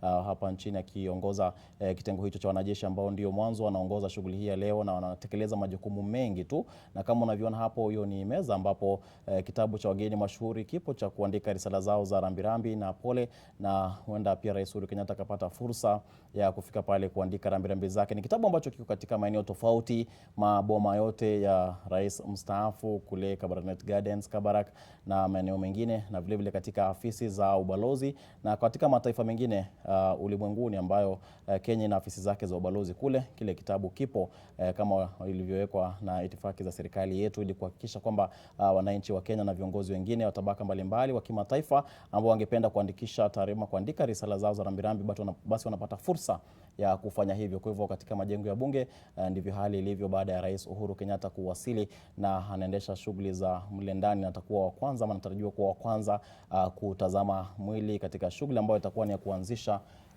mchakato huo wa kutazama mwili wa mwenda zake rais mstaafu Daniel Moi. Kwa hivyo viongozi mbalimbali wanaendelea kufika katika majengo ya bunge hakika kutazama mwili na pia kufuatilia utaratibu wa namna ambavyo mambo yanavyoendelea, na wananchi watakuwa wakipata fursa pia kutazama mwili. Na tayari kule nje kuna ambao tayari washafanya foleni hadi eneo la City Hall. Tuliona awali wakiwa kwenye foleni tu wakisubiri pindi raia watakaporuhusiwa basi kuingia ili nao wapate fursa ya kufanya hivyo. Na pia nimeona na diplomasia, nimeona raia wengine ambao ni wa mataifa ya kigeni hapa katika eneo hili wakijiandaa pia katika shughuli hii ambayo inaendelea. Tumeona wanasiasa wa haiba kubwa, wengine wa vitengo mbalimbali, magavana, wabunge, maseneta na wengine wa hadhi tofauti wakiwa miongoni mwa wale ambao wamefika hapa, lakini wanaoruhusiwa kama ambavyo tumeona pale katika lango ni viongozi mashuhuri wale ambao ni wa hadhi ya juu, alafu na wale jamaa ambao ni wa familia ya rais mstaafu Daniel Moi. Hao ndio ambao wamekuwa wakiruhusiwa kuingia katika majengo ya bunge katika hafla hii ya asubuhi. Na tumeona kwamba hii leo rais amefuata ule muda ambao ulikuwa umewekwa. Alikuwa ameratibiwa kufika mwendo wa saa 4 na dakika 15. Ndipo nikisema hivyo sikumaanisha kwamba kawaida huwa hafuati muda, lakini ninachomaanisha ni kwamba ule muda ameuzingatia kwa alama, yani dakika 15 hivi baada ya saa 4, lakini wapo wanazingatia yote tofahamu. Lakini ndivyo hivyo hii leo kwa alama dakika 15 baada ya saa 4 alikuwa amefika pale. Ni kama vitu ambavyo vilikuwa vimepimwa, maana wanajeshi wanafanya mambo yao kwa mikakati na mipango, na yeye akiwa na ule wadhifa ama ile hadhi ya amiri jeshi mkuu wa majeshi yote ya Kenya, basi anavalia ile magwanda, wanasema kwamba ni 5 star. Sijui anamuita 5 star general, na kumaanisha kwamba umefikia ile hadhi ya kuwa amiri jeshi mkuu wa majeshi yote, na ukiwa na wadhifa ule basi unapatiwa pia zile heshima ambazo ni za kijeshi hata iwapo hujawahi kuwa mwanajeshi. Ile hadhi yenyewe inakupa ile heshima ya kuhusishwa na kitengo hiki cha wanajeshi. All right, leaders now making their way into the precincts of Parliament. This, of course, after the head of state, Uhuru Kenyatta, made his way into the buildings. And like we mentioned earlier, we are a bit restricted at this moment in time on where we can be and where we can set up. And that's why perhaps you haven't seen the images from inside there, but we will have them at some point, and especially when the President Uhuru Kenyatta will be heading on to view the body. We hope that we'll get those images. We're actually working on that, and we have an arrangement in place to make sure that we give you, we at least show you everything that's happening in there. And at this moment in time, it's just leaders walking in from different walks of life. We've seen governors there, we've seen leaders from the National Assembly and the Senate, we've seen the military heads as well, part of the delegation, and the leaders now just making their way in there. We have seen, those are some of the senators there, Professor Sam Ongeri as well, making his way, Ali Roba there, the governor, and the rest of them, just heading into the precincts of Parliament, at least within the buildings where the body of the late former President Daniel Toroitich Arap Moi, who died at officially 95 on Tuesday, is lying in state for the next 3 days before the funeral service, interdenominational funeral service, Mule, that will be headed by the Africa Inland Church, at least, at Nyayo National Stadium on Tuesday. And then the burial ceremony to be held at Kabarak, that is on Wednesday. And we understand that it might be a private ceremony, at least when his remains are interred. That point that the remains will be interred, it will be private, likely to be private, of course.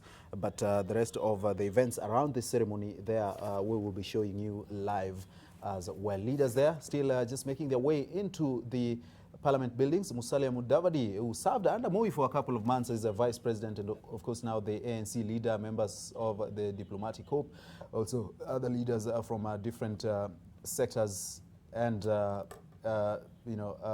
sections of leadership, whether it's political, whether it's legislative, and also the judiciary as well, and the military and other disciplined forces as well, just making their way into Parliament buildings for the viewing of the body. Kenyans, of course, as expected, will turn out in large numbers.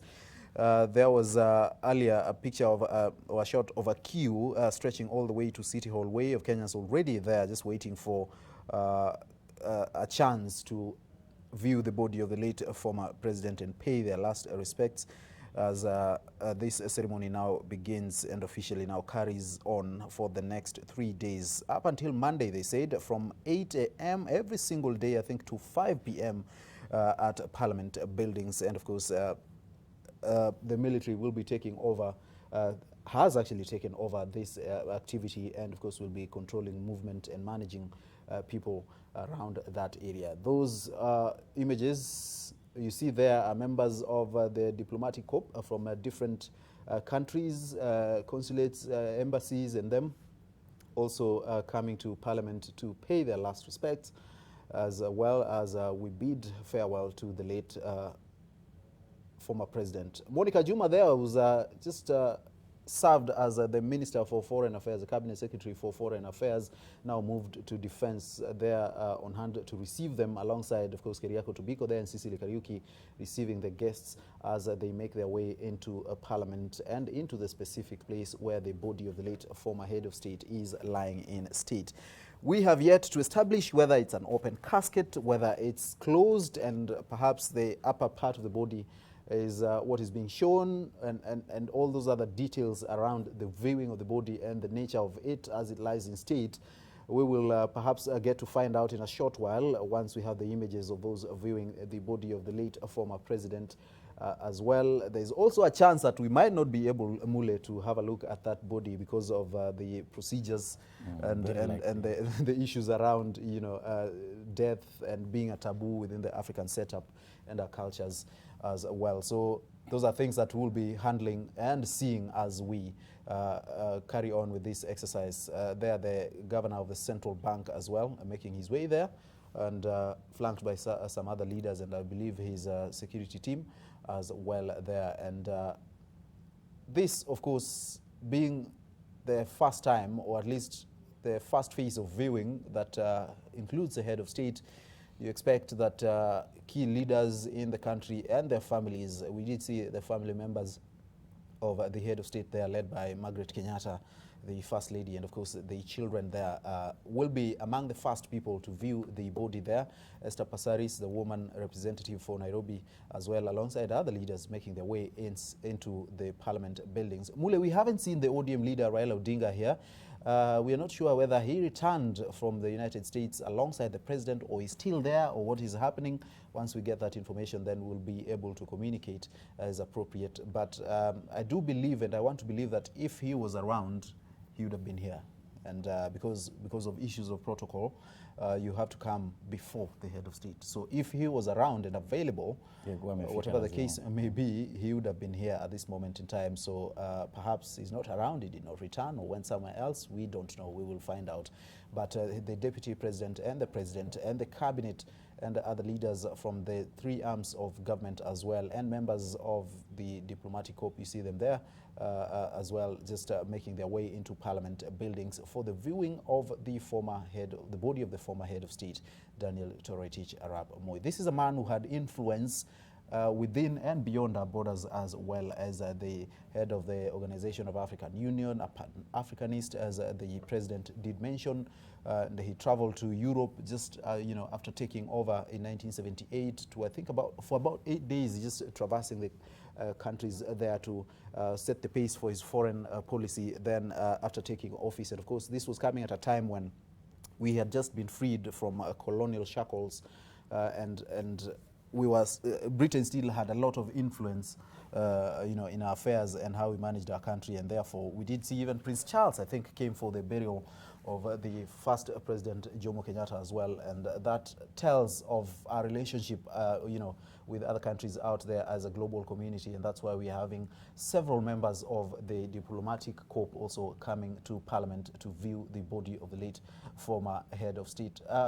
As far as the Middle East, even, countries that are not ordinarily within our radar in terms of foreign policy, but we are seeing them there, coming in there, just as a sign of how significant this event of national mourning and lying in state is for the nation.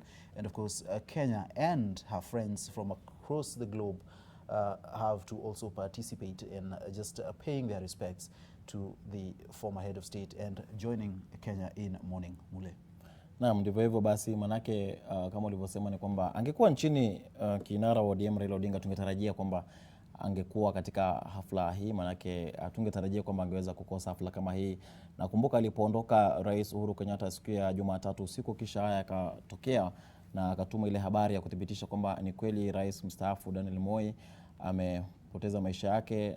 Wengi walitarajia kwamba pengine angekatiza ziara yake arejee nchini kwa sababu za maombolezo na mambo mengine kama yale, lakini aliendelea na ziara yake kule wakiwa na kinara huyo wa ODM Raila Odinga, wakatoa hotuba zao kwa wageni waliokuwa kule katika maombi hayo ya kitaifa yaliyoandaliwa katika taifa la Marekani. Vile vile Rais Uhuru Kenyatta akapata kukutana na Rais Donald Trump, na ambapo pia walitia saini baadhi ya makubaliano kuhusiana na ushirikiano wa mataifa mawili katika vipengele tofauti tu ambavyo vingine vitakuwa vikiwekwa bayana hapo baadaye kidogo. Lakini kwa sasa katika bunge tunamwona Rais Uhuru Kenyatta hapo akiandamana na baadhi ya viongozi katika baraza lake la mawaziri na viongozi wengine wa hadhi ya juu pale katika sehemu ya ndani ya bunge.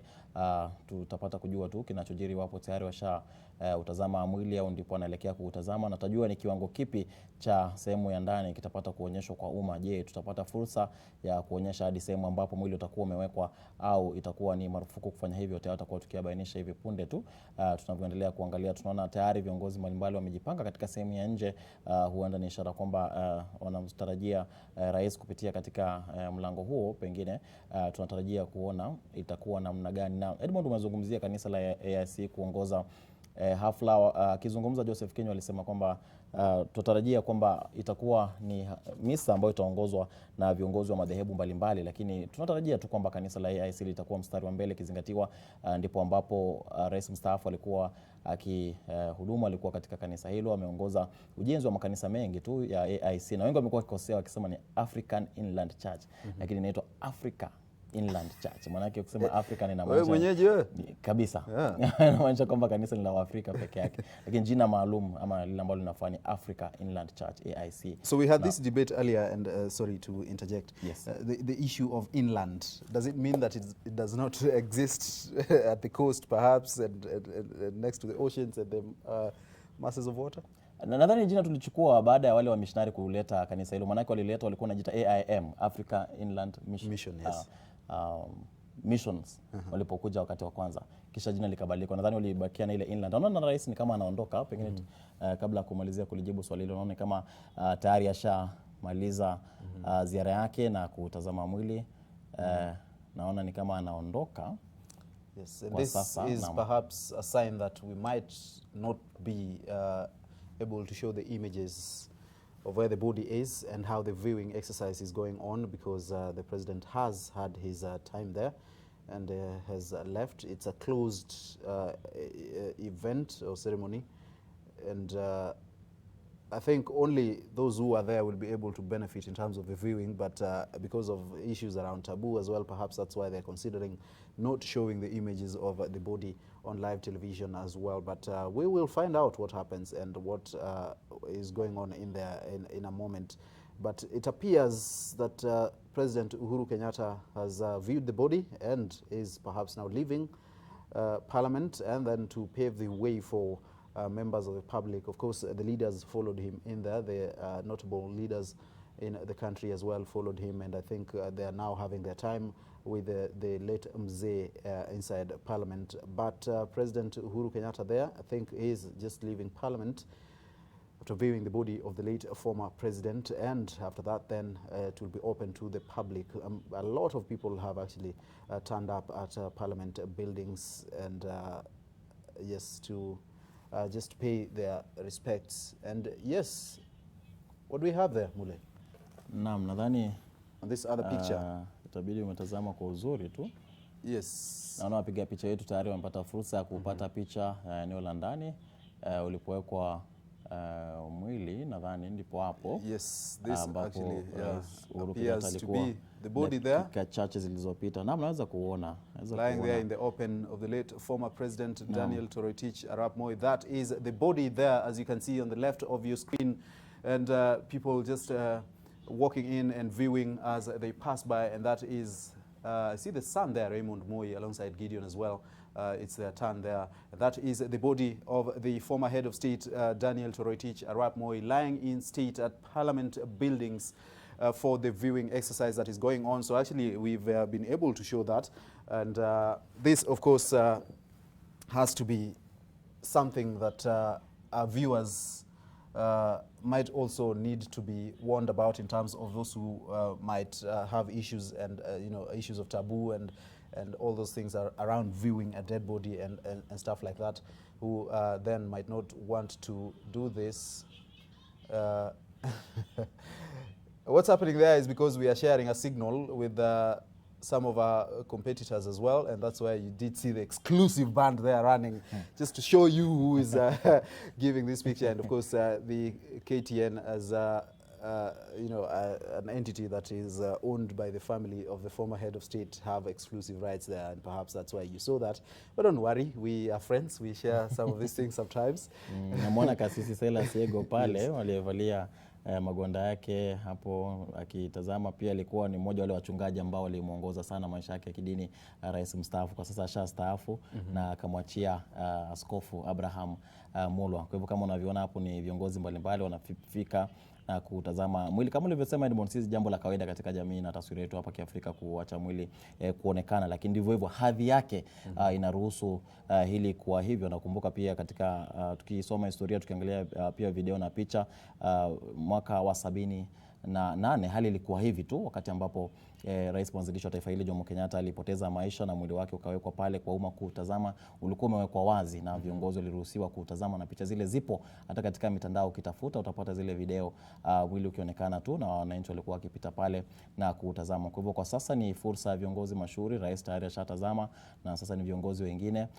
Nimeona baadhi wale ambao walikuwa mawaziri katika serikali kadhaa za Moi ambazo zilitangulia wakipita pale, na viongozi wengine, familia pia tumewaona wakipita. Tutarajia kwamba muda wote kutoka sasa pia umma utakuwa ukiruhusiwa, na pia tutakuwa tukitarajia pengine utaratibu utatangazwa. Je, utaratibu utakuwa ni upi wa umma kutazama mwili wa mwenda zake? Je, utaruhusiwa wote kwa pamoja au kuna mpangilio fulani ambao natarajia kufuatwa? Na hakika lazima kutakuwa na mipangilio ili kusiwe na msongamano au msukumano, manake wajua Wakenya ni wengi. Nimemwona Francis Atoli pia naye ametoka kutazama.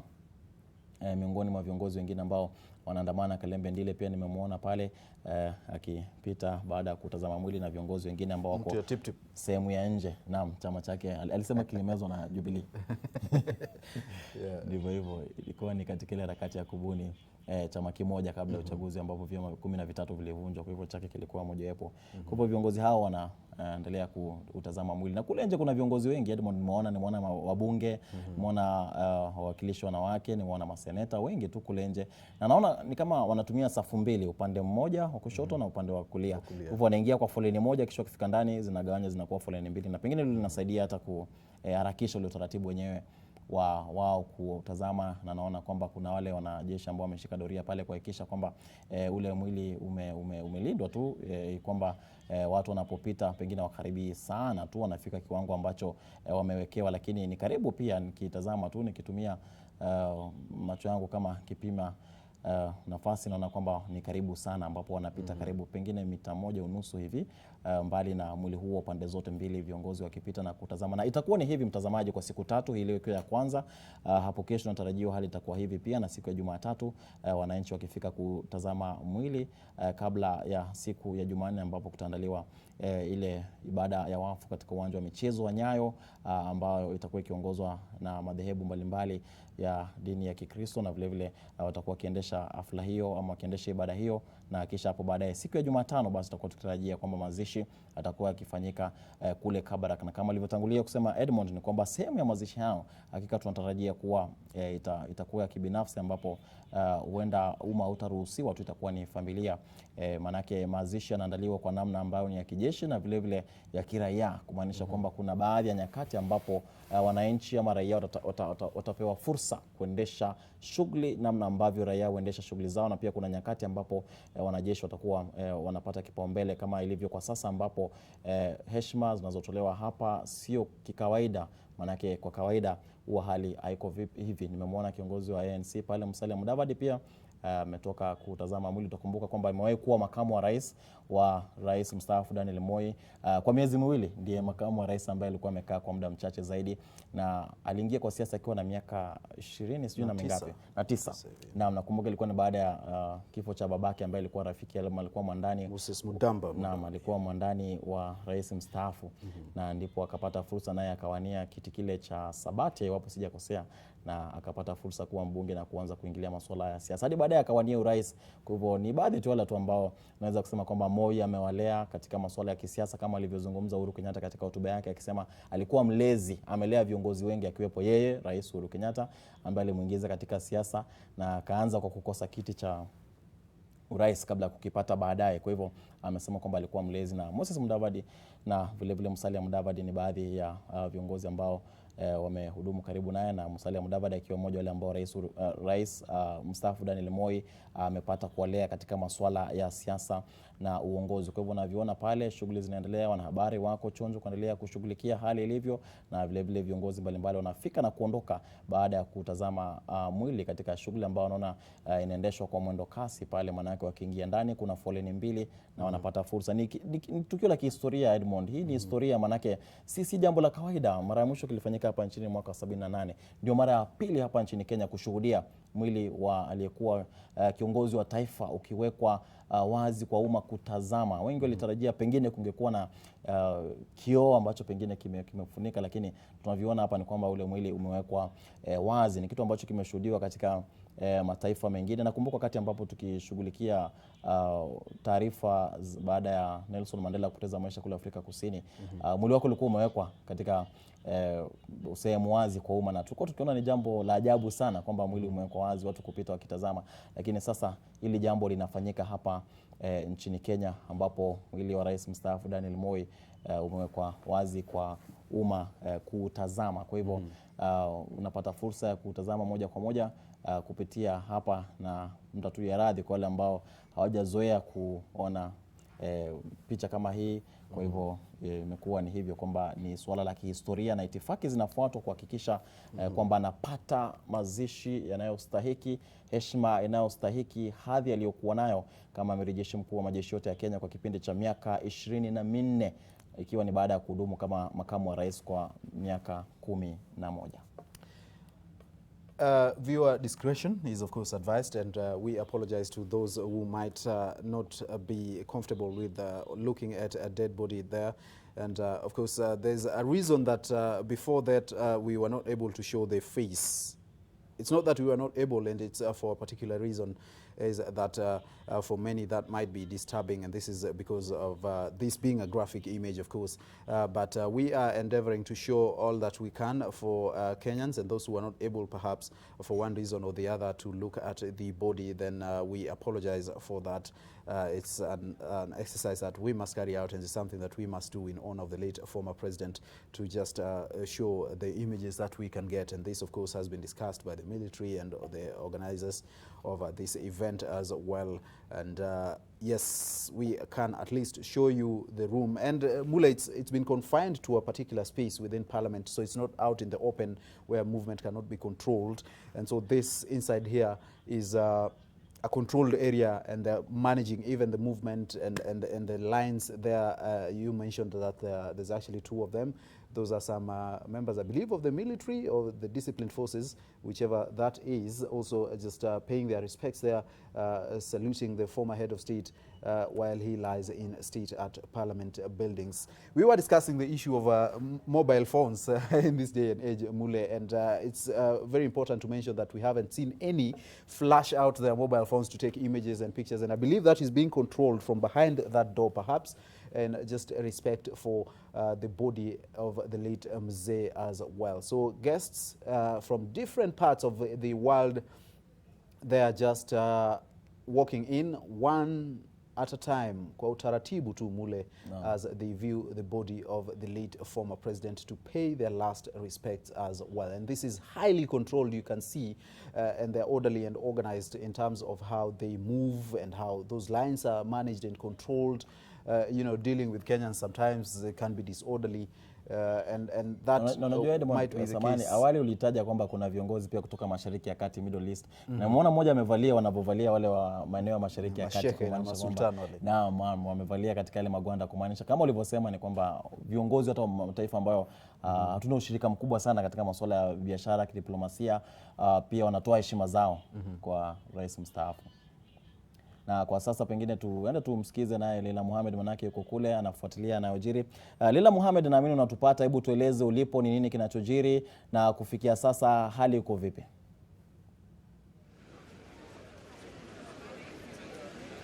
Leila?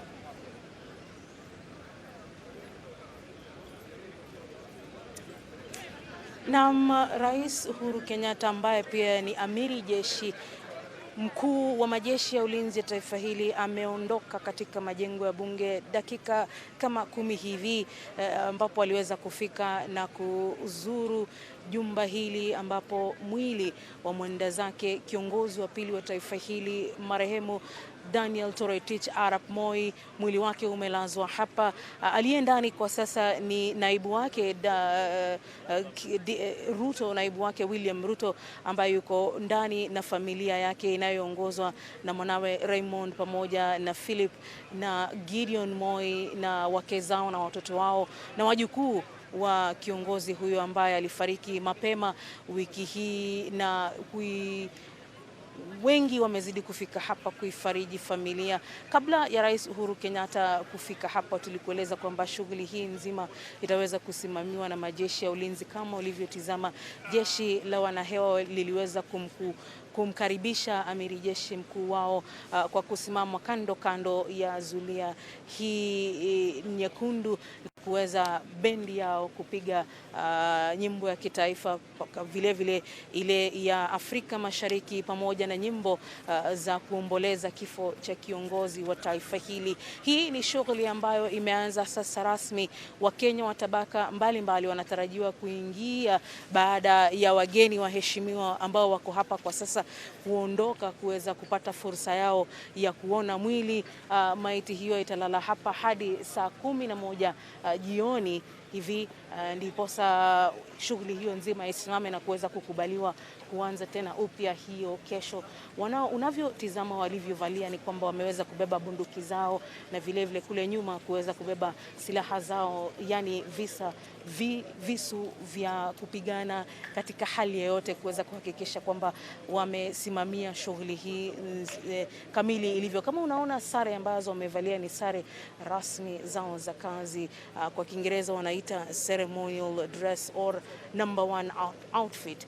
Ukitizama kila kona ya eneo hili utaweza kutizama kwamba wanajeshi au maafisa kutoka majeshi ya ulinzi ya taifa hili wako hapa, ishara tosha kwamba shughuli nzima itaweza kusimamiwa pamoja na ulinzi wa raia pamoja na wale maafisa kutoka KDF. Tuliweza kuwaona hapo awali wakuu wa majeshi wakiongozwa na mkuu wa majeshi Generali Samson Mwathethe ambaye aliwasili hapa pamoja na inspector mkuu wa polisi ambaye pia alifika hapa dakika chache kabla ya Rais Uhuru Kenyatta kufika. Hawa wote ambao unawatizama ni viongozi, sio wabunge, sio mawaziri katika serikali hii ya Rais Uhuru Kenyatta. Vile vile kuna pia wale wa Kenya wa kawaida ambao wamefika hapa pia kuomboleza siku hii muhimu ambapo tunamkumbuka kiongozi wa pili wa taifa hili. Kwa hivyo walioko huko ndani bado wanapata fursa yao ya kutizama, kila mmoja akipita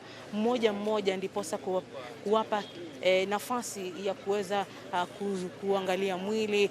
Haupatiwi muda mrefu zaidi. Unapopita unaomba dua yako ama kuitizama tu na kuangalia maisha ya aliyekuwa kiongozi wa pili wa taifa hili kwa miaka 24. Siwezi kusisitiza zaidi kwamba Daniel Toroitich Arap Moi atakumbukwa kwa mengi.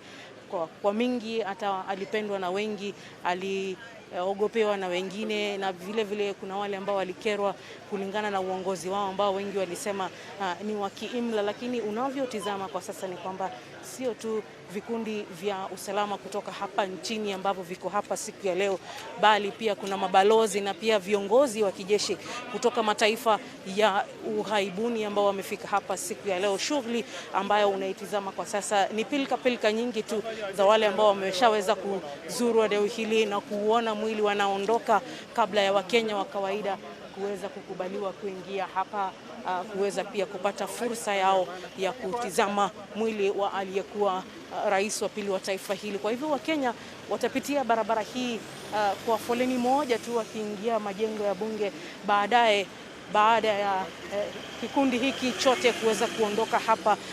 Sijui kama Eric Sinta unaweza kutizama upande ule wa juu, kutizama jinsi Wakenya wanavyosubiria wageni waheshimiwa kuondoka hapa mara moja, ndiposa wapate fursa yao ya kuweza kuingia hapa. Kwa hivyo eneo hili limesimamiwa kwa uzuri, usalama upo, vijana kutoka huduma ya NYS wako hapa, polisi wa kawaida, polisi kutoka vitengo vya jeshi ya Kenya wako hapa, wakizingatia kwamba siku hii itakuwa ni muhimu, ndiposa wengi ambao hawakuwa wakati wa mwaka wa 1978 wakati ambapo mwanzilishi wa taifa hili Jomo Kenyatta alikuwa anaandaliwa mazishi ya uzito kama haya, wataweza kushuhudia jinsi serikali inavyoandaa shughuli nzima ya kumwomboleza kiongozi ama aliyekuwa amiri jeshi mkuu wa majeshi ya Kenya. Vile vile wanahabari wako hapa kila kona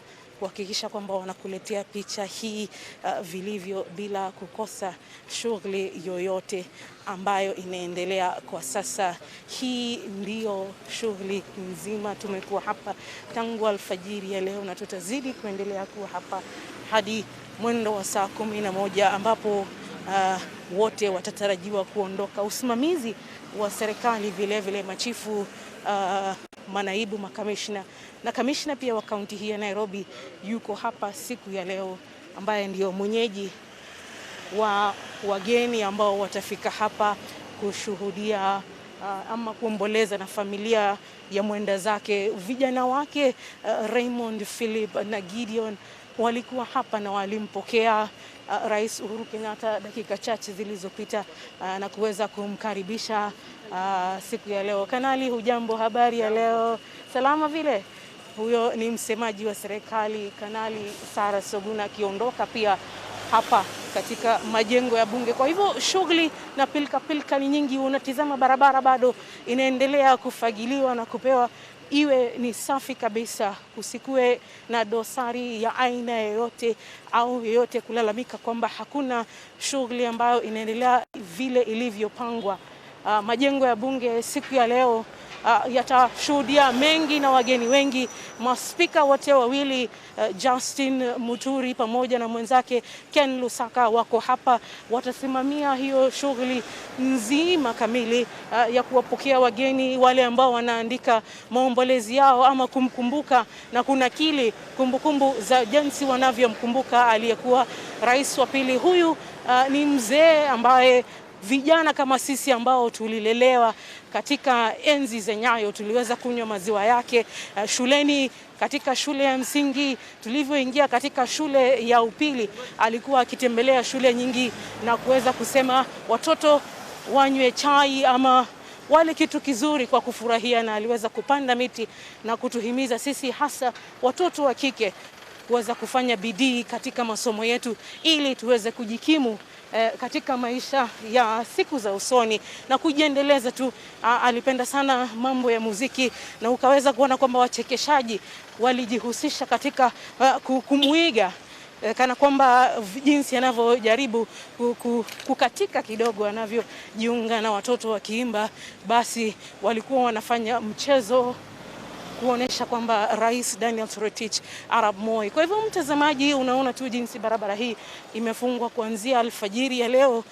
Gari hili la polisi limekuwa hapa kuhakikisha kwamba wale ambao hawana shughuli yoyote katika eneo hili waweze kutopita hapa, kuhakikisha kwamba wageni wanapita bila matatizo ya aina yoyote. Wananchi ndio hawa tayari washafika, nikidhani watapata nafasi yao ya kuweza kuona mwili wa mwenda zake baadaye. Baada ya viongozi waliofika hapa wataweza kuondoka.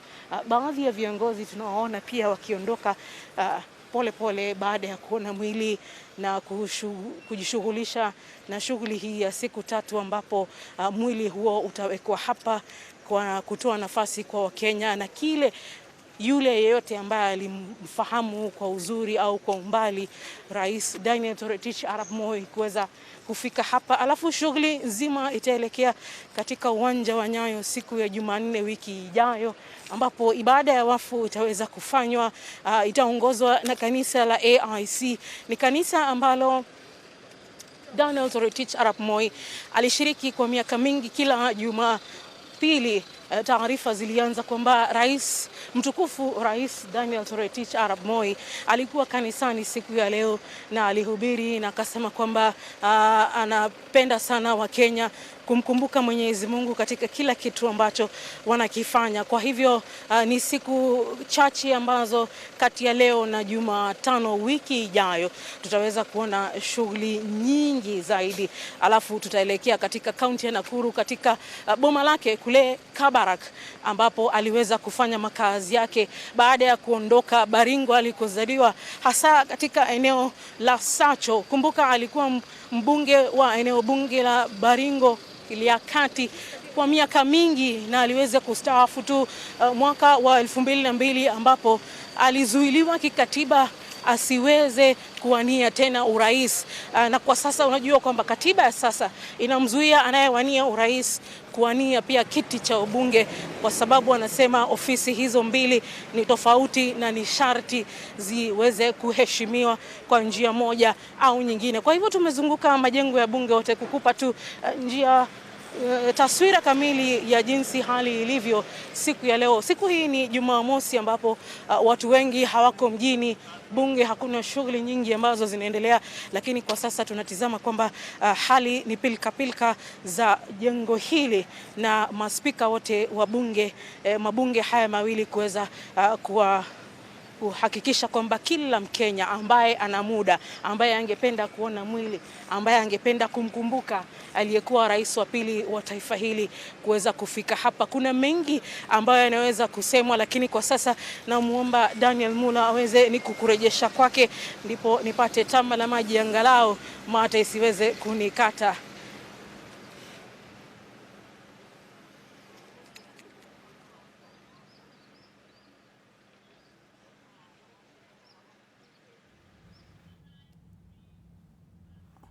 All right, thank you so much, Leila Mohammed, live from Parliament buildings, just briefing us on what is going on, especially outside Parliament, because we are looking at images from inside the precincts of Parliament, and specifically where the body of the late Mzee Daniel Toroitich Arap Moi is lying in state in Parliament. Two lanes there for different people. Of course, we've had the leaders. Now I think it's the turn of the members of the public mingling, of course, freely with the leaders as well there, as they just view the body and then pass on and move on forward to allow space for other leaders as well. And Leila did mention there that there's a very long line from members of the public as well outside Parliament. It was actually stretching all the way to City Hall Way earlier, and we believe that it's even longer right now that this exercise has officially begun, and they will make their way into Parliament buildings for the next 3 days, today, tomorrow and Monday,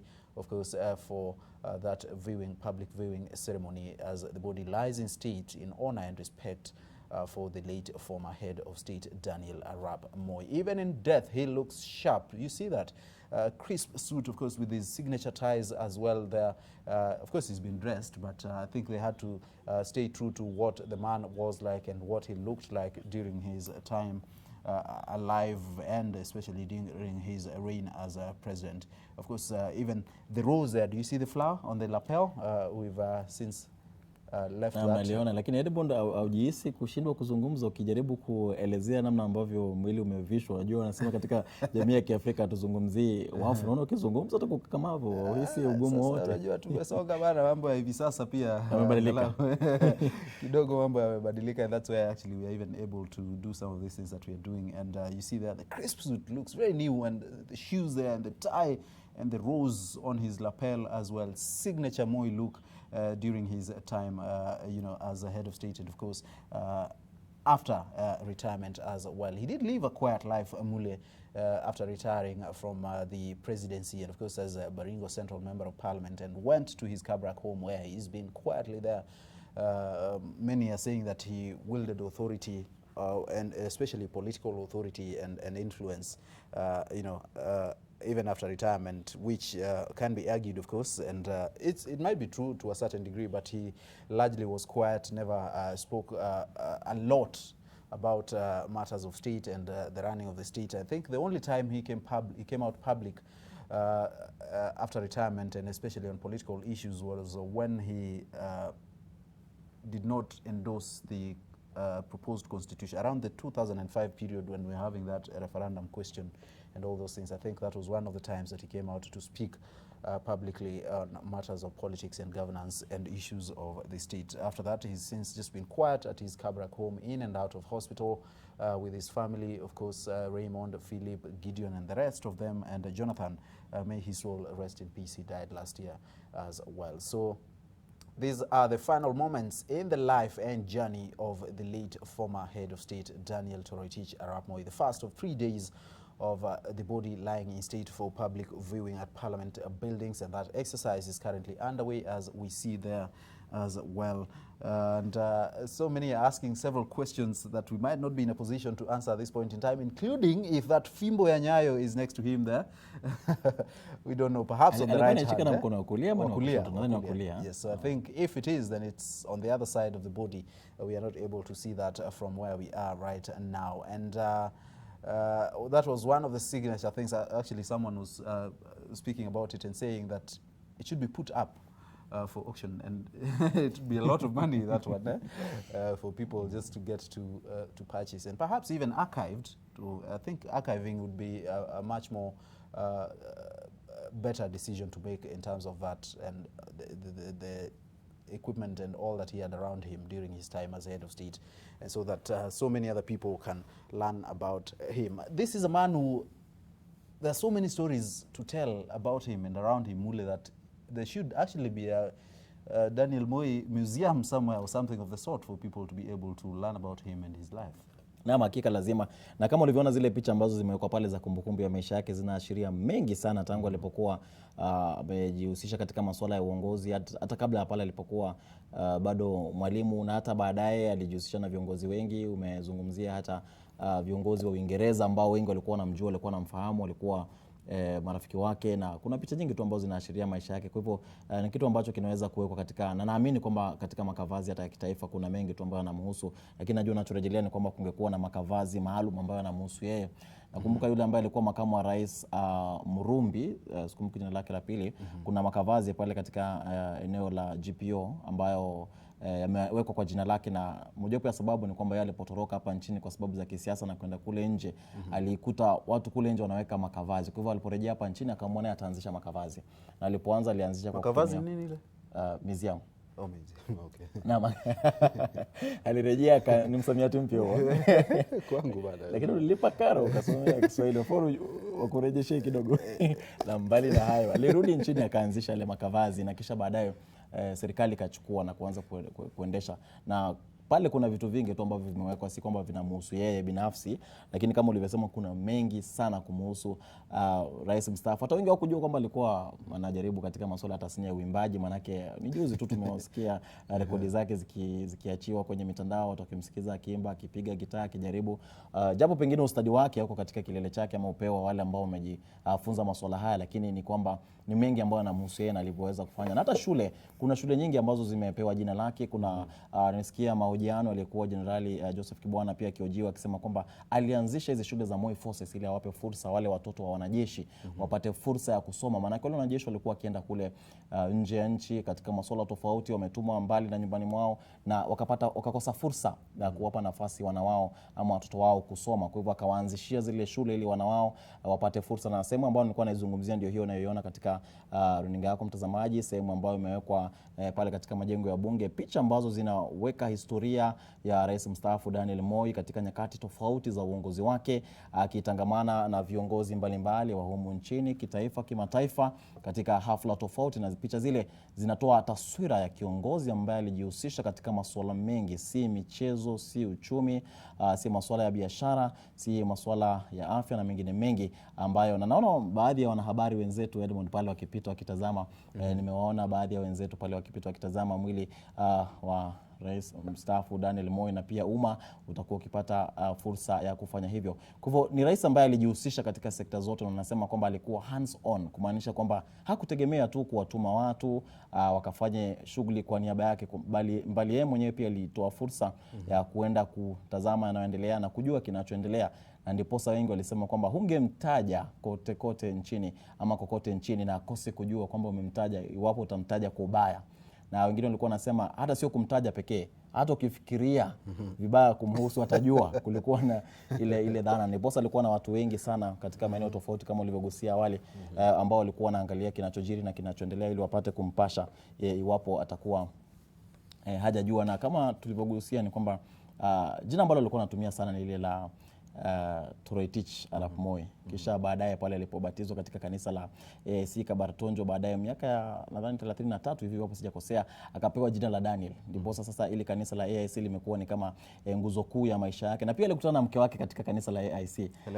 Na alipokuwa akienda kule wakati ambapo hakuwa na nauli ya kwenda nyumbani kwao Kabarnet, kwa alikuwa anaenda katika kanisa lililokuwa hapo karibu, na ndipo wakakutana na Lena pale, wakafunga ndoa. Na kisha baadaye akaendesha makanisa haya kama alivyosema Leila. Taarifa zilikuwa zikianza Jumapili, wanasema aliabudu katika kanisa la AIC Milimani. Ni kanisa ambalo alilijenga mwenyewe, jiwe la msingi akaliweka mwenyewe, na likaanzishwa ujenzi, na fedha nyingi za mjengo wa kanisa la AIC Milimani Nairobi ni alichangia kuanzia mwaka kanisa ambalo lilifunguliwa rasmi mwaka wa 94, lakini ujenzi wake ulianza awali kidogo, na kanisa lenyewe liko karibu kabisa na ikulu ya Nairobi. Kwa hivyo ni kumaanisha kwamba ilikuwa ni sehemu karibu sana na alipokuwa akiabudu. Na hata hapo baadaye kidogo, hata baada ya kutoka kwenye uongozi, amekuwa akifika kule kuabudu chini ya kasisi Matthews Mwalwa, na hata sasa chini ya Daktari Mairori, Stephen Mairori ambaye yuko pale kwa sasa, na kanisa lenyewe lote likiwa chini ya AIC Kenya ambayo inaongozwa na Abraham Molo ambaye alipokezwa uongozi wiki kadhaa zilizopita kutoka kwake Daktari Silas Yego. Kwa hivyo ndio maana kanisa la AIC linatajwa sana karibu naye katika masuala ya kidini. Maana kwa sasa nchini Kenya tuna zaidi ya makanisa 8,000 ya AIC, kuna zaidi ya shule 1,000 za upili na 8,000 za msingi ambazo zinafungamanishwa na jina la Moi. Kuna zake alizoanzisha binafsi na kuna nyingine ambazo ni jina tu zilipewa na wananchi wakisema kwamba ni namna tu ya kumtolea heshima Rais mstaafu Daniel Moi ambaye alijihusisha sana na masuala ya kupiga jeki elimu. Nilimsikia namuona Jane Gatwiri hapa mpiga picha yetu, na namuona Jackson hapo mwelekezi wetu wanatuwakilisha. No wonder we don't have pictures. Badake Jackson ndio anafaa kuwa akielekeza na Jane anafaa kuwa akipiga picha. Lakini ndivyo hivyo wametuwakilisha pale kutazama. Ni swala la kihistoria Edmond.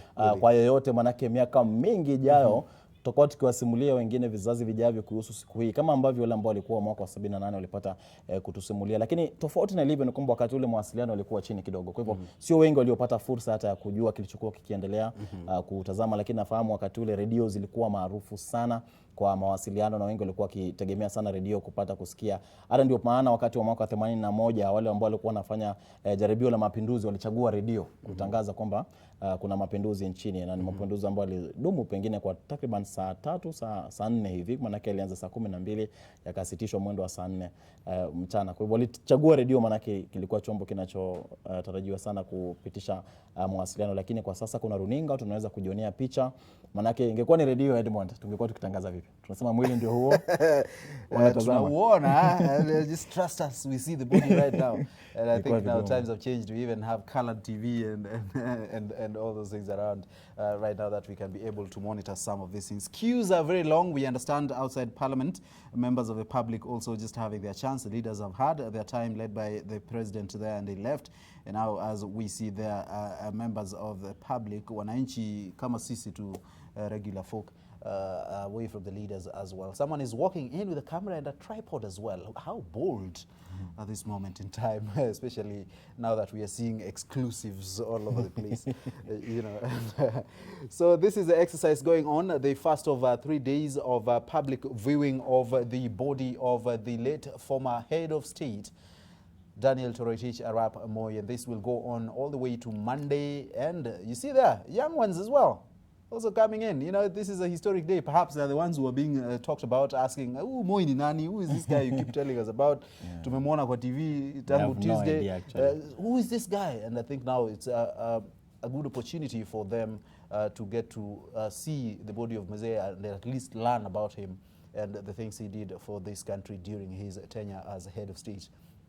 And Moi is a man who, I think, whether you were born 10 years ago or whatever time, after he left power, I think is a name that is a household name, so to speak, and that resonates with many a Kenyan, and that's why perhaps a lot of people just want their chance to be able to see him even in death and to pay their respects as well. And so much to say about Moi, both fair and foul. He was loved and loathed in equal measure, as we have mentioned, but I think now in death, he deserves, and of course alongside the family, that respect according to African traditions as well.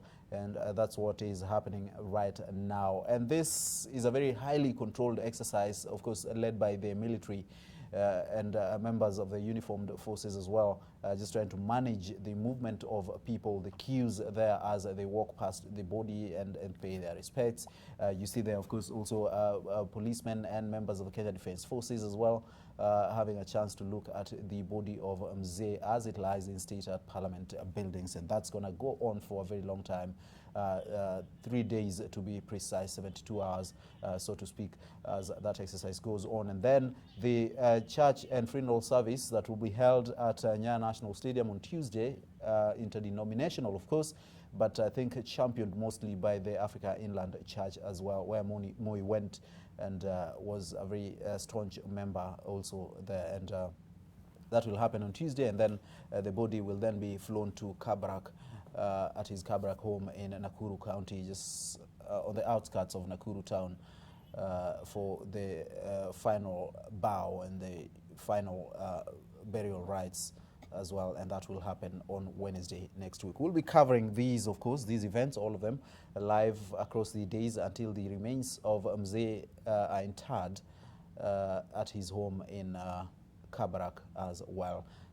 Suits always signify leaders. The other picture on your screen, and those I believe are certain leaders.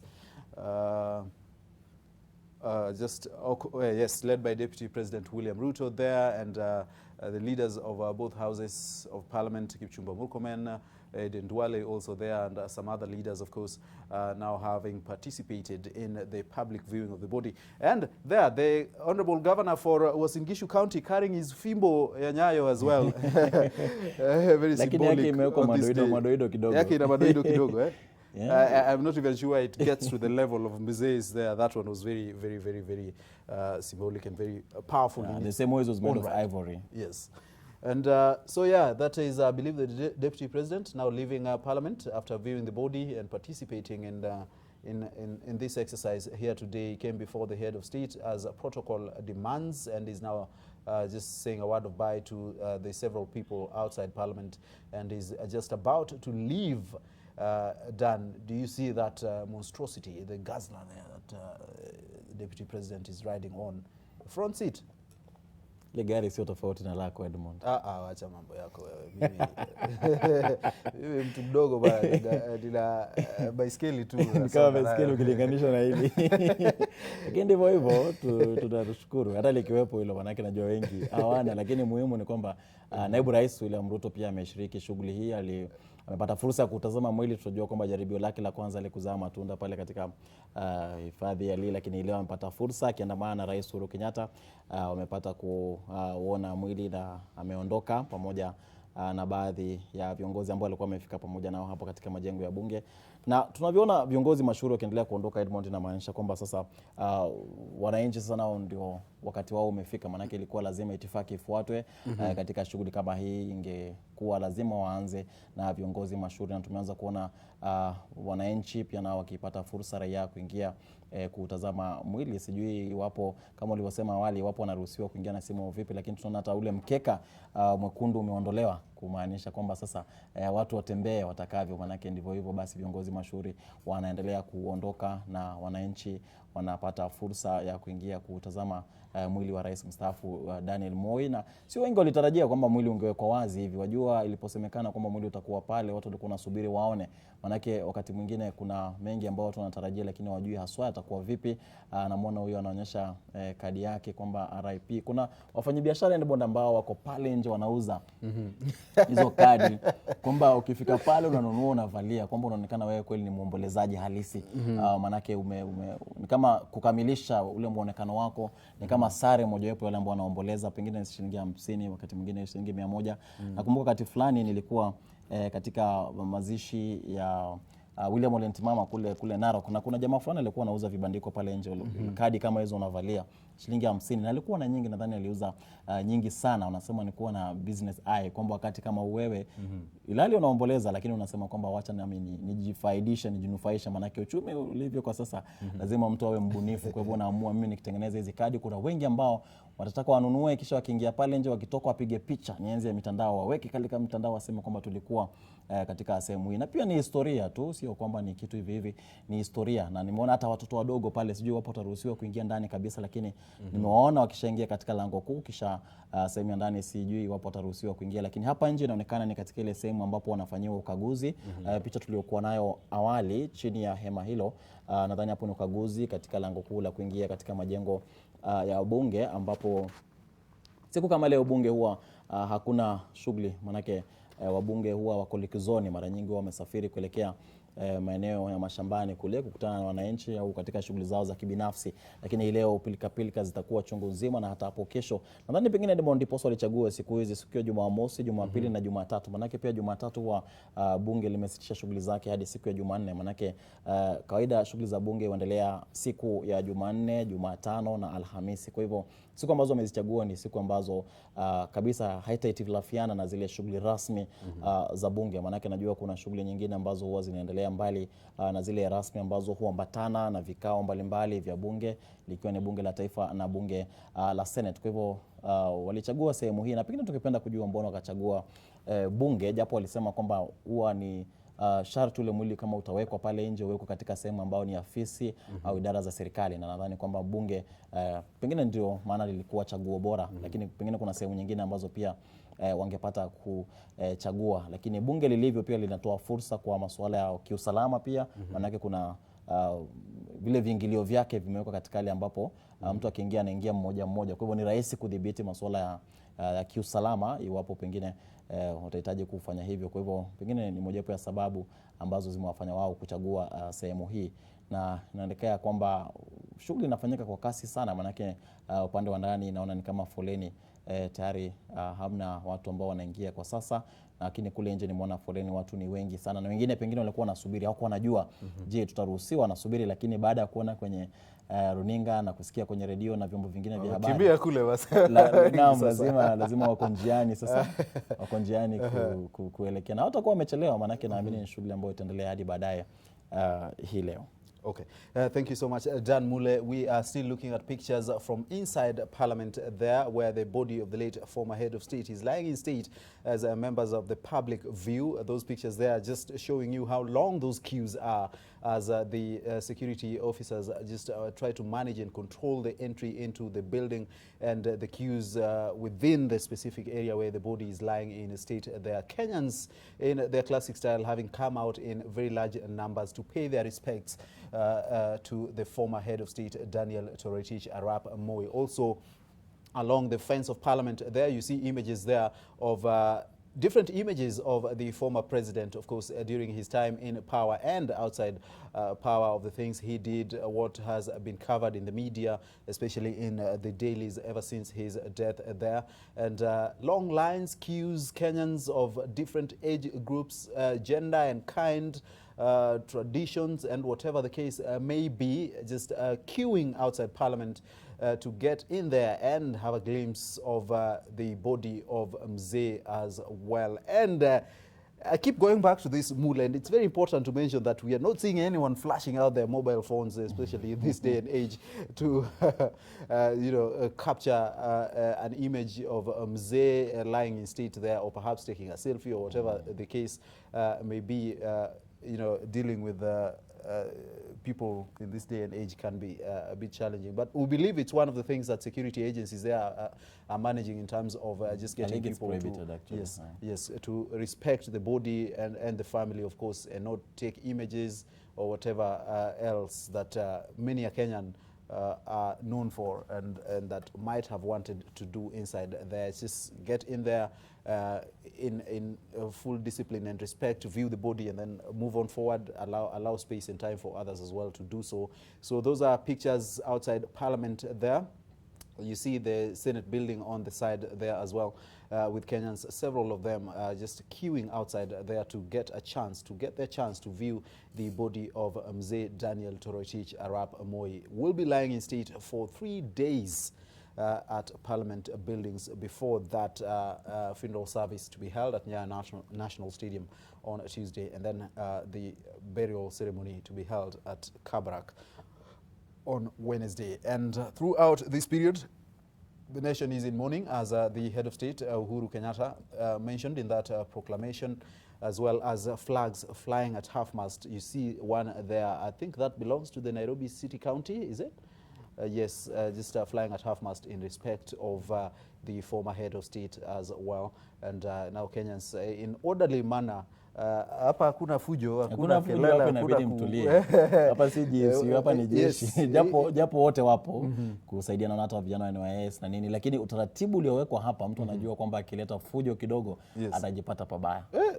Jaribu fanya fujo uone, wanasema. And if you fear the GSU, then you do not want to imagine what the military, the Kenya Defence Forces, can do to you if you behave in a disorderly manner. And there, just Kenyans still walking into Parliament buildings. Of course, the leaders having had their turn and left that space an area for members of the public now to have their chance. Are you going to Parliament across the 3 days to perhaps view the body of Mzee? You share a name, surely you must go. Daniel. Daniel, msikio kutuambia mimi na Dan Mwangi pia kuna ajira pale, kwa hivyo tufanye hima tuende. Lakini nadhani itakuwa vizuri kwenda, manake hii ni historia ambayo pengine kila mmoja angependa kuwa sehemu yake. Kutazama tu ile hali ilivyo na kujua tu ulikuwa sehemu ya swala hili. Miaka mingi ijayo utakuwa unasimulia wengine kwamba nilikuwa hapo, niliona, sio kusikia kwenye video huko tazama. Twitter studioni sasa sisi we are the analysts. So how was the funeral ceremony of the late Mzee Moi handled, and what are we likely to see in this case, whatever the case that will be at the time? Pengine miaka 30 ijayo. Kisha ukizungumza utasema nilikuwa natangaza na mwenzangu Daniel Mbule. Ni wapo nitakuwa nimeondoka useme mwenda zake. Alikuwa mkuliwa kule Kitui, mimi niko huku Siaya. Nafanya mambo yangu moja mbili pia tukiendelea. Edmond, tumesema sana Moi alikuwa anazingatia sana masuala ya elimu. Nikakumbuka juzi nilisikiza mahojiano ya mwanariadha Salibar Sosio, alikuwa mwanariadha mmoja ambaye alishinda medali ya kwanza ya dhahabu ya Kenya ya mbio za chipukizi akiwa na miaka 14. Anasema aliposhinda dhahabu anaenda akatuzwa pale Ikulu, rais akamsalimu, lakini kilichomshangaza ni kwamba mbali na kumpongeza, rais alimwambia msichana rudi shule. Na ikabidi amerudi shule sasa. Akaenda akamaliza kwanza, manake mara nyingi wakipata zile tuzo na fedha nyingi wanasahau, wanasema kuna haja gani nikasome na hela ninazo. Kwa hivyo nasema inaonyesha kwamba ni mtu ambaye alikuwa anazingatia, anafikiria sana masuala ya elimu, na ndipo hata kuna baadhi ya vyuo vikuu ambavyo vimepewa jina lake, ikiwepo chuo kikuu cha Moi ambacho ni mashuhuri sana kule Eldoret, na kina mabao yake katika maeneo tofauti humu nchini. Kwa hivyo swala la elimu ni swala ambalo lilipa sana kipaumbele, na ile maziwa ambayo wengi wameyataja, nimesikia viongozi mbalimbali wakitaja, ilikuwa mojawapo ya mbinu ambazo wanasema zilikuwa ni kuhakikisha kwamba wanafunzi wanapata maziwa na kupata virutubisho vinavyohitajika katika miili yao ili wawe na nguvu. Manake mtu kama hana nguvu hataweza kuwa makinifu shuleni, atakuwa anafika pale lakini hawezi kusikiliza. Hata nimeona mashirika mbalimbali yakijizatiti sana kusaidia kupeleka misaada chakula shuleni. Nakumbuka nilikosomea Edmond, tulikuwa sana na shida ya chakula, kwa hivyo tulikuwa tunategemea sana kile chakula cha msaada, wanasema relief food. Na wakati ambapo chakula kile kinaletwa katika eneo lile, tulikuwa tuendi shuleni wengi. Tunafika pale kwenye foleni, chakula kitaletwa saa 10 jioni, lakini saa 1 asubuhi mko kwenye foleni. Umeshika kipande mkononi cha mzazi wako yule ambaye amesajiliwa kwa hiyo familia, umeshika kipande mkononi ili ukifikiwa ni kilo 2 za mahindi, kilo 1 ya maharage, na kisha mafuta kama robo lita hivi. Na mnafurahia sana kwamba mmepata kile chakula na mnaenda kutumia. Lakini kwa sasa mambo yamebadilika kidogo, angalau watu wanajiweza, wanalima, wanazingatia, wanavuna. Maana wakati mwingi kupewa chakula cha msaada pia unakosa kujua kutafuta. Wanasema being given fish, you need to be taught how to fish. Naam, hiyo ni falsafa tofauti. Kwa hivyo ni vitu ambavyo vinaonyesha kwamba chakula ni muhimu sana. Kwa hivyo alikuwa anazingatia kwamba ilikuwa kama tu mfano kwamba nikitoa maziwa atasaidia wanafunzi kukaa shuleni na kuzingatia masomo yao. Kwa hivyo ni jambo muhimu sana, na alipokuwa akizungumza Rais Uhuru Kenyatta pia alimtaja kama kiongozi ambaye alikuwa na maono. Alisema ni visionary, kwamba alikuwa na maono kuhusu taifa hili, alikuwa anazingatia mengi. Unakumbuka ile creed ilikuwa inaitwaje, loyalty pledge? Yes. Na pale mwisho ilikuwa peace, love and unity. Hiyo ndio ilikuwa falsafa yake, kwamba katika uongozi wangu nahitaji kuhimiza masuala ya peace, love and unity, ambao anasema kwamba alikuwa anayafuata kutoka kwa rais mwanzilishi. Ndipo alikuwa anafuata nyayo zake ambazo zilikuwa ni za masuala ya peace, love and unity, na pia kule kukabiliana na yale majanga matatu makuu. Kulikuwa na njaa, ujinga. So it was poverty, ignorance and disease. Fikiria lugha yangu ya kimama, alafu kizungu, alafu ndo tafsiri. Ndio masuala ambao baadhi hatujamaliza kukabiliana nayo, bado tungali tunakabiliana nayo. Masuala ya maradhi, serikali imekuwa ikijaribu masuala ya kuwepo na tiba ambao ni nafuu kwa wote, na ni baadhi ya masuala ambao bado tunakabiliana nayo kama taifa. Kwa elimu wamejaribu kidogo, angalau katika shule za msingi kuna ile elimu bila malipo katika shule ya upili, katika shule za kutwa pia ipo, japo imekuwa ikikosolewa kwa njia moja au nyingine. Lakini yote hiyo ni mikakati ambayo imewekwa kuhakikisha kwamba wanafikia kile kiwango cha kukabiliana na ujinga hapa nchini. Maana yake wanasema mtu akiwa ameelimika basi anaweza kujiendeleza katika mambo mbalimbali. Kwa hivyo kama unavyoona hapo ni raia, wananchi wanafika, na nadhani kwamba ni foleni mbili, moja ya jinsia ya kiume, nyingine jinsia ya kike, wapo sijakosea, wanapojipanga kwenye foleni kwa masuala ya ukaguzi pale nje kabla ya kuingia, na kama ulivyosema Edmond kwamba sijamuona yote akitoa simu kupiga picha. Pengine ni kitu ambacho ameelezwa kwamba ni marufuku kufanya, lakini hapa kwa faida ya picha ambazo tumekuwa tukuletea mtazamaji, umepata fursa ya kutazama mwili tukitoa pole yetu kwa wale ambao pengine hawajazoea ama hawajawahi kuona picha kama hiyo ambayo huenda imewatatiza, tukitaka radhi yao, na tumerejea upande wa ndani tayari kwa wote ambao pengine huenda wakatatizika kwa kutazama picha hiyo. Basi tunaomba radhi, lakini ndivyo hivyo, basi ni heshima kwa rais mstaafu Daniel Moi. Ni siku ya kihistoria mtazamaji, kwamba kwa siku 3 mwili wa rais mstaafu Daniel Moi utakuwa pale kwa wananchi kutazama, na hii leo wamepata kufika kiasi ambacho unaona pale. Kesho ni siku ya Jumapili, siku ambayo huwa ni siku ya likizo, siku ya mapumziko, kwa hivyo natarajiwa kwamba wengi watafika, na kuna baadhi ya makundi ambao na ile fimbo ya Moi ndio hiyo sasa naiona pale, na ile ambayo ilikuwa inazungumziwa ndio hiyo fimbo ambayo alikuwa daima anatembea nayo akiinua juu. Watu wanajua kwamba nimsikia huyo Sali Barasosi na wengine wakisema akija kututazama tukiwa kwenye riadha akiinua ile fimbo ukiwa karibu kukata utepe pale mwisho lazima ushinde. Ni sharti kama ilikuwa inaongeza nguvu majira fulani hivi. Na naona kile kiti ambacho walikuwa wanakitumia sana pale hakika ni vifaa ambavyo vinahusishwa na uongozi, na hivi ni vifaa ambavyo naamini lazima vitawekwa katika makavazi ya kitaifa kama sehemu ya vifaa ambavyo vinaonyesha historia na vile vile turathi za taifa hili, na mambo ambayo yanafungamanishwa na uongozi na namna ambavyo rais wa pili wa Jamhuri ya Kenya, na hakuwa anapenda kuitwa rais mstaafu, maana yake nimewahi kutangamana naye baada ya kuondoka katika uongozi. Hakupenda kabisa kuitwa rais mstaafu, alitaka tumrejelee kama rais wa pili wa Jamhuri ya Kenya. Alitaka sana arejelewe kwa jina hilo, na wengi wangemrejelea kama rais mstaafu angekasirika, na wakati mwingine hata angekosa kukujibu wapo namzungumzia. This is a beautiful picture, Mule, of that fimbo ya Nyayo, and many of us actually, a number of people are getting to see it for the first time up close, because a lot of the time it was, he clenched it on his fist and knuckles during his time as president, and now we are actually getting an opportunity to have a closer look of this fimbo ya Nyayo. Is that gold somewhere?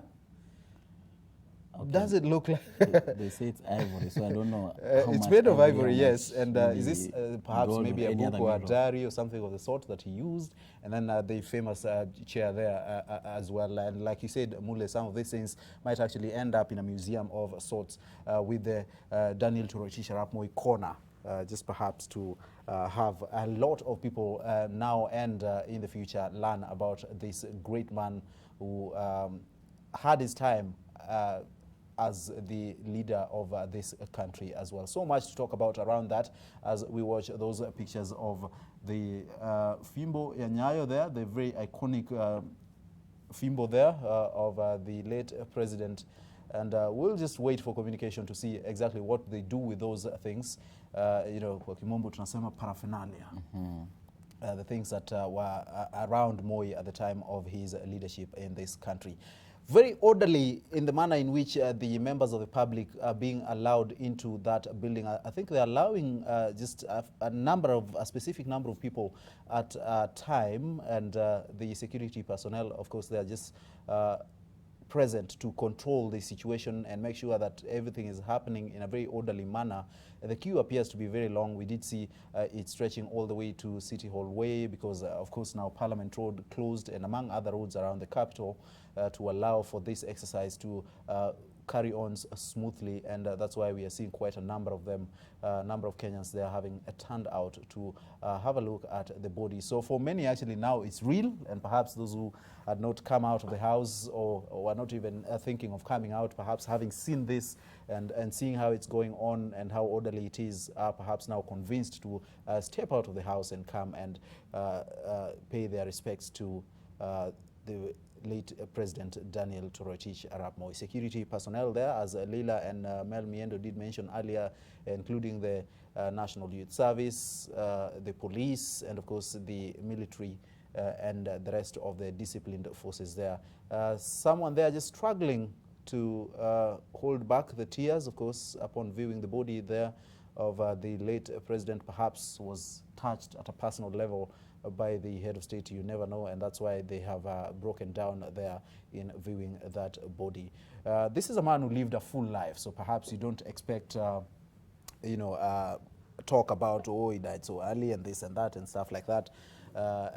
This is a man who lived a full life, and that's why, so for many people, are actually happy about the manner in which he lived his life, and you know, having lived a full life, and the moment of his death, and are now just paying their respects, because if you were Moi, really, what else was there to do? I mean, you had been president for 24 years, lived for another 18 or so years upon leaving office, and so, you know, he lived a full life, and I think people are recognizing that, and of course now paying their respects in whatever capacity they can. And as we have seen, there are some even struggling to hold back the tears and looking at that the body of the late former president. We will see actually a lot in the next 3 days as well, and worth noting the discipline and the order in which this exercise is going on there. You know, one at a time, and then you bow, or you do whatever it is you want to do in terms of prayer and acknowledgement in respect to the former head of state, and then you move on forward and allow space and time for the rest of the members of the public to do so as well. So this body will actually just stay here for 3 days, and I think, is it 2 nights? Yeah.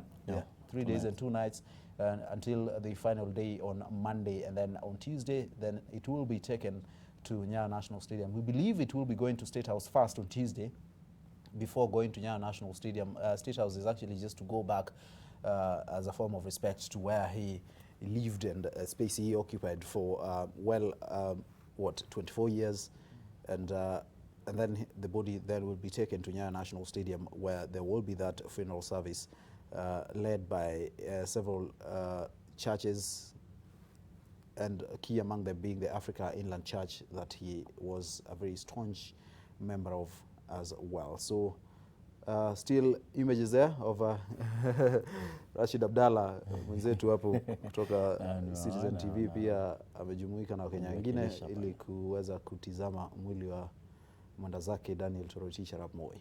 Edmond, unajua nasikia kuna wengine tu ambao wanashaanza kufunga safari kutoka kaunti mbalimbali ili wapate fursa hii ya kuja kutazama, manake hata kule Nakuru walikuwa wanatarajia kwamba pengine utapata fursa kutazama pale Kabarak, lakini huenda hiyo fursa itakuwepo, manake siku ile itakuwa ni siku maalum ya mazishi.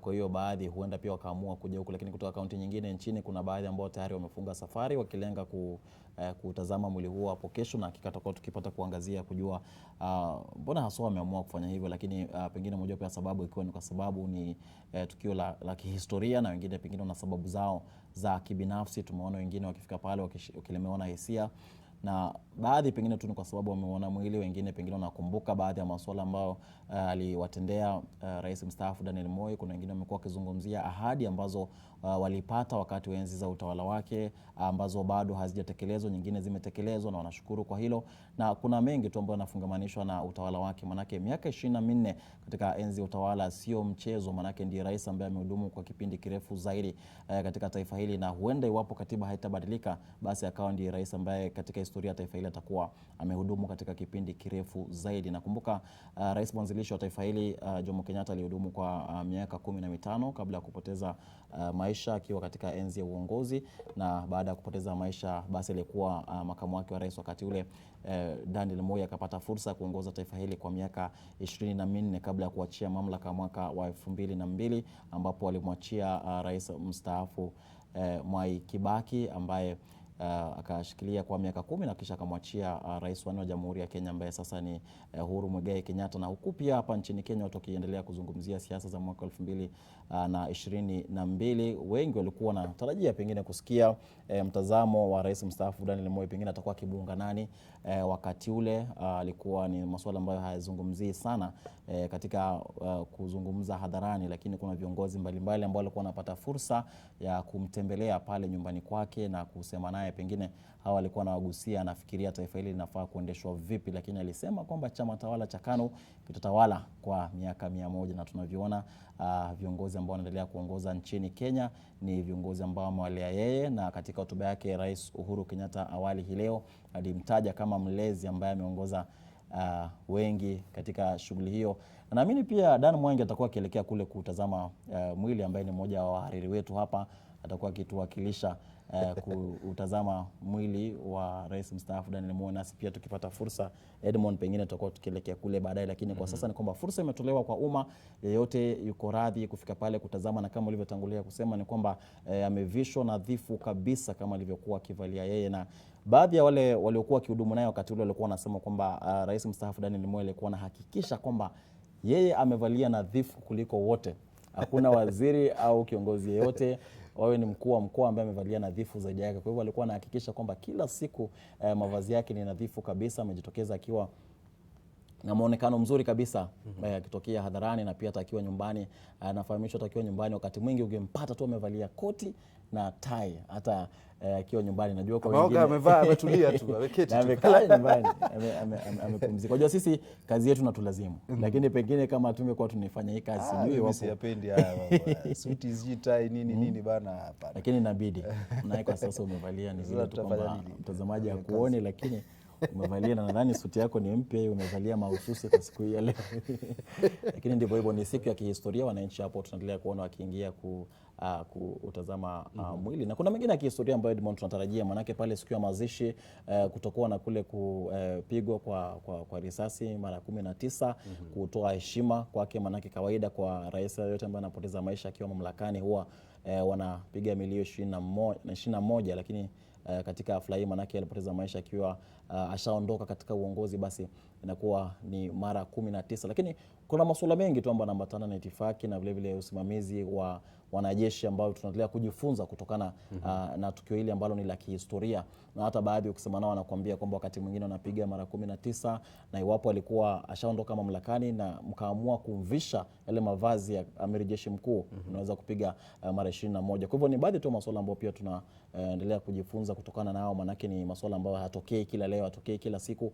Na wanasema kwamba kuna baadhi ya nyakati ambazo ile mipangilio huwa inabadilishwa kuambatana na pengine yale maombi ya familia, manake pia familia ina nafasi yake katika kile ambacho kinaendelea. Na pia Edmond, nadhani kwamba ni uamuzi mgumu sana kwa familia ya Moi kukubali kwamba mwili wa jamaa yao uwekwe wazi kwa umma, licha ya kuwa kwamba sheria inasema kwamba iwe hivi. Najua kwamba kama familia sidhani kwamba ulikuwa ni uamuzi rahisi kuambiwa kwamba sasa mwili wa jamaa yenu utawekwa pale kwa siku 3, wananchi watazame. Ni kweli kwamba mlitarajia kwamba iwapo ile litatokea huenda ikawa hivi, lakini ule uhalisia ubadilisha mambo.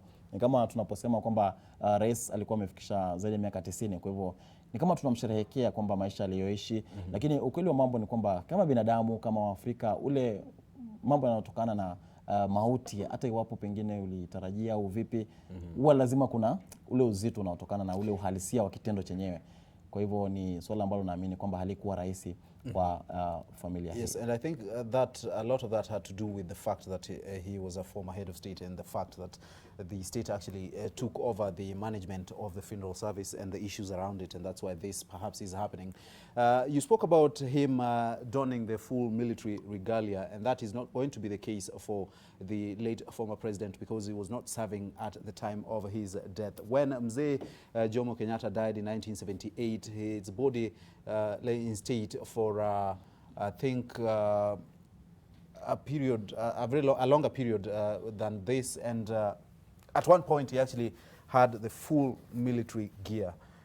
Hata picha zilizo kwenye mitandao ni kweli. Yes, because I think he was serving at the time of his death. Moi left some 18 or so years ago, and we won't be seeing him donning the full military gear as well. And that's why I think there will even be 19 gunshots in salute, and not 21 as you'd expect of the head of state. And yeah, those are some of the issues around the military procedure and protocol around the funeral service and the burial of the late former President Daniel Toroitich Arap Moi that we'll be analyzing as we go on forward, because we were told the dynamics of it are not static, they keep changing. You know, one or two things might be altered. This being a military and civilian kind of a funeral of the late former head of state as well. So they're combining both elements because he had retired at the time of death as well. So 19 gun salute, you know, 21 as would be expected, as those Kenyans there just bow in respect. A number of them actually, some doing the sign of the cross, some saying a quick word of prayer, as well as the look at the body. It's interesting. So many Kenyans from different walks of life having an opportunity to do that. I've just seen, I think, someone who looks like a security guard there. Young actually, I've realized those in uniform are doing a salute. Yes. Because, of course, the orders around disciplined forces and stuff like that. And so, yeah, Kenyans, young and old, male, female, those perhaps who were not even alive at the time of his rule or were young in those days, you will see them there having an opportunity to look at the body and pay their respects as this final bow of the late former head of state proceeds with the first of 3 days of national of the body lying in state, and of course of public viewing, as well as the service at Nyayo National Stadium on Tuesday, and the burial in Kabrak on Wednesday. So this is now NYS, is it? Yes, this is a section of NYS, and there I think KDF there now in that case. It's interesting to see, Mule, how they are mingling across the board. We did see leaders, mingling with Kenyans, ordinary Kenyans as well. Now we are seeing military and those disciplined forces also mingling freely with Kenyans as they view the body. And I think that has been allowed because of the stature of the man and the interest of the public at this moment in time in paying their last respects there. They are controlling this situation and managing the movement of people in and out of that area. That gentleman there doing perhaps a salute and a bow. Different ways of paying respect. Naam, anatazama, anafanya kwa miondoko yake, lakini naamini kwamba wameambiwa ukiingia pale hakuna kupoteza muda, ni kusonga kwa haraka. Tunadhani pia wangeanza kufanya mambo kama ile ya kupiga picha, pengine tungechukua muda mrefu sana pale. Kwa hivyo naona akisonga kwa kasi Edmond ndani, na kule nje nimeona foleni kwa sasa sio ndefu sana, lakini utaratibu wenyewe, mtazamaji, ni wa kupigiwa mfano. Manake iliposemekana utaruhusiwa kutazama, wengi walikuwa wanajieleza katika mtandao wa kijamii wakisema mtawezaje kudhibiti umma kuja kutazama, lakini tunavyoona ni kwamba shughuli imeanza vizuri, na iwapo itaendelea hivi hadi siku ya Jumatatu, basi ni utaratibu ambao ni wa kupigiwa mfano. Manake inaonekana kwamba hakutakuwa na purukushani zozote, itakuwa ni utaratibu mzuri. Ukifika pale, ukitazama, ukiondoka, waenda zako bila kupoteza muda mwingi. Kwa hivyo ni shughuli ambayo imeanza vizuri na kwa utaratibu ambao ulitarajiwa kuanzia kwa Rais Kenyatta alipofika na kutazama kwa muda ambao ulitarajiwa mwendo wa saa 4 na dakika 15 hivi.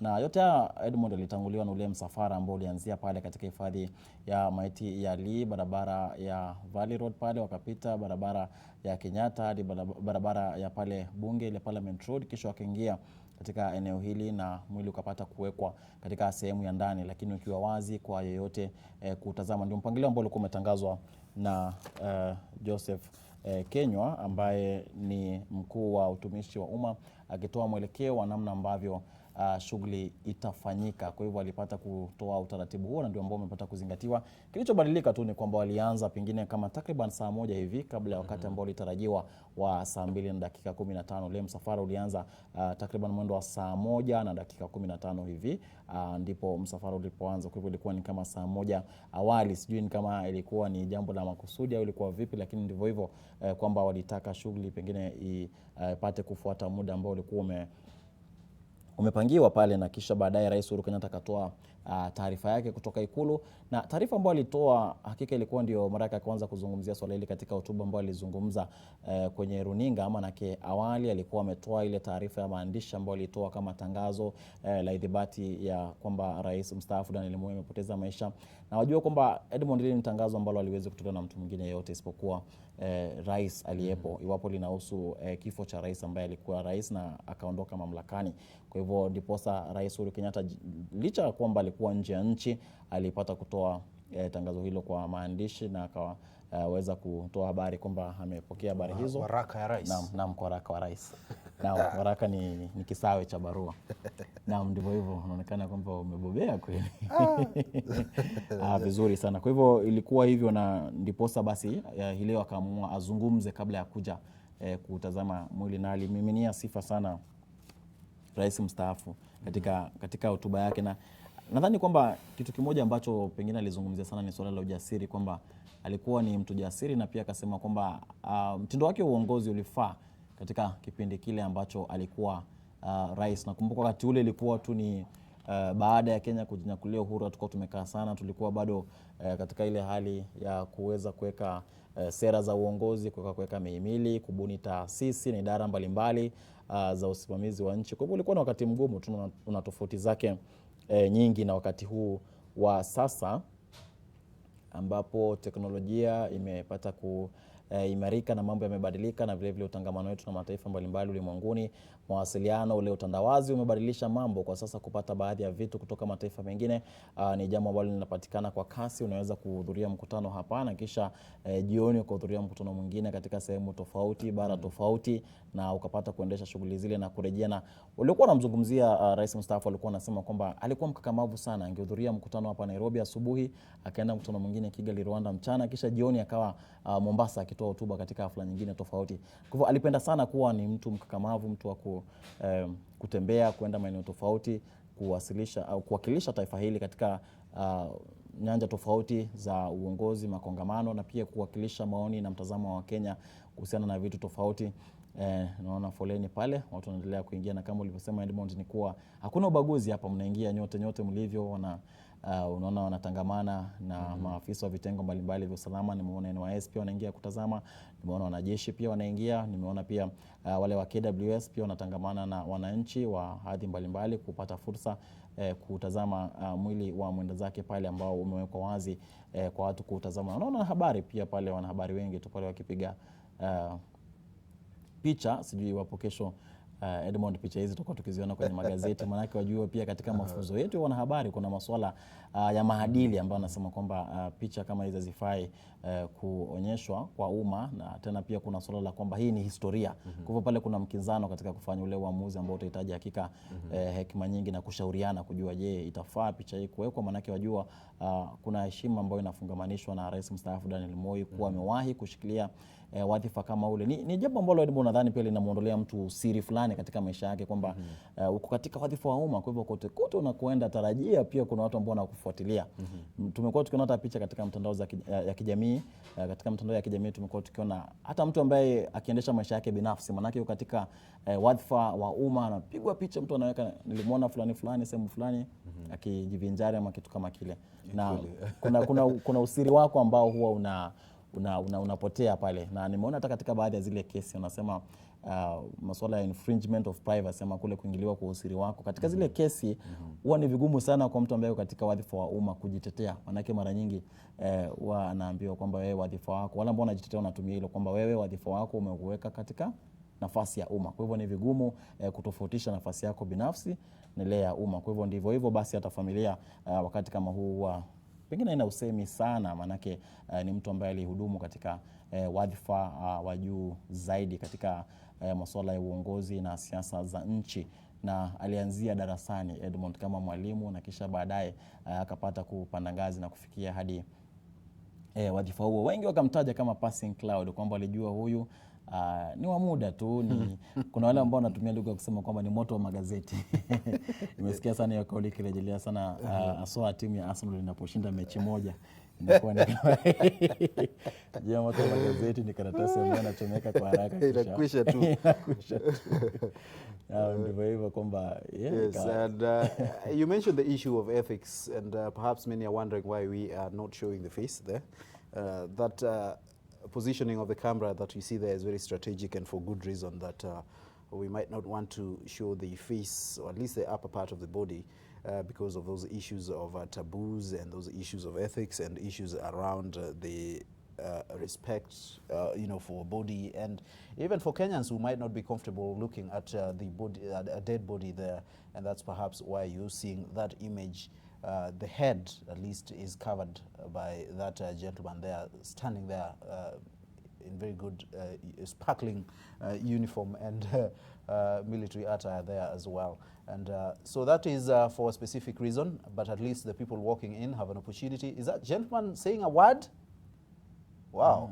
Yeah, some Kenyans, of course, in their usual ways are going to say one or two things, perhaps as a praise or whatever manner that there is. And it's actually refreshing to see that the gentlemen guarding the body there are not interfering with the exercise unless anyone behaves in a disorderly manner, then they will take charge there as well. A police officer, two traffic police officer there as well, joining the Kenyans in just paying their last respects there. And very many more Kenyans, young, most of them actually, Mule, as you see there, who perhaps had very few experiences with the former head of state during his time of the presidency or just slightly after, and are now coming out in quite large numbers here to have a look at the body and, of course, now pay their respects. A gentleman there bows his head in honor and respect there. So many things being done here, you know, the sign of the cross, it's a word of prayer or a praise or a chant or a bow, as we have seen there.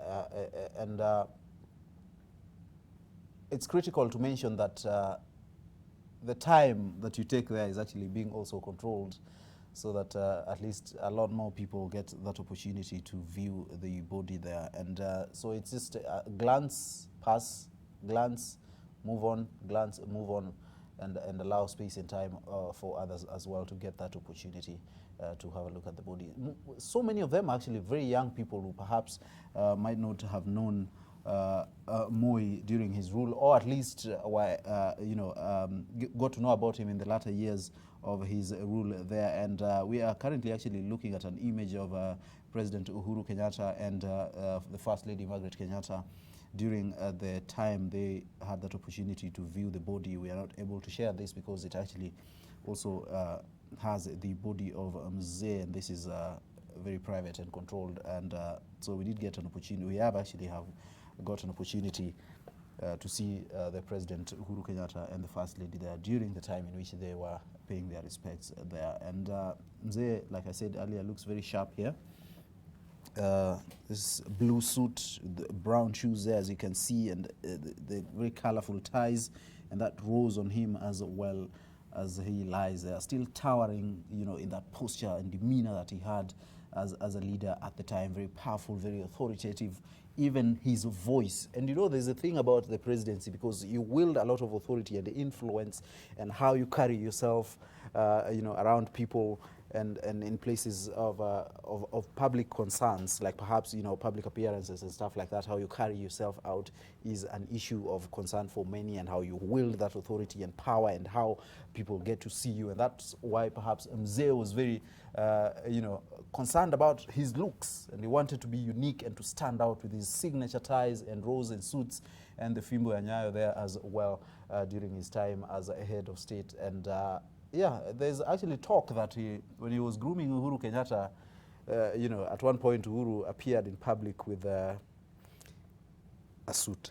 And then, I think it might have been a broken suit. Uhuru had a lot of that, of those. The president now had a lot of those during his younger years. You know, a brown, perhaps a beige pair of trousers and a black jacket. And I think there's talk that at one point he actually told the gentleman to find a proper suit. I don't know how true that is.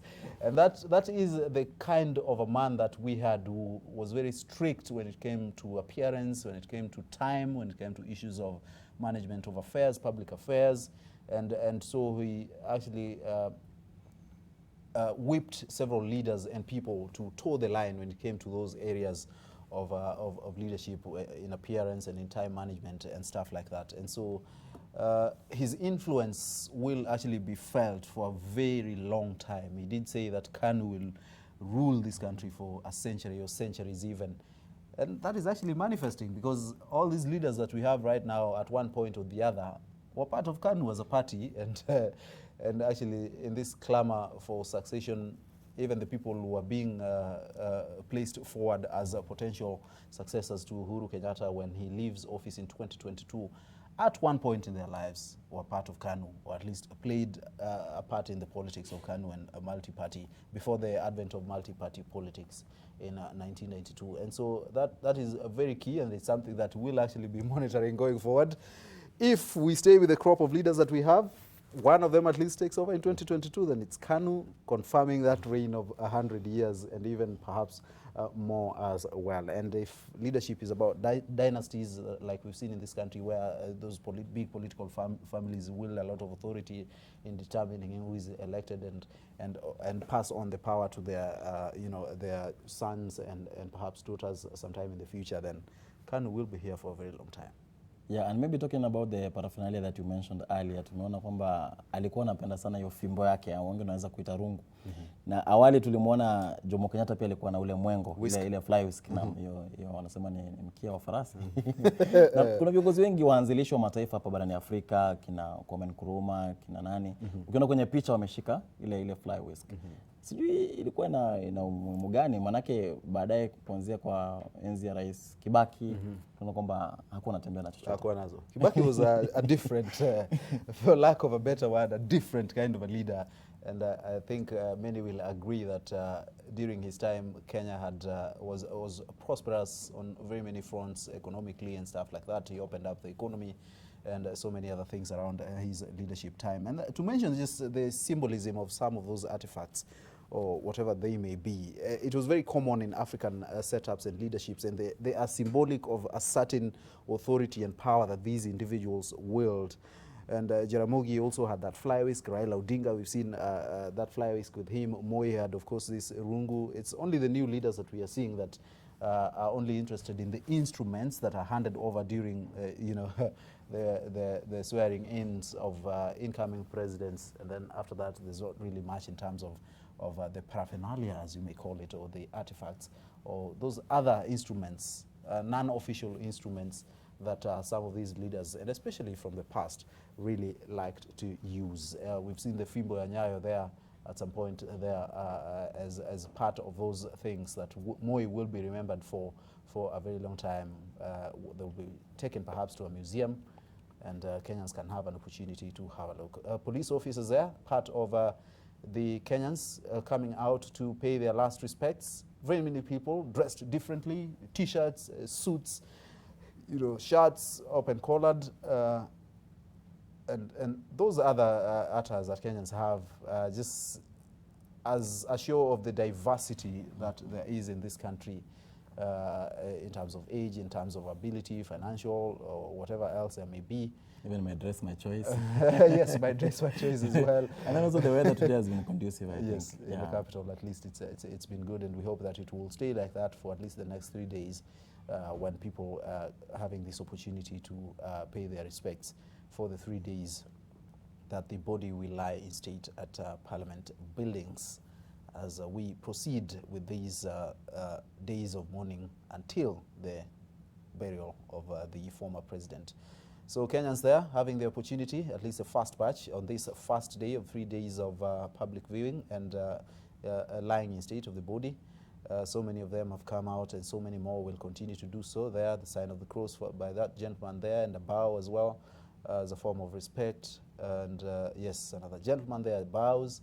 Bowing is very common there. In African setups, when you bow, it means you're submitting to authority and respect for whoever it is you're bowing for or before. And that's actually what we are seeing here for many of these people. The religious ones will, of course, do the sign of the cross, or perhaps say a quick word of prayer. Some will chant, traditional ways of mourning the dead as well. From the different cultures that we've seen. If Raila Odinga were to come here, you'd see him with perhaps that fly whisk, and he'd do those flashes like this, and then actually do a couple of chants and stuff like on, that. Yes. On the late Jomo Kenyatta's body. When you see those those videos, that's what exactly he did. He did some chant. I don't know if it was a prayer or something. That is in the year 1978. He actually did that. So maybe you're right. When he'll come here, maybe he may do. Yes, such kind of it was an African thing. I think coming from the Luo culture, that actually is a symbol of authority and in mourning the dead in our culture, and that's actually what most of them do. That fly whisk, there's a way you wave it, across the body, and then say a chant, and then you wave it again, and then bow, and among other things, African ways really of mourning the dead, and some of them were common in the yesteryears. Not very common today with us neophytes and camera phones. We're changing so many and also things. the fly whisk, I think you are misusing it nowadays. Wanafukuzia enzi huko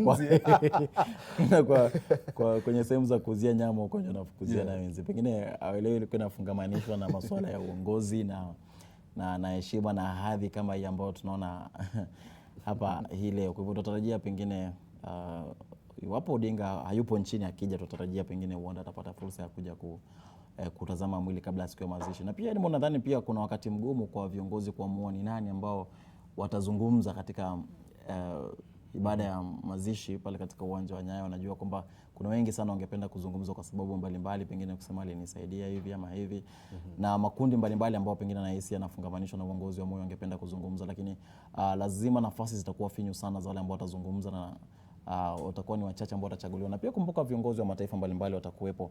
Kwa hivyo itakuwa vigumu kutoa nafasi ya ni nani ambaye atapata fursa ya kuzungumza. Naona baadhi ya viongozi mashuhuri pale wakiendelea kuondoka, swali katika magari hao, sijafahamu ni kina nani, lakini ni baadhi tu ya viongozi ambao wamefika pale kutazama mwili. Na sehemu ya viingilio pia tunaona kwamba wanapoingia wananchi pale wanaingia mmoja mmoja, manake ile milango ya kuingia pale huwa imetengenezwa kwa namna ambayo unapoingia unaingia mmoja baada ya mwingine. Mwezi kuingia kama kundi kwa pamoja, isipokuwa iwapo mnatumia lango kuu, lakini hivyo viingilio vingine vya kuingia kwa miguu huwa vimetengenezwa kwa namna ambavyo unapoingia unaingia mmoja baada ya mwingine.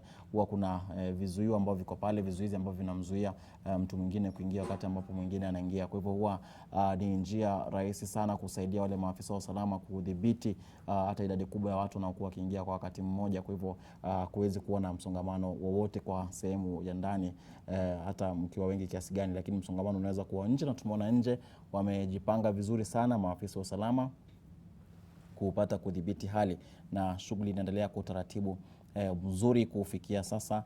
Kuja kuwepo na msongamano wote, kumekuwa tuna fursa kwa watu ambao wanafika kuingia na kutazama mwili. Ni kitu ambacho tumekuwa tukifuatilia kama wanahabari tangu siku ya Jumanne alipopoteza maisha yake rais mstaafu Daniel Moi mwendo wa saa 11:20 hivi asubuhi, na tangazo likatolewa rasmi na rais kudhibitisha kwamba amepoteza maisha, na kisha baadaye kidogo mwendo wa saa 2 hivi na dakika 25 naye mwanawe kitinda mimba pale Gideon Moi akatoa taarifa akiwa pale katika hospitali ya Nairobi ambapo mzee Moi alipoteza maisha. Akatoa taarifa kusema kwamba Moi ni kweli kwamba amepoteza maisha na kama familia wanapitia wakati mgumu, na akawashukuru wote ambao wamekuwa na wao, na akawatakia Wakenya wote wakati mwema wa kuomboleza pamoja na familia. Na alipokuwa akitoa ile taarifa, Edmond alikuwa pamoja na Fred Matiang'i, Daktari Fred Matiang'i ambaye ni waziri wa usalama wa ndani, Mutiambai Hilary alikuwa pale ambaye ni inspector mkuu wa polisi, na vile vile Samson Mwathedi ambaye anaongoza kitengo cha wanajeshi pia alikuwa pale taarifa ile ilipokuwa ikitolewa. Na kisha baadaye katika hifadhi ya maiti ya Lee, familia ilipata kutoa taarifa, na wakati ule taarifa ilitolewa na Raymond Moi ambaye ni mwanawe rais mstaafu Daniel Moi, akitoa rambirambi zake. Na kitu kimoja ambacho alipata kutaja pale, alisema kwamba umri wa Moi si miaka 95 kama ambavyo inadhaniwa. Ni zaidi ya miaka hiyo, japo hawana uhakika haswa ni 102, ni 103 au ni 104, lakini ni zaidi ya miaka 95.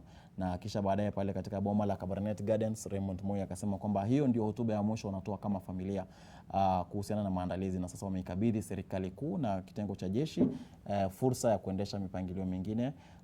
Ni kweli kwamba familia ndio inahusishwa, lakini mipangilio mingi na taarifa nyingi na hotuba zote kuhusiana na ratiba kutoka pale wakasema zitakuwa zikitolewa na serikali, na tumeona imekuwa ni hivyo. Joseph Kinyua ambaye ni mkuu wa utumishi wa umma nchini ndiye aliyetoa taarifa ya punde zaidi ambayo ilitoa mwelekeo na utaratibu ambao unazingatiwa hii leo kuhusiana na ratiba ya siku, na tuliona Rais Uhuru Kenyatta alikuwa wa kwanza kutazama mwili kama tu alivyokuwa ametaja. Joseph Kinyua akiwa ni mmoja wapo wale ambao wako kwenye ile kamati andalizi ya mazishi ya rais mstaafu Daniel Moi, na utaratibu ambao alitoa ndio ambao unapata kuzingatiwa. Kwa hivyo familia ilitoa fursa kwa serikali na wanajeshi pia kupata kuendesha ratiba ya maandalizi hadi kufikia siku ya mazishi, na tumeona wale ambao walikuwa wamebeba sanduku ni wanajeshi wa hadhi za kanali hadi hadhi ya brigadia kwa mujibu wa mipangilio ya jeshi. Na mwili ulipofikishwa pale katika hifadhi ya Lee siku ya Jumanne tu baada ya rais mstaafu Daniel Moi kupoteza maisha, ule ulinzi uliokuwa pale ulibadilishwa na ukaletwa wanajeshi kuja kulinda kitengo cha wale ambao wanajulikana kama military police, ambao wanajihusisha na masuala ya nidhamu katika kitengo cha wanajeshi nchini. Unajua walipofika pale Edmond walikuwa wamevalia sare tofauti, na walipofika yule mkubwa wao akaonyesha alama akamwambia nendeni mkabadilishe mavazi mliovalia, kisha ondoka kama dakika 15 hivyo akarejea tena. Na tulipouliza tukaambiwa kwamba kuna mavazi ambayo ni rasmi ya kumlinda aliyekuwa amiri jeshi mkuu wa majeshi yote ambayo hawakuwa wamevalia awali. kisha wakaenda wakabadilisha, kisha wakarejea. Kwa hivyo ni swala ambalo linaendeshwa kwa heshima kubwa, mipangilio na masuala mengi ambayo yanamatanishwa na nidhamu ya kitengo cha wanajeshi. Tumeona wanazingatia sana muda ambao wamekuwa wakiutaja unafaa kushughulikia vitu mbalimbali. Kwa hivyo tunatarajia kwamba ratiba ya siku ya misa ya wafu ya siku ya Jumanne na siku ya Jumatano itakapotolewa, basi tutazingatia. Hapa kuna kwaya ambayo wanaingia wakiimba, sijui wao tunaweza kusikia sauti yao. Naona ni kwaya mojawapo ambayo imekuwa ikiongoza shughuli hii, rangi ya nyayo pia. Naam, wapo tungeweza kusikia sauti, tusikie wanaimba wimbo upi huo wanapotazama mwili. Kama hatuna sauti. Naam. At this time of morning, let us not forget the... All right, let's... okay.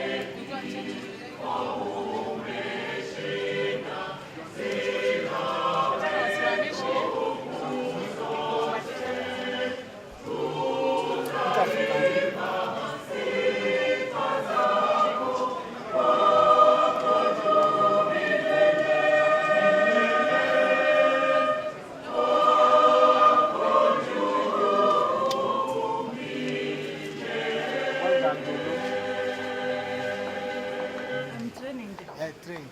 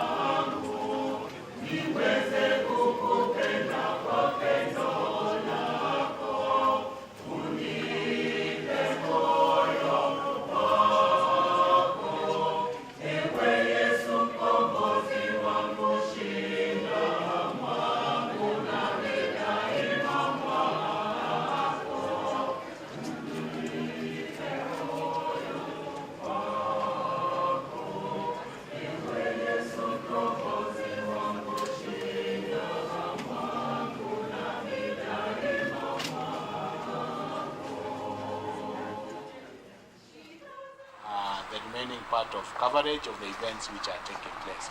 Asante.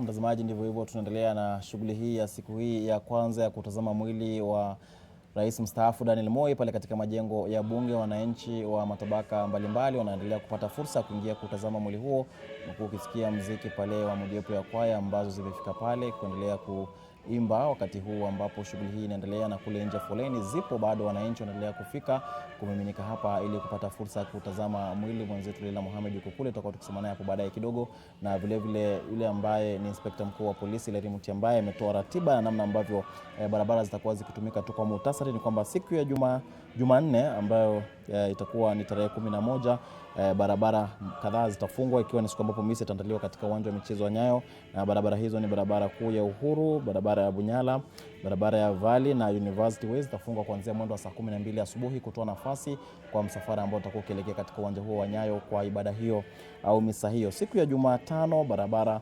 itakayoathirika ni barabara kuu ya Nairobi kuelekea Eldoret, ambapo barabara hiyo itakuwa imefungwa kwa magari makubwa, malori na matrela. Itakuwa marufuku kutumia barabara hiyo kuanzia saa 6 mchana siku ya Jumanne hadi saa 1 usiku siku ya Jumatano. Edmond. Yes, that is what it looks like in terms of the plan going forward on Tuesday and Wednesday. The roads that will be closed, according to Hilary Mutyambai, the IG of police, addressing the nation earlier today.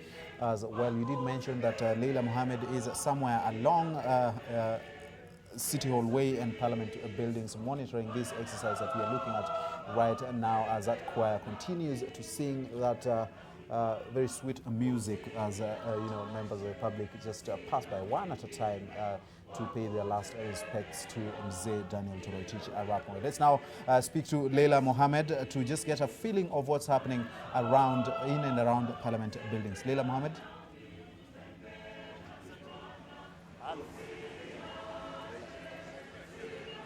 Miss Waski.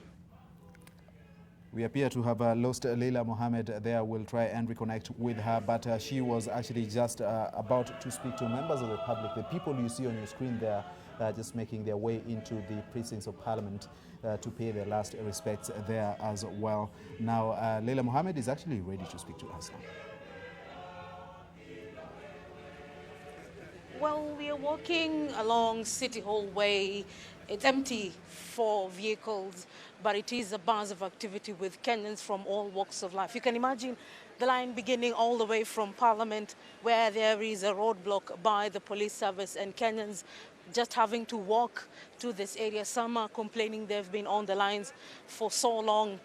Maybe we can just get a chance to speak to some of them, but I wanted to paint a picture of how many of them have come. When I look at the clock, it's 10 minutes to 1 o'clock, which means we have about 4 hours to go before the final hour for the first day of the 3-day service ends, and Kenyans have come in their droves to see a man who many of them were not able to see during his tenure as president of this republic. So the line is going all the way up to the Kencom building, and basically just starting out here outside the Supreme Court of Kenya. You can see it is taking a circular section beginning right here and ending all the way down there. So probably maybe I can just try and see if I can be in a position to talk to some of the Kenyans.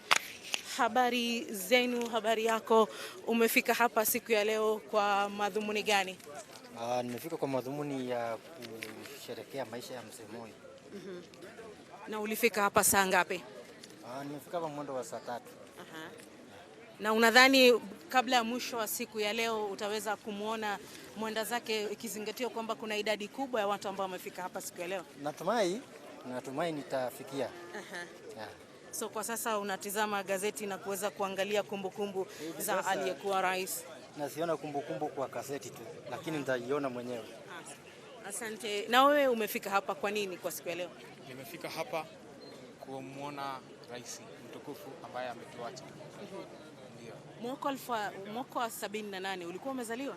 La, sikuwa nimezaliwa. Ulizaliwa mwaka gani? Nilizaliwa mwaka wa 1997.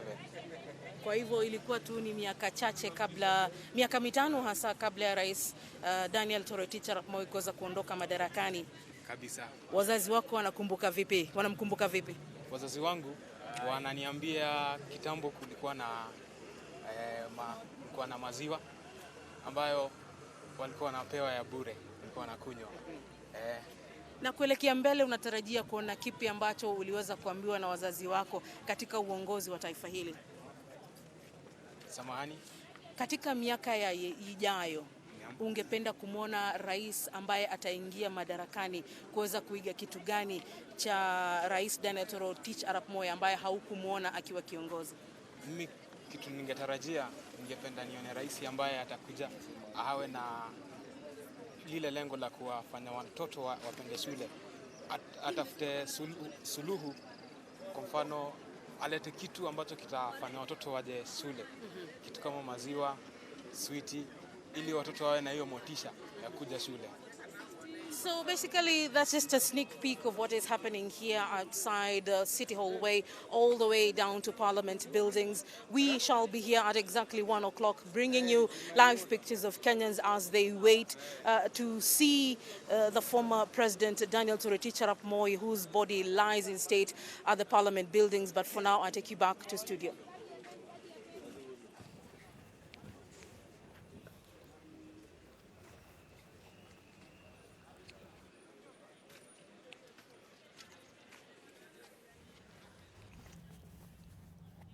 Thank you so much, Leila Mohammed, coming to us live from the area surrounding Parliament buildings, where the procession of Wananchi heading into Parliament buildings for the viewing of the body of the late former head of state and President Daniel Toroitich Arap Moi is currently underway as he lies in state for the first of 3 days in which the public will have that opportunity to view the body. And this brings to a close the first part, at least, of our broadcast this morning and this afternoon, of course, as we pave way for the news in just a few minutes with Olive Barrows. And of course, we'll be going back to Parliament buildings with Leila Mohammed and Mel Miendo to have a look at what's happening there at this moment in time. Remember, the head of state has viewed the body, the deputy president has viewed the body, and of course, other leaders within government, all the three arms of government. And now it's a turn of members of the public to do that. And thank you so much for making time for us, at least for the better part of the morning and to this hour, as we now pave way for the news. Daniel Bule. Naam, kuna la ziada kwa tuendelea kufuatilia. Kwa sasa tunaenda mapumzikoni kidogo, tukirejea ni taarifa zetu kwa lugha ya Kimombo za saa 7 kamili, kisha baadaye pakiwa na fursa tuendelea kufuatilia shughuli ambayo inaendelea na nchi kufika kutazama mwili wa mwenda zake rais mstaafu Daniel Moi. Endelea kutazama NTV. Thank you so much. Tawala Kenya, tawala, tawala Kenya, tawala. Rais Moi, tawala Kenya, tawala. Tawala Kenya, tawala. Tawala Kenya, tawala. Rais Moi, tawala Kenya, tawala. Unaongoza vyema, unaongoza vyema. Rais Moi, unaongoza vyema, unaongoza vyema, unaongoza vyema. Rais Moi, unaongoza vyema. Peleka Kenya mbele, peleka Kenya mbele.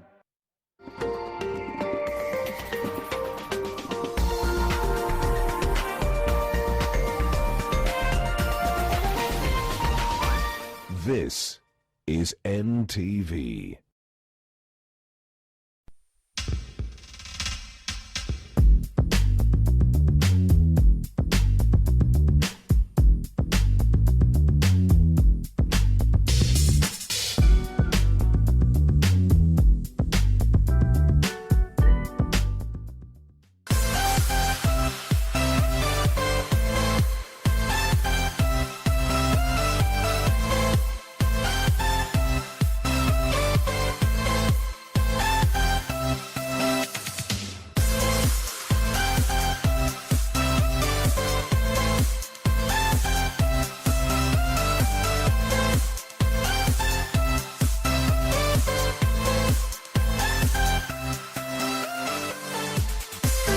For inspiring and engaging lifestyle shows, just move to NTV. How did you end up being a kidney donor? We lost an uncle in the family, and when one of his brothers came, Guy has been ailing and he had been attending these dialysis sessions. I took pity on him. He didn't ask from me. I just took pity on him and I said, I'm going to donate my kidney. Knowing what you've done, did you ask God, I've given someone a part of me, and then he passes? Did you go through that process? Honestly, Grace, today I still ask God, why did you have to make me go through this and then take him away again? Yeah. The most difficult part was his burial. You know, to me, I wasn't burying a relative.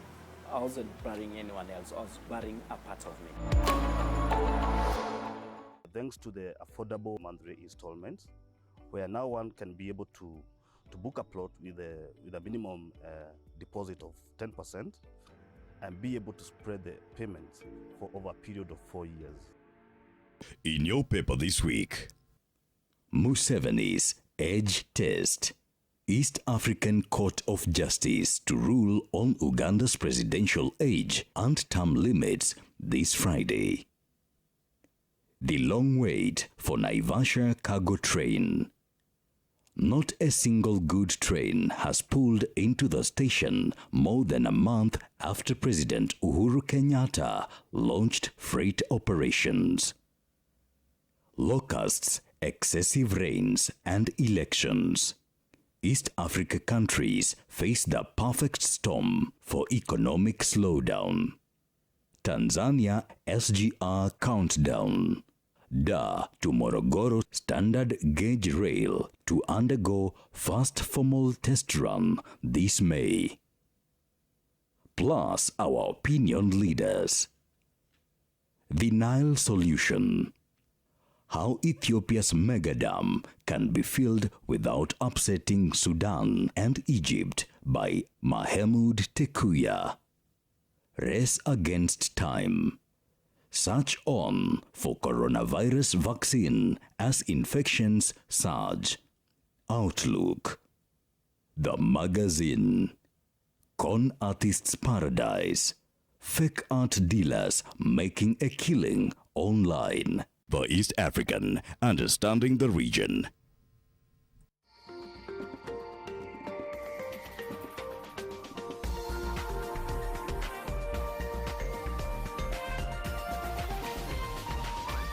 This is NTV.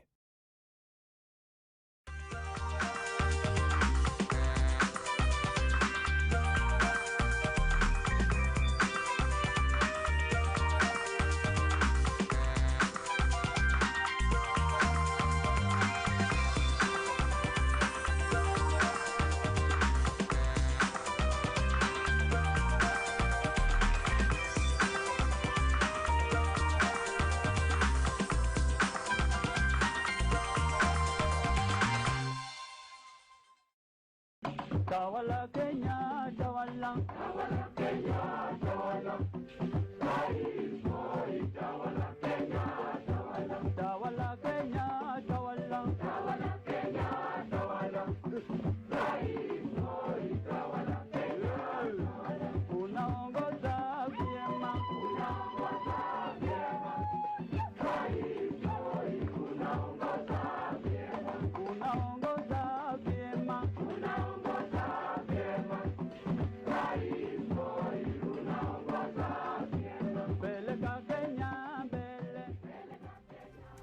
Good afternoon. My name is Olive Burrows and you're watching NTV at 1 as part of our special coverage of the late Daniel Toroitich Arap Moi, the second President of the Republic of Kenya. We start in Parliament buildings where Mel Miendo is situated and where the public viewing of his body is taking place.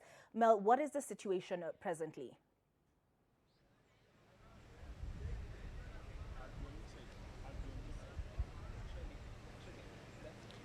The viewing of the body of former President Daniel Arap Moi is still ongoing. Currently, Wananchi are the ones who are coming in for the public viewing. We already saw President Uhuru Kenyatta together with First Lady Margaret Kenyatta as the first ones who viewed the body of former President Daniel Arap Moi.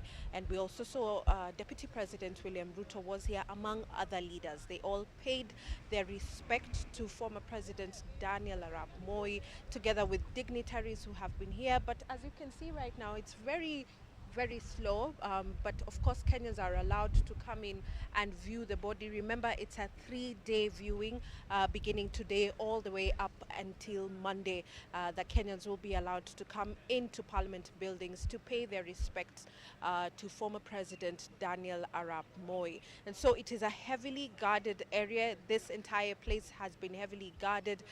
We have seen the military in this area. We know police are here as well. Of course, even inside Parliament buildings where the body of former President Daniel Moi is, it is quite heavily guarded, as is the case for any president who was sitting or even retired in their death, as they pay their respect with regards to him as he was the Commander-in-Chief of the Armed Forces. And so we know that Kenyans, as they're watching us from wherever they are allowed to come in to Parliament buildings all the way from, we started at about 8 a.m. but we had to wait for President Uhuru Kenyatta, who came in at about 10:15 a.m. After that is when Kenyans were allowed to come in and view the body of the late former President Daniel Arap Moi. His body was brought into Parliament buildings all the way from Lee Funeral Home earlier this morning at about 7:30 to 8 a.m. The body was brought here, and it was heavily guarded by the military,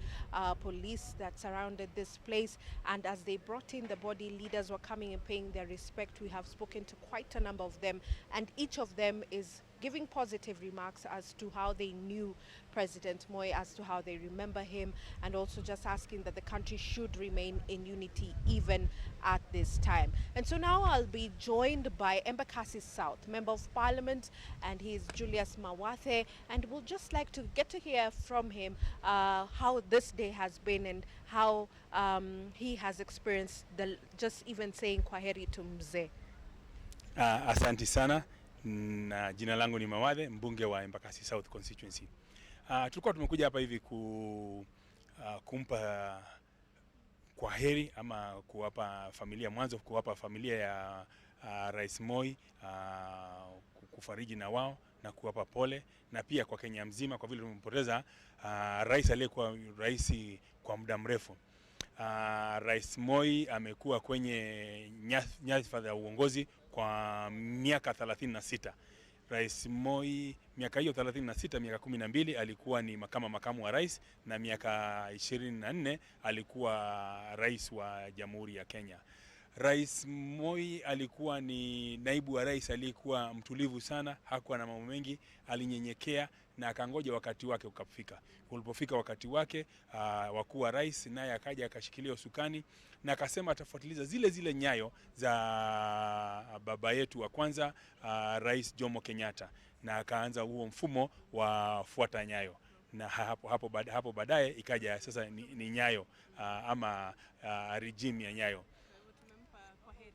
Rais Moi tumempa kwaheri kwa siku ya leo, na wananchi wamepewa fursa. Tunashukuru sana serikali ya Uhuru Muigai Kenyatta ambaye tunampenda sana kwa vile mambo ambayo anayofanya, na amepatia Wakenya fursa ya kuja kumuona rais wao aliyekuwa baba yao kwa miaka 24 kama kiongozi wao, nafasi ya kuja kuwaona wananchi, rais wao hapa. Kwa hivyo wananchi mnakaribishwa, mje hapa bunge leo siku ya Jumamosi, kesho Jumapili na hata Jumatatu, mje mjionee. Kila mtu anaruhusiwa, hakuna kuangaliwa wewe uko na rank gani ama cheo gani. Kila Mkenya anakaribishwa kuja kumuona Rais Moi hapa kwenye jengo la bunge, na tuwakaribisha wote.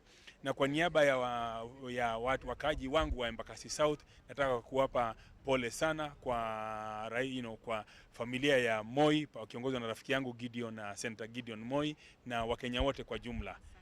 Tumeshukuru. That is Julius Mawathe. He's the Embakasi South Member of Parliament. And just quickly, I would like to hear from one more Member of Parliament, and he is, let me just remember your name, Ngujiri, yes. Kimani Ngujiri from Bahati. He's the Member of Parliament for Bahati. Asante sana. What are your thoughts about today? Leo tumekuja kumpa mzee kwaheri, labda wewe kwa haraka unaweza tueleza mawazo yako. Nataka kusema ni heshima kubwa sana, kwanza kwa mimi na kwa nchi mzima, kwa kuweza kuja kuomboleza kwa mzee kutuweza kutuacha, kwa sababu mzee amefanya mambo kubwa ya nchi hii. Nikizungumza mtu ambaye amekuwa karibu na yeye, nilikuwa chairman ya KANU Nakuru District ambaye ilikuwa kupata kitu yuko chairman ni ngumu sana, lazima ungekaa karibu na yeye sana. Na tulikaa na yeye kutoka 1998, miaka 10 nimekaa na yeye nikiwa chairman wa KANU. Na nilipata mengi kutoka kwa yeye, na ningesema usaidizi yangu kwa masomo ya watoto yangu, kwa pahali mimi ninaishi, kwa kisiasa, ni yeye amenifunza. Na ninafurahi sana kwa sababu siasa aliyenifunza iko na nidhamu, iko na mwelekeo na iko na msimamo, kwa sababu alikuwa ni mzee wa msimamo. Na ni mzee alipenda chama sana, ndio ilifanya nipende KANU. Historia yangu na yeye ni kubwa, bali amenisaidia kutoa dispute ya shamba, kunipeleka wapi, kusimama barabara kama nimenyang'anywa shamba, napiga magoti, anakuja anasimama, askari wanataka kuniumiza, anashuka, anazungumza na mimi, anaambia panda hiyo gari iko nyuma, tunaenda State House, na tukaanza urafiki hapo. Na tukaendelea hata wakati wa Kikuyu walikuwa hako kwa KANU, mimi nilikuwa Mkikuyu Nakuru, na nilijua siwezi kuchaguliwa, lakini nilipenda msimamo yake. Na ndio ningeomba hata nchi yetu ya Kenya, tukimoni hii itaweza kuja pengine ibadilishe mafikirio yetu na masimamo yetu kwa sababu ya uongozi wake. Can it be maybe ameenda the right time ya sisi tuanze kufikiria mwenendo wake? This is my appeal to the Kenyans. Can we think about it? All right, that's Bahati Member of Parliament Kimani Ngujiri, and of course many other leaders who have come in and they're paying their respect, paying their tribute to the late Mzee Daniel Arap Moi. And of course, even as we hand back over to studio, would like to also just remind Kenyans that they are allowed to come to Parliament buildings, and of course they can come in and view the body of the late Mzee Daniel Arap Moi. And remember, President Uhuru Kenyatta said it is all Africa that is mourning, and so of course it is a bit of a somber mood here in Parliament buildings, but we still await many Wananchi to come in and view the body of the late president. Thank you, Mel. President Uhuru Kenyatta earlier today led hundreds of Kenyans in paying their respects to the late retired President Daniel Arap Moi at Parliament buildings. Kenyatta, who jetted back into the country from the United States, was joined by his deputy, William Ruto, and other dignitaries in the early morning session, where mourners also paid glowing tribute to the late head of state. NTV's Silas Apollo reports. The final journey for the country's second president, Daniel Moi, began today with a public viewing of his body at Parliament buildings. Moi's body left the Lee Funeral Home after 7 a.m. with a casket draped in the national flag. The military convoy carrying the body alongside military outriders made its way from the Lee Funeral Home through Valley Road in the company of family members. In Parliament, Kenyans from all walks of life streamed in, from politicians, public servants, members of the diplomatic corps, the public and others, as morticians prepared the body for public viewing. Deputy President William Ruto was the first to arrive, followed by President Uhuru Kenyatta and First Lady Margaret Kenyatta a few minutes to 10 a.m. Mourners paid glowing tributes to the late president. Moi died on February 4th at the Nairobi hospital, aged 95. The public will have 3 days from Saturday to Monday to view the body, which will be lying in state at Parliament buildings. The government declared Tuesday, February 11th, a public holiday for citizens to attend Moi's funeral service at Nyayo Stadium. Silas Apollo, NTV. Now we cross over back to the area surrounding Parliament. Leila Mohammed has been speaking to those who have queued since morning to view the body of the late President Daniel Arap Moi, retired president, I should say. Leila, what do they have to tell you? Many Kenyans have been standing here since 9 in the morning when the president's body had just stayed an hour or so inside the Parliament buildings. But then again, there's the feeling that they've been here for a while. They want to view this body. But before we talk about the people, let's talk about the business opportunities for some of the Kenyans who have come out to make a quick buck this particular day by having pictures and paraphernalia that look like with the president's picture and his family. Mzee, habari ya leo, unaitwa nani? My name is Simon Peter. Simon Peter, why have you chosen to be here today and not go to view the body? I'm just here because people they are passing from here, they look on the thing, then they give me money. That's why I'm here. Have people bought this paraphernalia, these things that you're selling this morning? They are bought, yeah, but they are buying. So Olive, this is just one of the few business people who are here trying to look at what he has to offer in terms of remembering the late Daniel Toroitich Arap Moi. But maybe we can talk to a few Kenyans and hear their concerns or their reasons for stepping out this day to know why they have come. Habari yako, wewe umekuja hapa kwa nini? Nimekuja kuangalia mzee. Yeah. Unamkumbukaje mzee? Namkumbuka nikiwa miaka kidogo kama miaka kama 10 hivi. Nikimwona marangu ya kwanza kabisa. Yeah. Yeah, na alikuwa na wakati wote tunakunywa maziwa at that time. Yeah, tukiimba wimbo wa Nyayo. Yeah. Olive, maybe you can just indulge me because there are many Kenyans who have come out to remember a man whom maybe most of them were not born in 1978 when he was taking office as the second president of the country. Unaitwa nani na wewe umefika hapa? Unamkumbukaje Daniel Moi? Thank you. Mimi naitwa Marco Yola. Nimekuja kupea babu yetu heshima ya maana kwa sababu hii ndio siku ya mwisho tutaenda kumuona na tufurahie sababu mababa zetu walilelewa kwa uongozi wake na mimi kama binafsi namkumbuka kwa maziwa ambayo alituletea shuleni sababu ile kitambo watu walikuwa nahangaika kwenda shule, shule ilikuwa finyu kabisa, ilikuwa mbali na wananchi na akakaa vizuri na akajieleza na akakuwa kwa mawazo yake akasema hao watu nikiwaletea maziwa watakuja kwenda shule. So Moi insisted on educating especially the girl child. There are so many institutions in this country named after him. The Moi Girls High School here in Kibra constituency, among many other institutions that he either built himself or he created as part of his legacy to ensure that Kenyans have really gotten the education that they feel. Maybe we can stand and talk to another person. Yes, habari yako, unaitwa nani? Umefika hapa leo kwa nini? Naitwa Edmond. I'm here today to mourn the late second president of the Republic of Kenya, Daniel Toroitich Arap Moi. Why you here? Did you see him as president? Personally, no, I didn't meet him. Neither did I attend any of his rallies. But this is the first time I'm going to meet him face to face, even though I'm going to meet him dead. But there's no problem. I would prefer that rather than failing to see him completely. Na wewe ulikuwa wapi wakati Daniel Moi aliweza kuchukua uongozi? Mimi mwenyewe nilikuwa nursery school. Nilikuwa nursery school wakati Moi mheshimiwa wetu alichukua usukani na wakati niliona mheshimiwa President Moi alifanya mambo mazuri nikasema Mungu ambariki na mimi nikaambia watu wote na kama Mungu alimchukua Mungu ambariki. Mimi naitwa Mr. Forward Musician.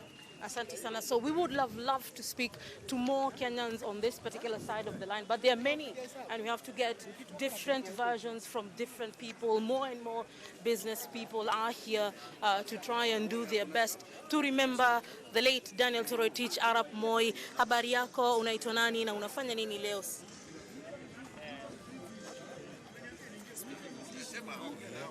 How are you? Okay. Uh-huh. Ibrahim. I'm selling t-shirts. Uh-huh.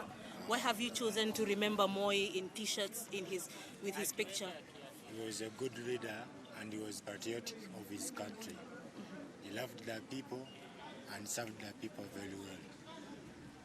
So many remember him as a person who brought the nation together. Remember, he served under the one-party state for very long until 1991 when he was forced to change or repeal Section 2A of the Constitution then so that we can have multi-partyism. So you see, at some point the lines switch and there are two, because there are many people here who have come to see the body of the late Daniel Toroitich Arap Moi. There is security just to ensure there is law and order and everyone gets their chance. For the men, it's a bit tricky for the boy child because the women have been given a chance to go and and view the body firsthand because of their vulnerability.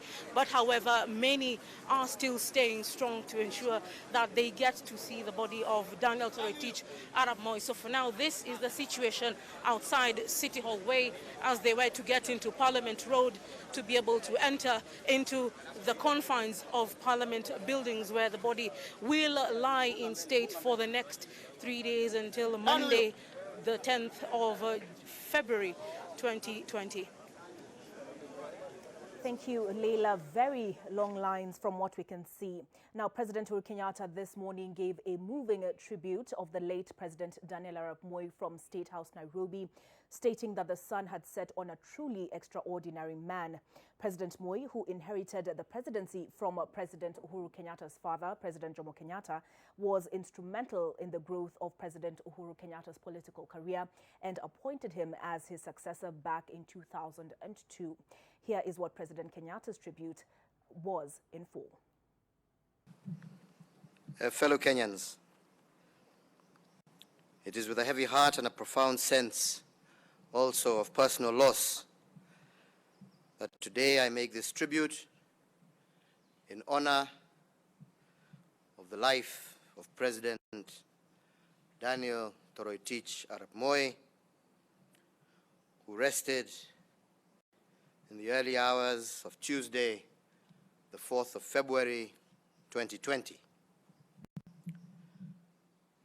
Today, as the solemn procession of the late President Moi's remains proceeds through the streets of our nation's capital to lie in state at Parliament buildings, we commence the final journey of a great son of Kenya, a cherished brother, a loving father, a mentor to many, a father of our nation, a champion of Pan-Africanism, and the second president of the Republic of Kenya. Fellow Kenyans, the question that we should all ask ourselves is, how does one mourn an iconic leader? A leader who spent almost his entire life in the service of our nation and whose story of heroism, sacrifice, and service began in the pre-independence era. How is a man who achieved so much more than is expected in a lifetime be celebrated? What would be a befitting send-off or a national honor for a man who built Kenya in large by the works of his hands? A man who, together with other iconic leaders, helped shepherd our country out of the shackles of colonial rule and into the freedom and self-determination of our modern independent state. How else can a grateful nation celebrate the life of a man whose calm and steady hand reassured a young nation and her allies during the peaceful transition into the second administration? Fellow Kenyans, the sun has set on a truly extraordinary man, a masterful yet thoughtful leader, a suave yet firm diplomat, one who served the nation with dignity and honor, one whose wisdom and diplomatic finesse kept Kenya both relevant and neutral, even as the whole world was in the grips of the Cold War. A passing cloud that served with distinction for 24 years. A decisive and courageous commander-in-chief of formidable achievements, who chose well and always put his country first. A balanced leader who, during the clamor for multipartyism, on listening to both sides, chose well setting the stage for national rebirth through the introduction of multi-party politics. A tactful leader who, during the quest for a new constitutional order, listened and quietly chose what was best for our country. A visionary leader who in 2002, when his party and I, as their candidate, lost the presidential election, left office with a gracious last word of advice to those who thereafter took up the heavy responsibilities that he had borne for a quarter of a century. Fellow Kenyans, today we celebrate the life of a patriot who, wherever in Kenya he found himself, he would calm fears and raise the hopes of everyone who heard him. No part of Kenya was strange to him, and nor were her citizens. Deep in his DNA, he understood and prized our culture and national character.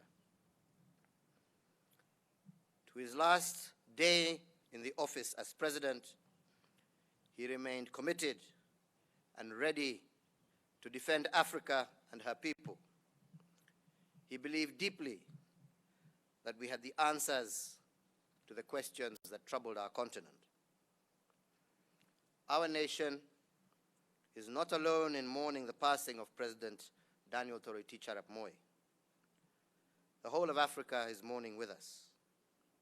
We continue to receive messages of sympathy and admiration for the life and service of Mzee Moi from around the world. We celebrate the life of a teacher who taught for life and a mentor to many, including myself. One whose ingenuity bequeathed our nation many, many projects. President Moi was a mortal man whose works and legacy will remain immortal. The Republic of Kenya, the community of East Africa, and the great continent of Africa bears his indelible mark, which I am convinced will endure long into the future. May Mzee Moi's memory live as long as our republic endures, and may we, to whom he has left the care of the republic, prove ourselves worthy of his bequest. We commit Mzee Moi's soul to the Almighty God, thanking the Creator for sending to us his servant, who after nearly a century of selfless and steadfast service now rests in his glory and his well-deserved reward. May God bless you all. May God bless our beloved Kenya, and may God bless Africa.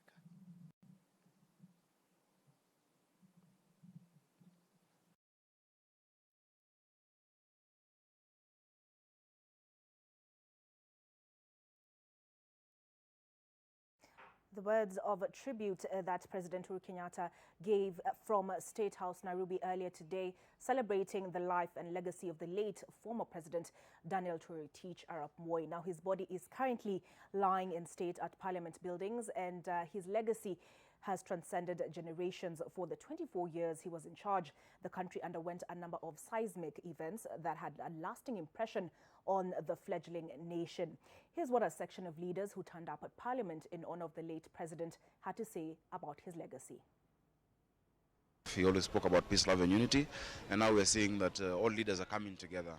Even those who were his foes before are coming together to pay respects. So that is the mood, and for us is just to remember what he was talking about all those years ago, about peace, love and unity, about ethnic tensions, about seeing each other as Kenyans, is really what we're still struggling with today as we try to pursue the BBI and such things. So indeed, he was a political giraffe. He's so far, he's so where we are. And the greatest honor we can do to the late President Moi is really to focus on uniting this country and bringing the people of Kenya together. that this is the only person who made me what I am. It's a man who changed my life because in my early public life, he invited me through a lot of research and so on to have an opportunity during the introduction of multi-party democracy to vie for the Butere seat on KANU ticket. And from there in 1992, we remain friends up to date. Considering his age also is a celebration of the many things he did for this country, I also expect that this is an event that take us back to history, to review our history, look at the positives, look at the negatives, and see that we make our country better. You know, there's a generation that don't know even President Daniel Arap Moi. Most of our children are even wondering who he was. What I can say is that he ruled Kenya at a very difficult time because it was a time of several transitions. First of all, he was one of the leaders in Kenya at the time of independence. He became vice president to President Kenyatta. But then we also had a very difficult time internationally. There was the East-West polarization in the international political arena.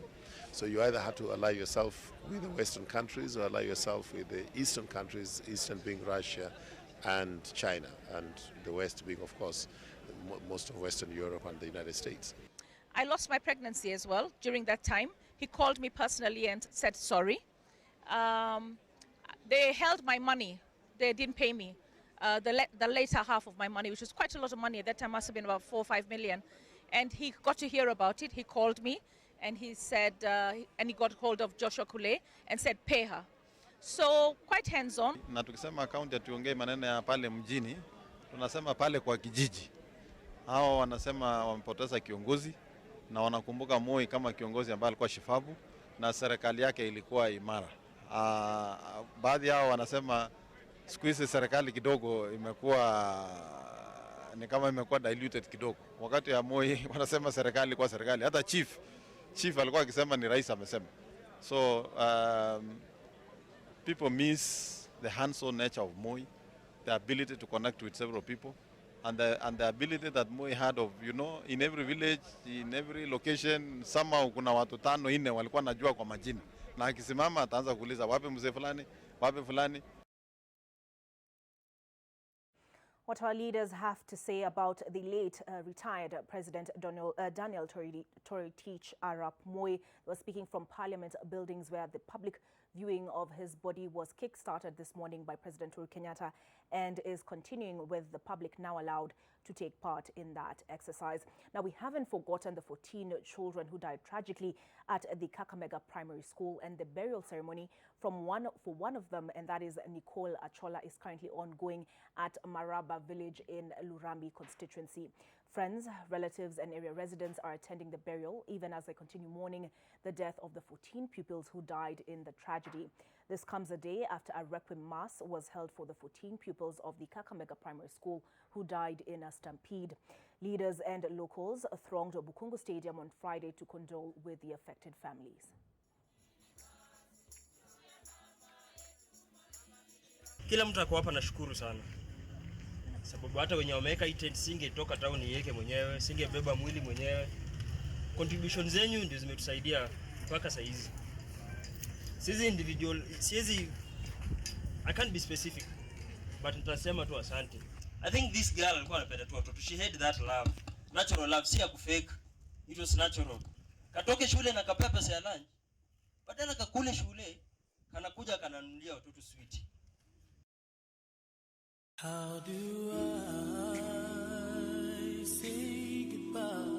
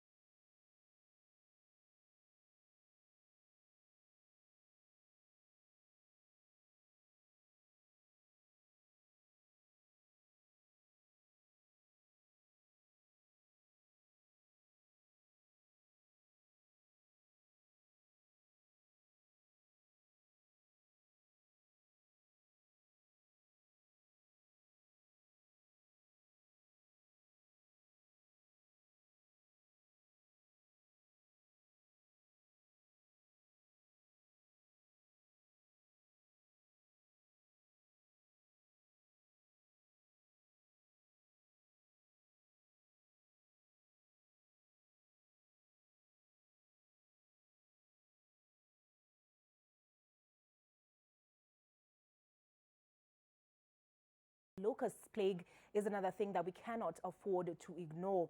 And farmers in most parts of Mwingi North sub-county have been forced to employ extra help on their farms in efforts to keep the desert locusts away. The farmers say chasing away the locusts is a costly affair, and they want the government to step up efforts at eradication. According to farmers who have been highly affected by the massive desert locust invasion, growers, especially those who do not spend all the time home, have been parting with 300 shillings daily per worker. Residents say that the massive invasion has left a trail of losses. We'll have no vegetation for our livestock to feed on, and also the food that has not been harvested will also be eaten up. They have done a lot of deposits of their eggs in my area, on the said areas, and this means that after 21 days, we might experience a new breed of swarm coming up. Mwingi North sub-county has been adversely affected, with most farmers who expected a bumper harvest now left with nothing. The farmers are pointing accusing fingers at both the county and national government for not responding to their cry.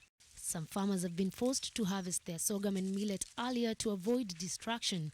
Parents have also been forced to take their children out of school to help them chase away the locusts.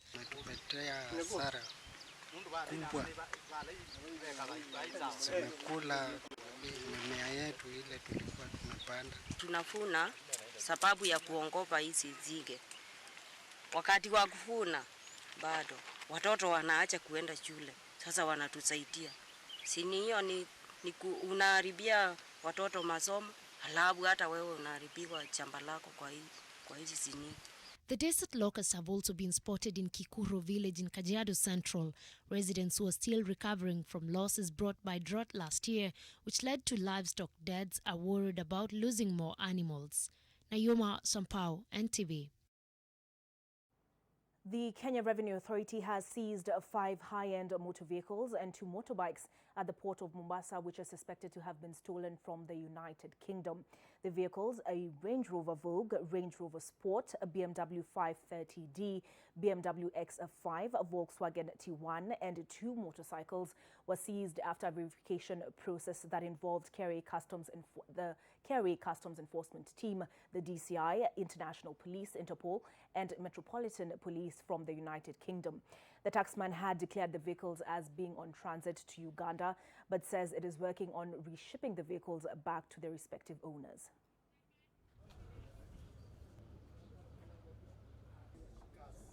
Still in Mombasa, a prominent businessman has been arrested and charged with 3 counts of tax evasion. The businessman, identified as Mohamed Bachu, is the director of Karibu Mchele Commodities. In the first charge, it is reported that Bachu failed to remit 1.1 billion shillings in 2017. In the second charge, Bachu failed to pay another 136 million shillings as tax in 2016, while in the third charge, he failed to remit 906 million as income tax in 2015. The matter was heard before the Mombasa resident magistrate Rita Amwai, and Bachu denied all 3 charges and was released on bail of 2 million shillings. The magistrate, however, directed that the Director of Public Prosecutions should submit his response to the court within the next 2 weeks before the next pre-trial conference.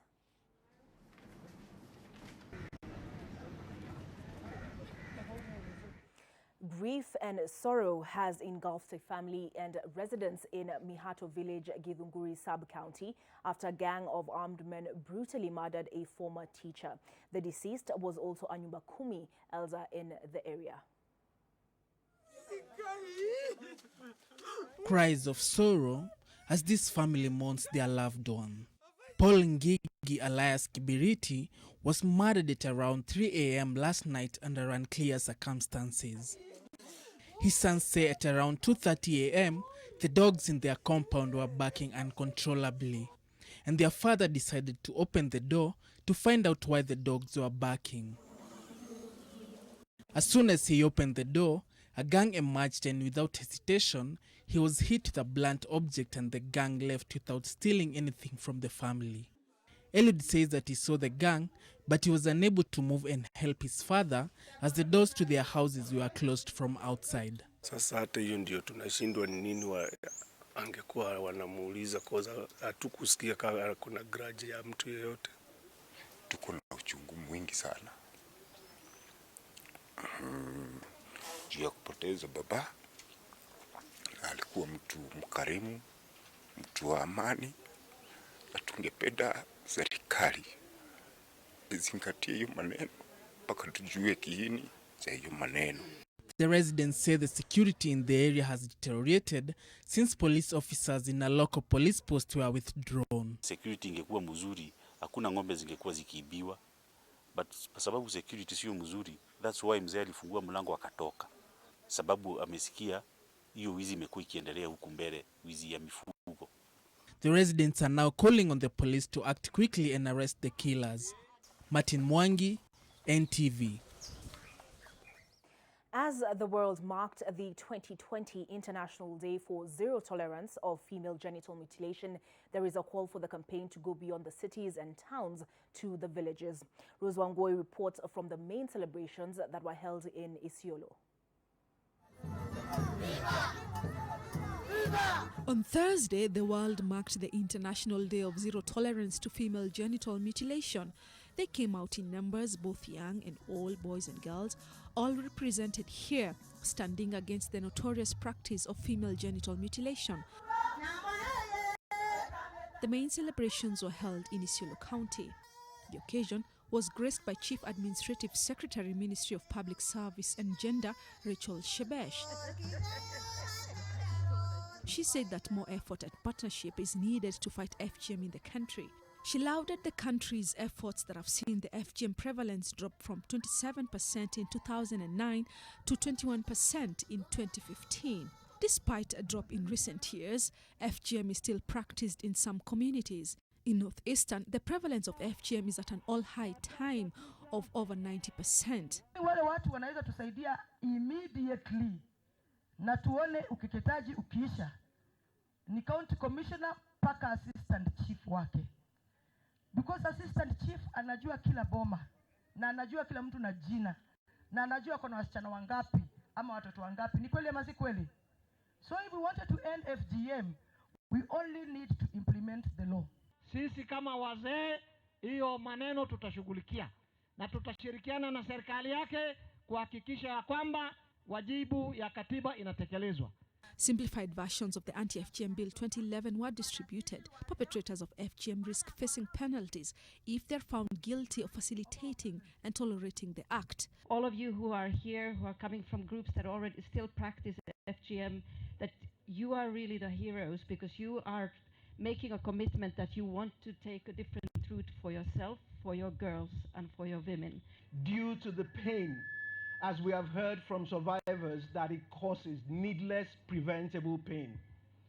And therefore we welcome the presidential vision, which is as clear as the directive that he has given us, that we must all work together as partners under the leadership of the government to ensure that FGM comes to an end in 2022 in Kenya. Through the Women Enterprise Program, the government also issued a check of 1 million shillings to assist traditional cutters start business and abandon the outdated practice. Rozongoi, NTV. Now, as the world marked the International Day for Zero Tolerance of Female Genital Mutilation, the government continues to threaten to sack any member of a local administration who aids in the practice. Mamo Ali reports from Marsabit. After 2 days anti-FGM awareness campaign, Marsabit County Commissioner Ivan Sachoki warned that chiefs who do not report perpetrators of FGM risk being fired. Achoki says the move to fire chiefs entertaining FGM in their locations comes at a time when presidential directive to eradicate FGM by 2022 is enforced. The government has now changed tacks in dealing with the FGM menace countrywide by involving chiefs at the grassroots level. Chiefs in Marsabit have been asked to follow the presidential directive. But I want to say clearly here that any chief or any officer of Ngao in this county who will go contrary to our expectations will definitely be sacked, because this is a commitment that we must be realized. The anti-FGM board, which was in Marsabit this week in sensitization campaigns of chiefs, says more awareness is needed. So with the directives of the president, now I'm 100% sure when I look at places like Narok, over these holidays, there were no celebrations. You look at places like Korea, there was nothing happening that they used to do. So maybe our people need a word from a leader to understand that things are serious and it's time that we stop it. Meanwhile, Education CAS Mumina Bonaya says that FGM has forced girls to drop out of schools, thus contributed to poor transition. So for us in education, if FGM can be stopped, then we will also reduce on the number of girls who drop out of school. Marsabit County still practices FGM, with statistics placing the FGM rate at 90%.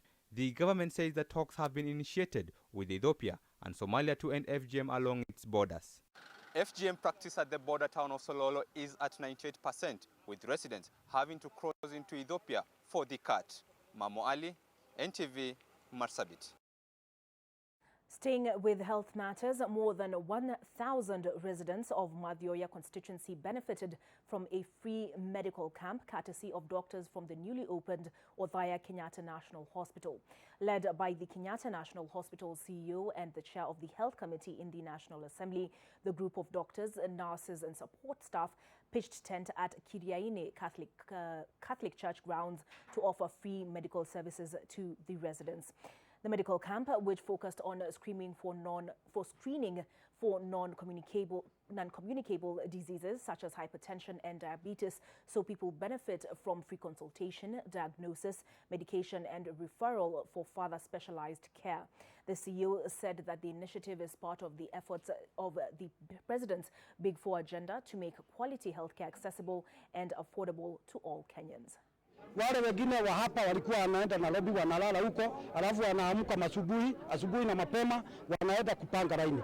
Lakini tumeshukuru juu ya serikali yetu kutuletea hii hospitali iko hapa Othaya. Juu badala ya kuenda Kenyatta, sasa tunavuka tu mto, tunaenda Othaya tunatibiwa. We have also noted that this area many people have a lot of diabetes and hypertension. So we want to make this center a center of excellence in NCD. I want to kindly urge all governors, sign with the national government. This 21 billion is meant to go to the counties for them to employ the community health workers so that they can go to the ground, do the simple basics of nutrition and the things that our people don't know, and tell them on when you should go for testing. You don't have to go to hospital because you are sick. Samsung Electronics has released the Galaxy Note 10 Lite, a bridge device between the premium and flagship models that has key premium features at an affordable price. The Galaxy Note 10 Lite will be launched in the country this month and will include some cutting-edge features from the Galaxy Note, including a 6.7-inch super immersive display, a triple camera setup with telephoto, ultra-wide and wide-angle lenses, and a long-lasting battery with fast charging. The device will also feature an S Pen to allow for navigation controls such as air command, quick access, and handwritten notes that can be converted to text. The phone will be available in Aura Glow and Aura Black at a retail price of $57,999. The global #1 on the Note. Globally #1. But most of our customers did not get to experience the Note because it's at a very premium price and at a premium level. So the voice on the customer was, can we get to experience this product at the middle level? So it has been a research that has been done over a period to try and be able to complement the same features at a middle level, but at an affordable price. China is turning to artificial intelligence and data tracking in efforts to combat the novel coronavirus, which has infected more than 30,000 and killed more than 600 people in the country. Chinese officials, with the help of big tech, are using data tracking and artificial intelligence technologies to find and prevent potential infections. In Beijing, computers screen travelers using infrared and face detection technology, setting off an alarm and prompting a secondary check if someone has a body temperature of 37.3 degrees Celsius or above. In Guangzhou, robots have been deployed to scold passers-by who are not wearing masks. Apps have also been developed for people to check if they have taken the same flight or trains as confirmed virus patients. Drones have also been deployed for deliveries of medical supplies in Wuhan.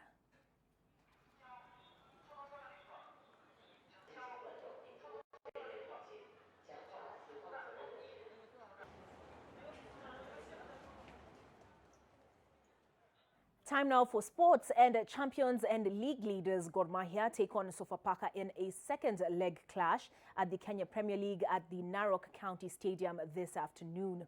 The sides met a fortnight ago where Gor proved supreme, beating their counterparts 2-1 in Kisumu. Gor are at the summit of the log with 44 points, having won their last 4 matches, while Sofapaka are 9th. In other matches today, Wazito, who have reappointed Fred Ambani as assistant coach, will face Western Stima in the early kickoff in Narok. Chemelil welcome Posta Rangers at Muhoroni, and Mathare United knock heads with Zoo FC at Kasarani, and Kakamega Homeboys will be away to Bandari at the Mbaraki Stadium.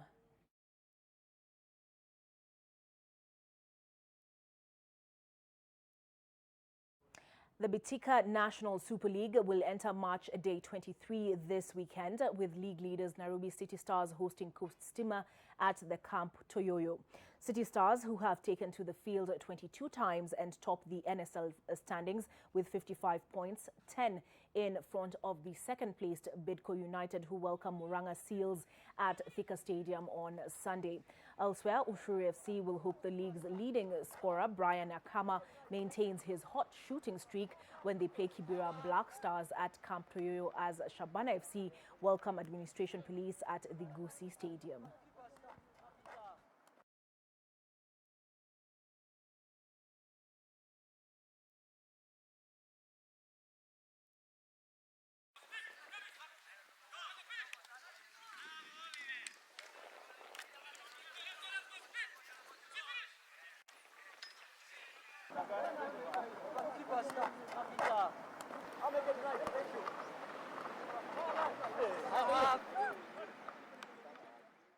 Well, we could all use something to make us smile this afternoon, and the late Daniel Toroitich Arap Moi was a powerful yet also an ordinary mortal being. He laughed and joked, and even more interestingly, he sang. Here now are some of the great moments of the late president as captured on Bullseye.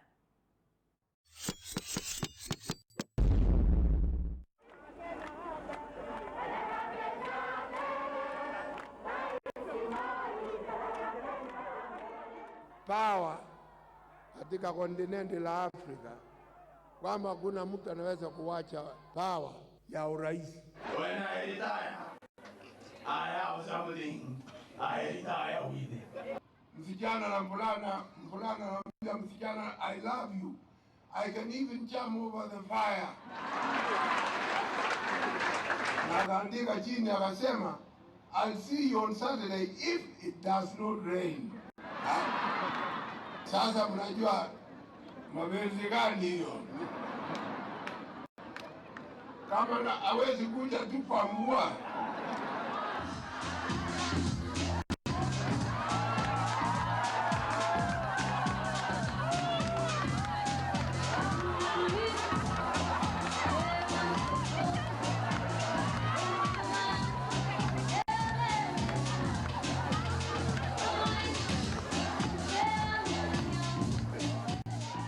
When I was a young boy, I went to school and we were learning a song which was saying at that time, and I suppose the teacher was coming from Northern Ireland, and it was saying, there is a sweet girl in Tipperary.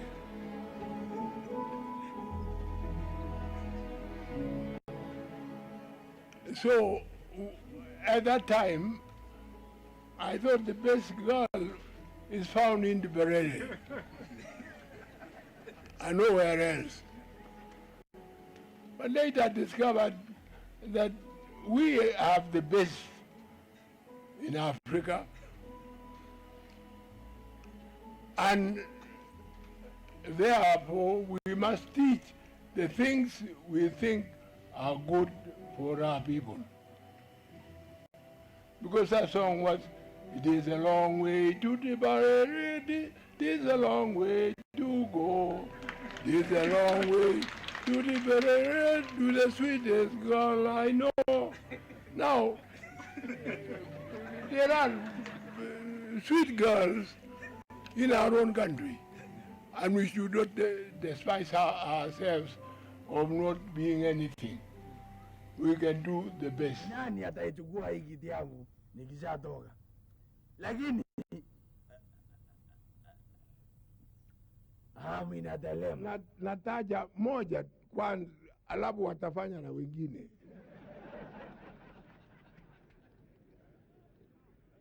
Na huyo ni huyu mzee Uhuru Kenyatta. Kwa nini mimi nasema mzee Uhuru Kenyatta? Atakuwa mzee wa mji. Kila mtu atajitetea, maana ni mwisho utahesabiwa yale uliofanya katika ulimwengu.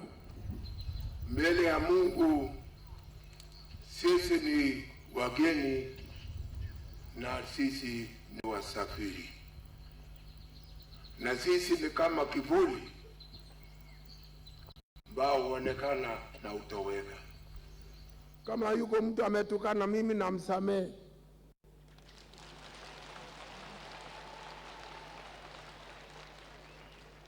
Na kama yuko mtu ambaye nimesema chochote ambaye kimeumiza roho yake, unisamehe.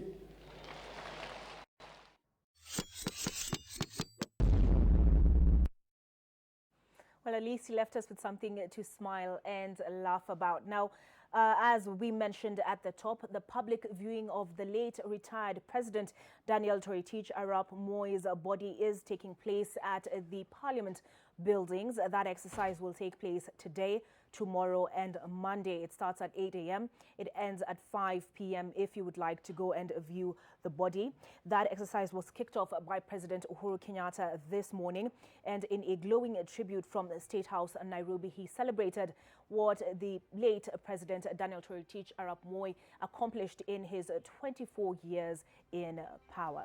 Now, coming up is Teen Republic. I know we could all use the time to shake a leg before we come back to the more sombering news of the day. More news coming your way at 7 p.m. and at 9 p.m. And of course, that is barring any breaking news. My name is Olive Burrows, and that's it for NTV at 1.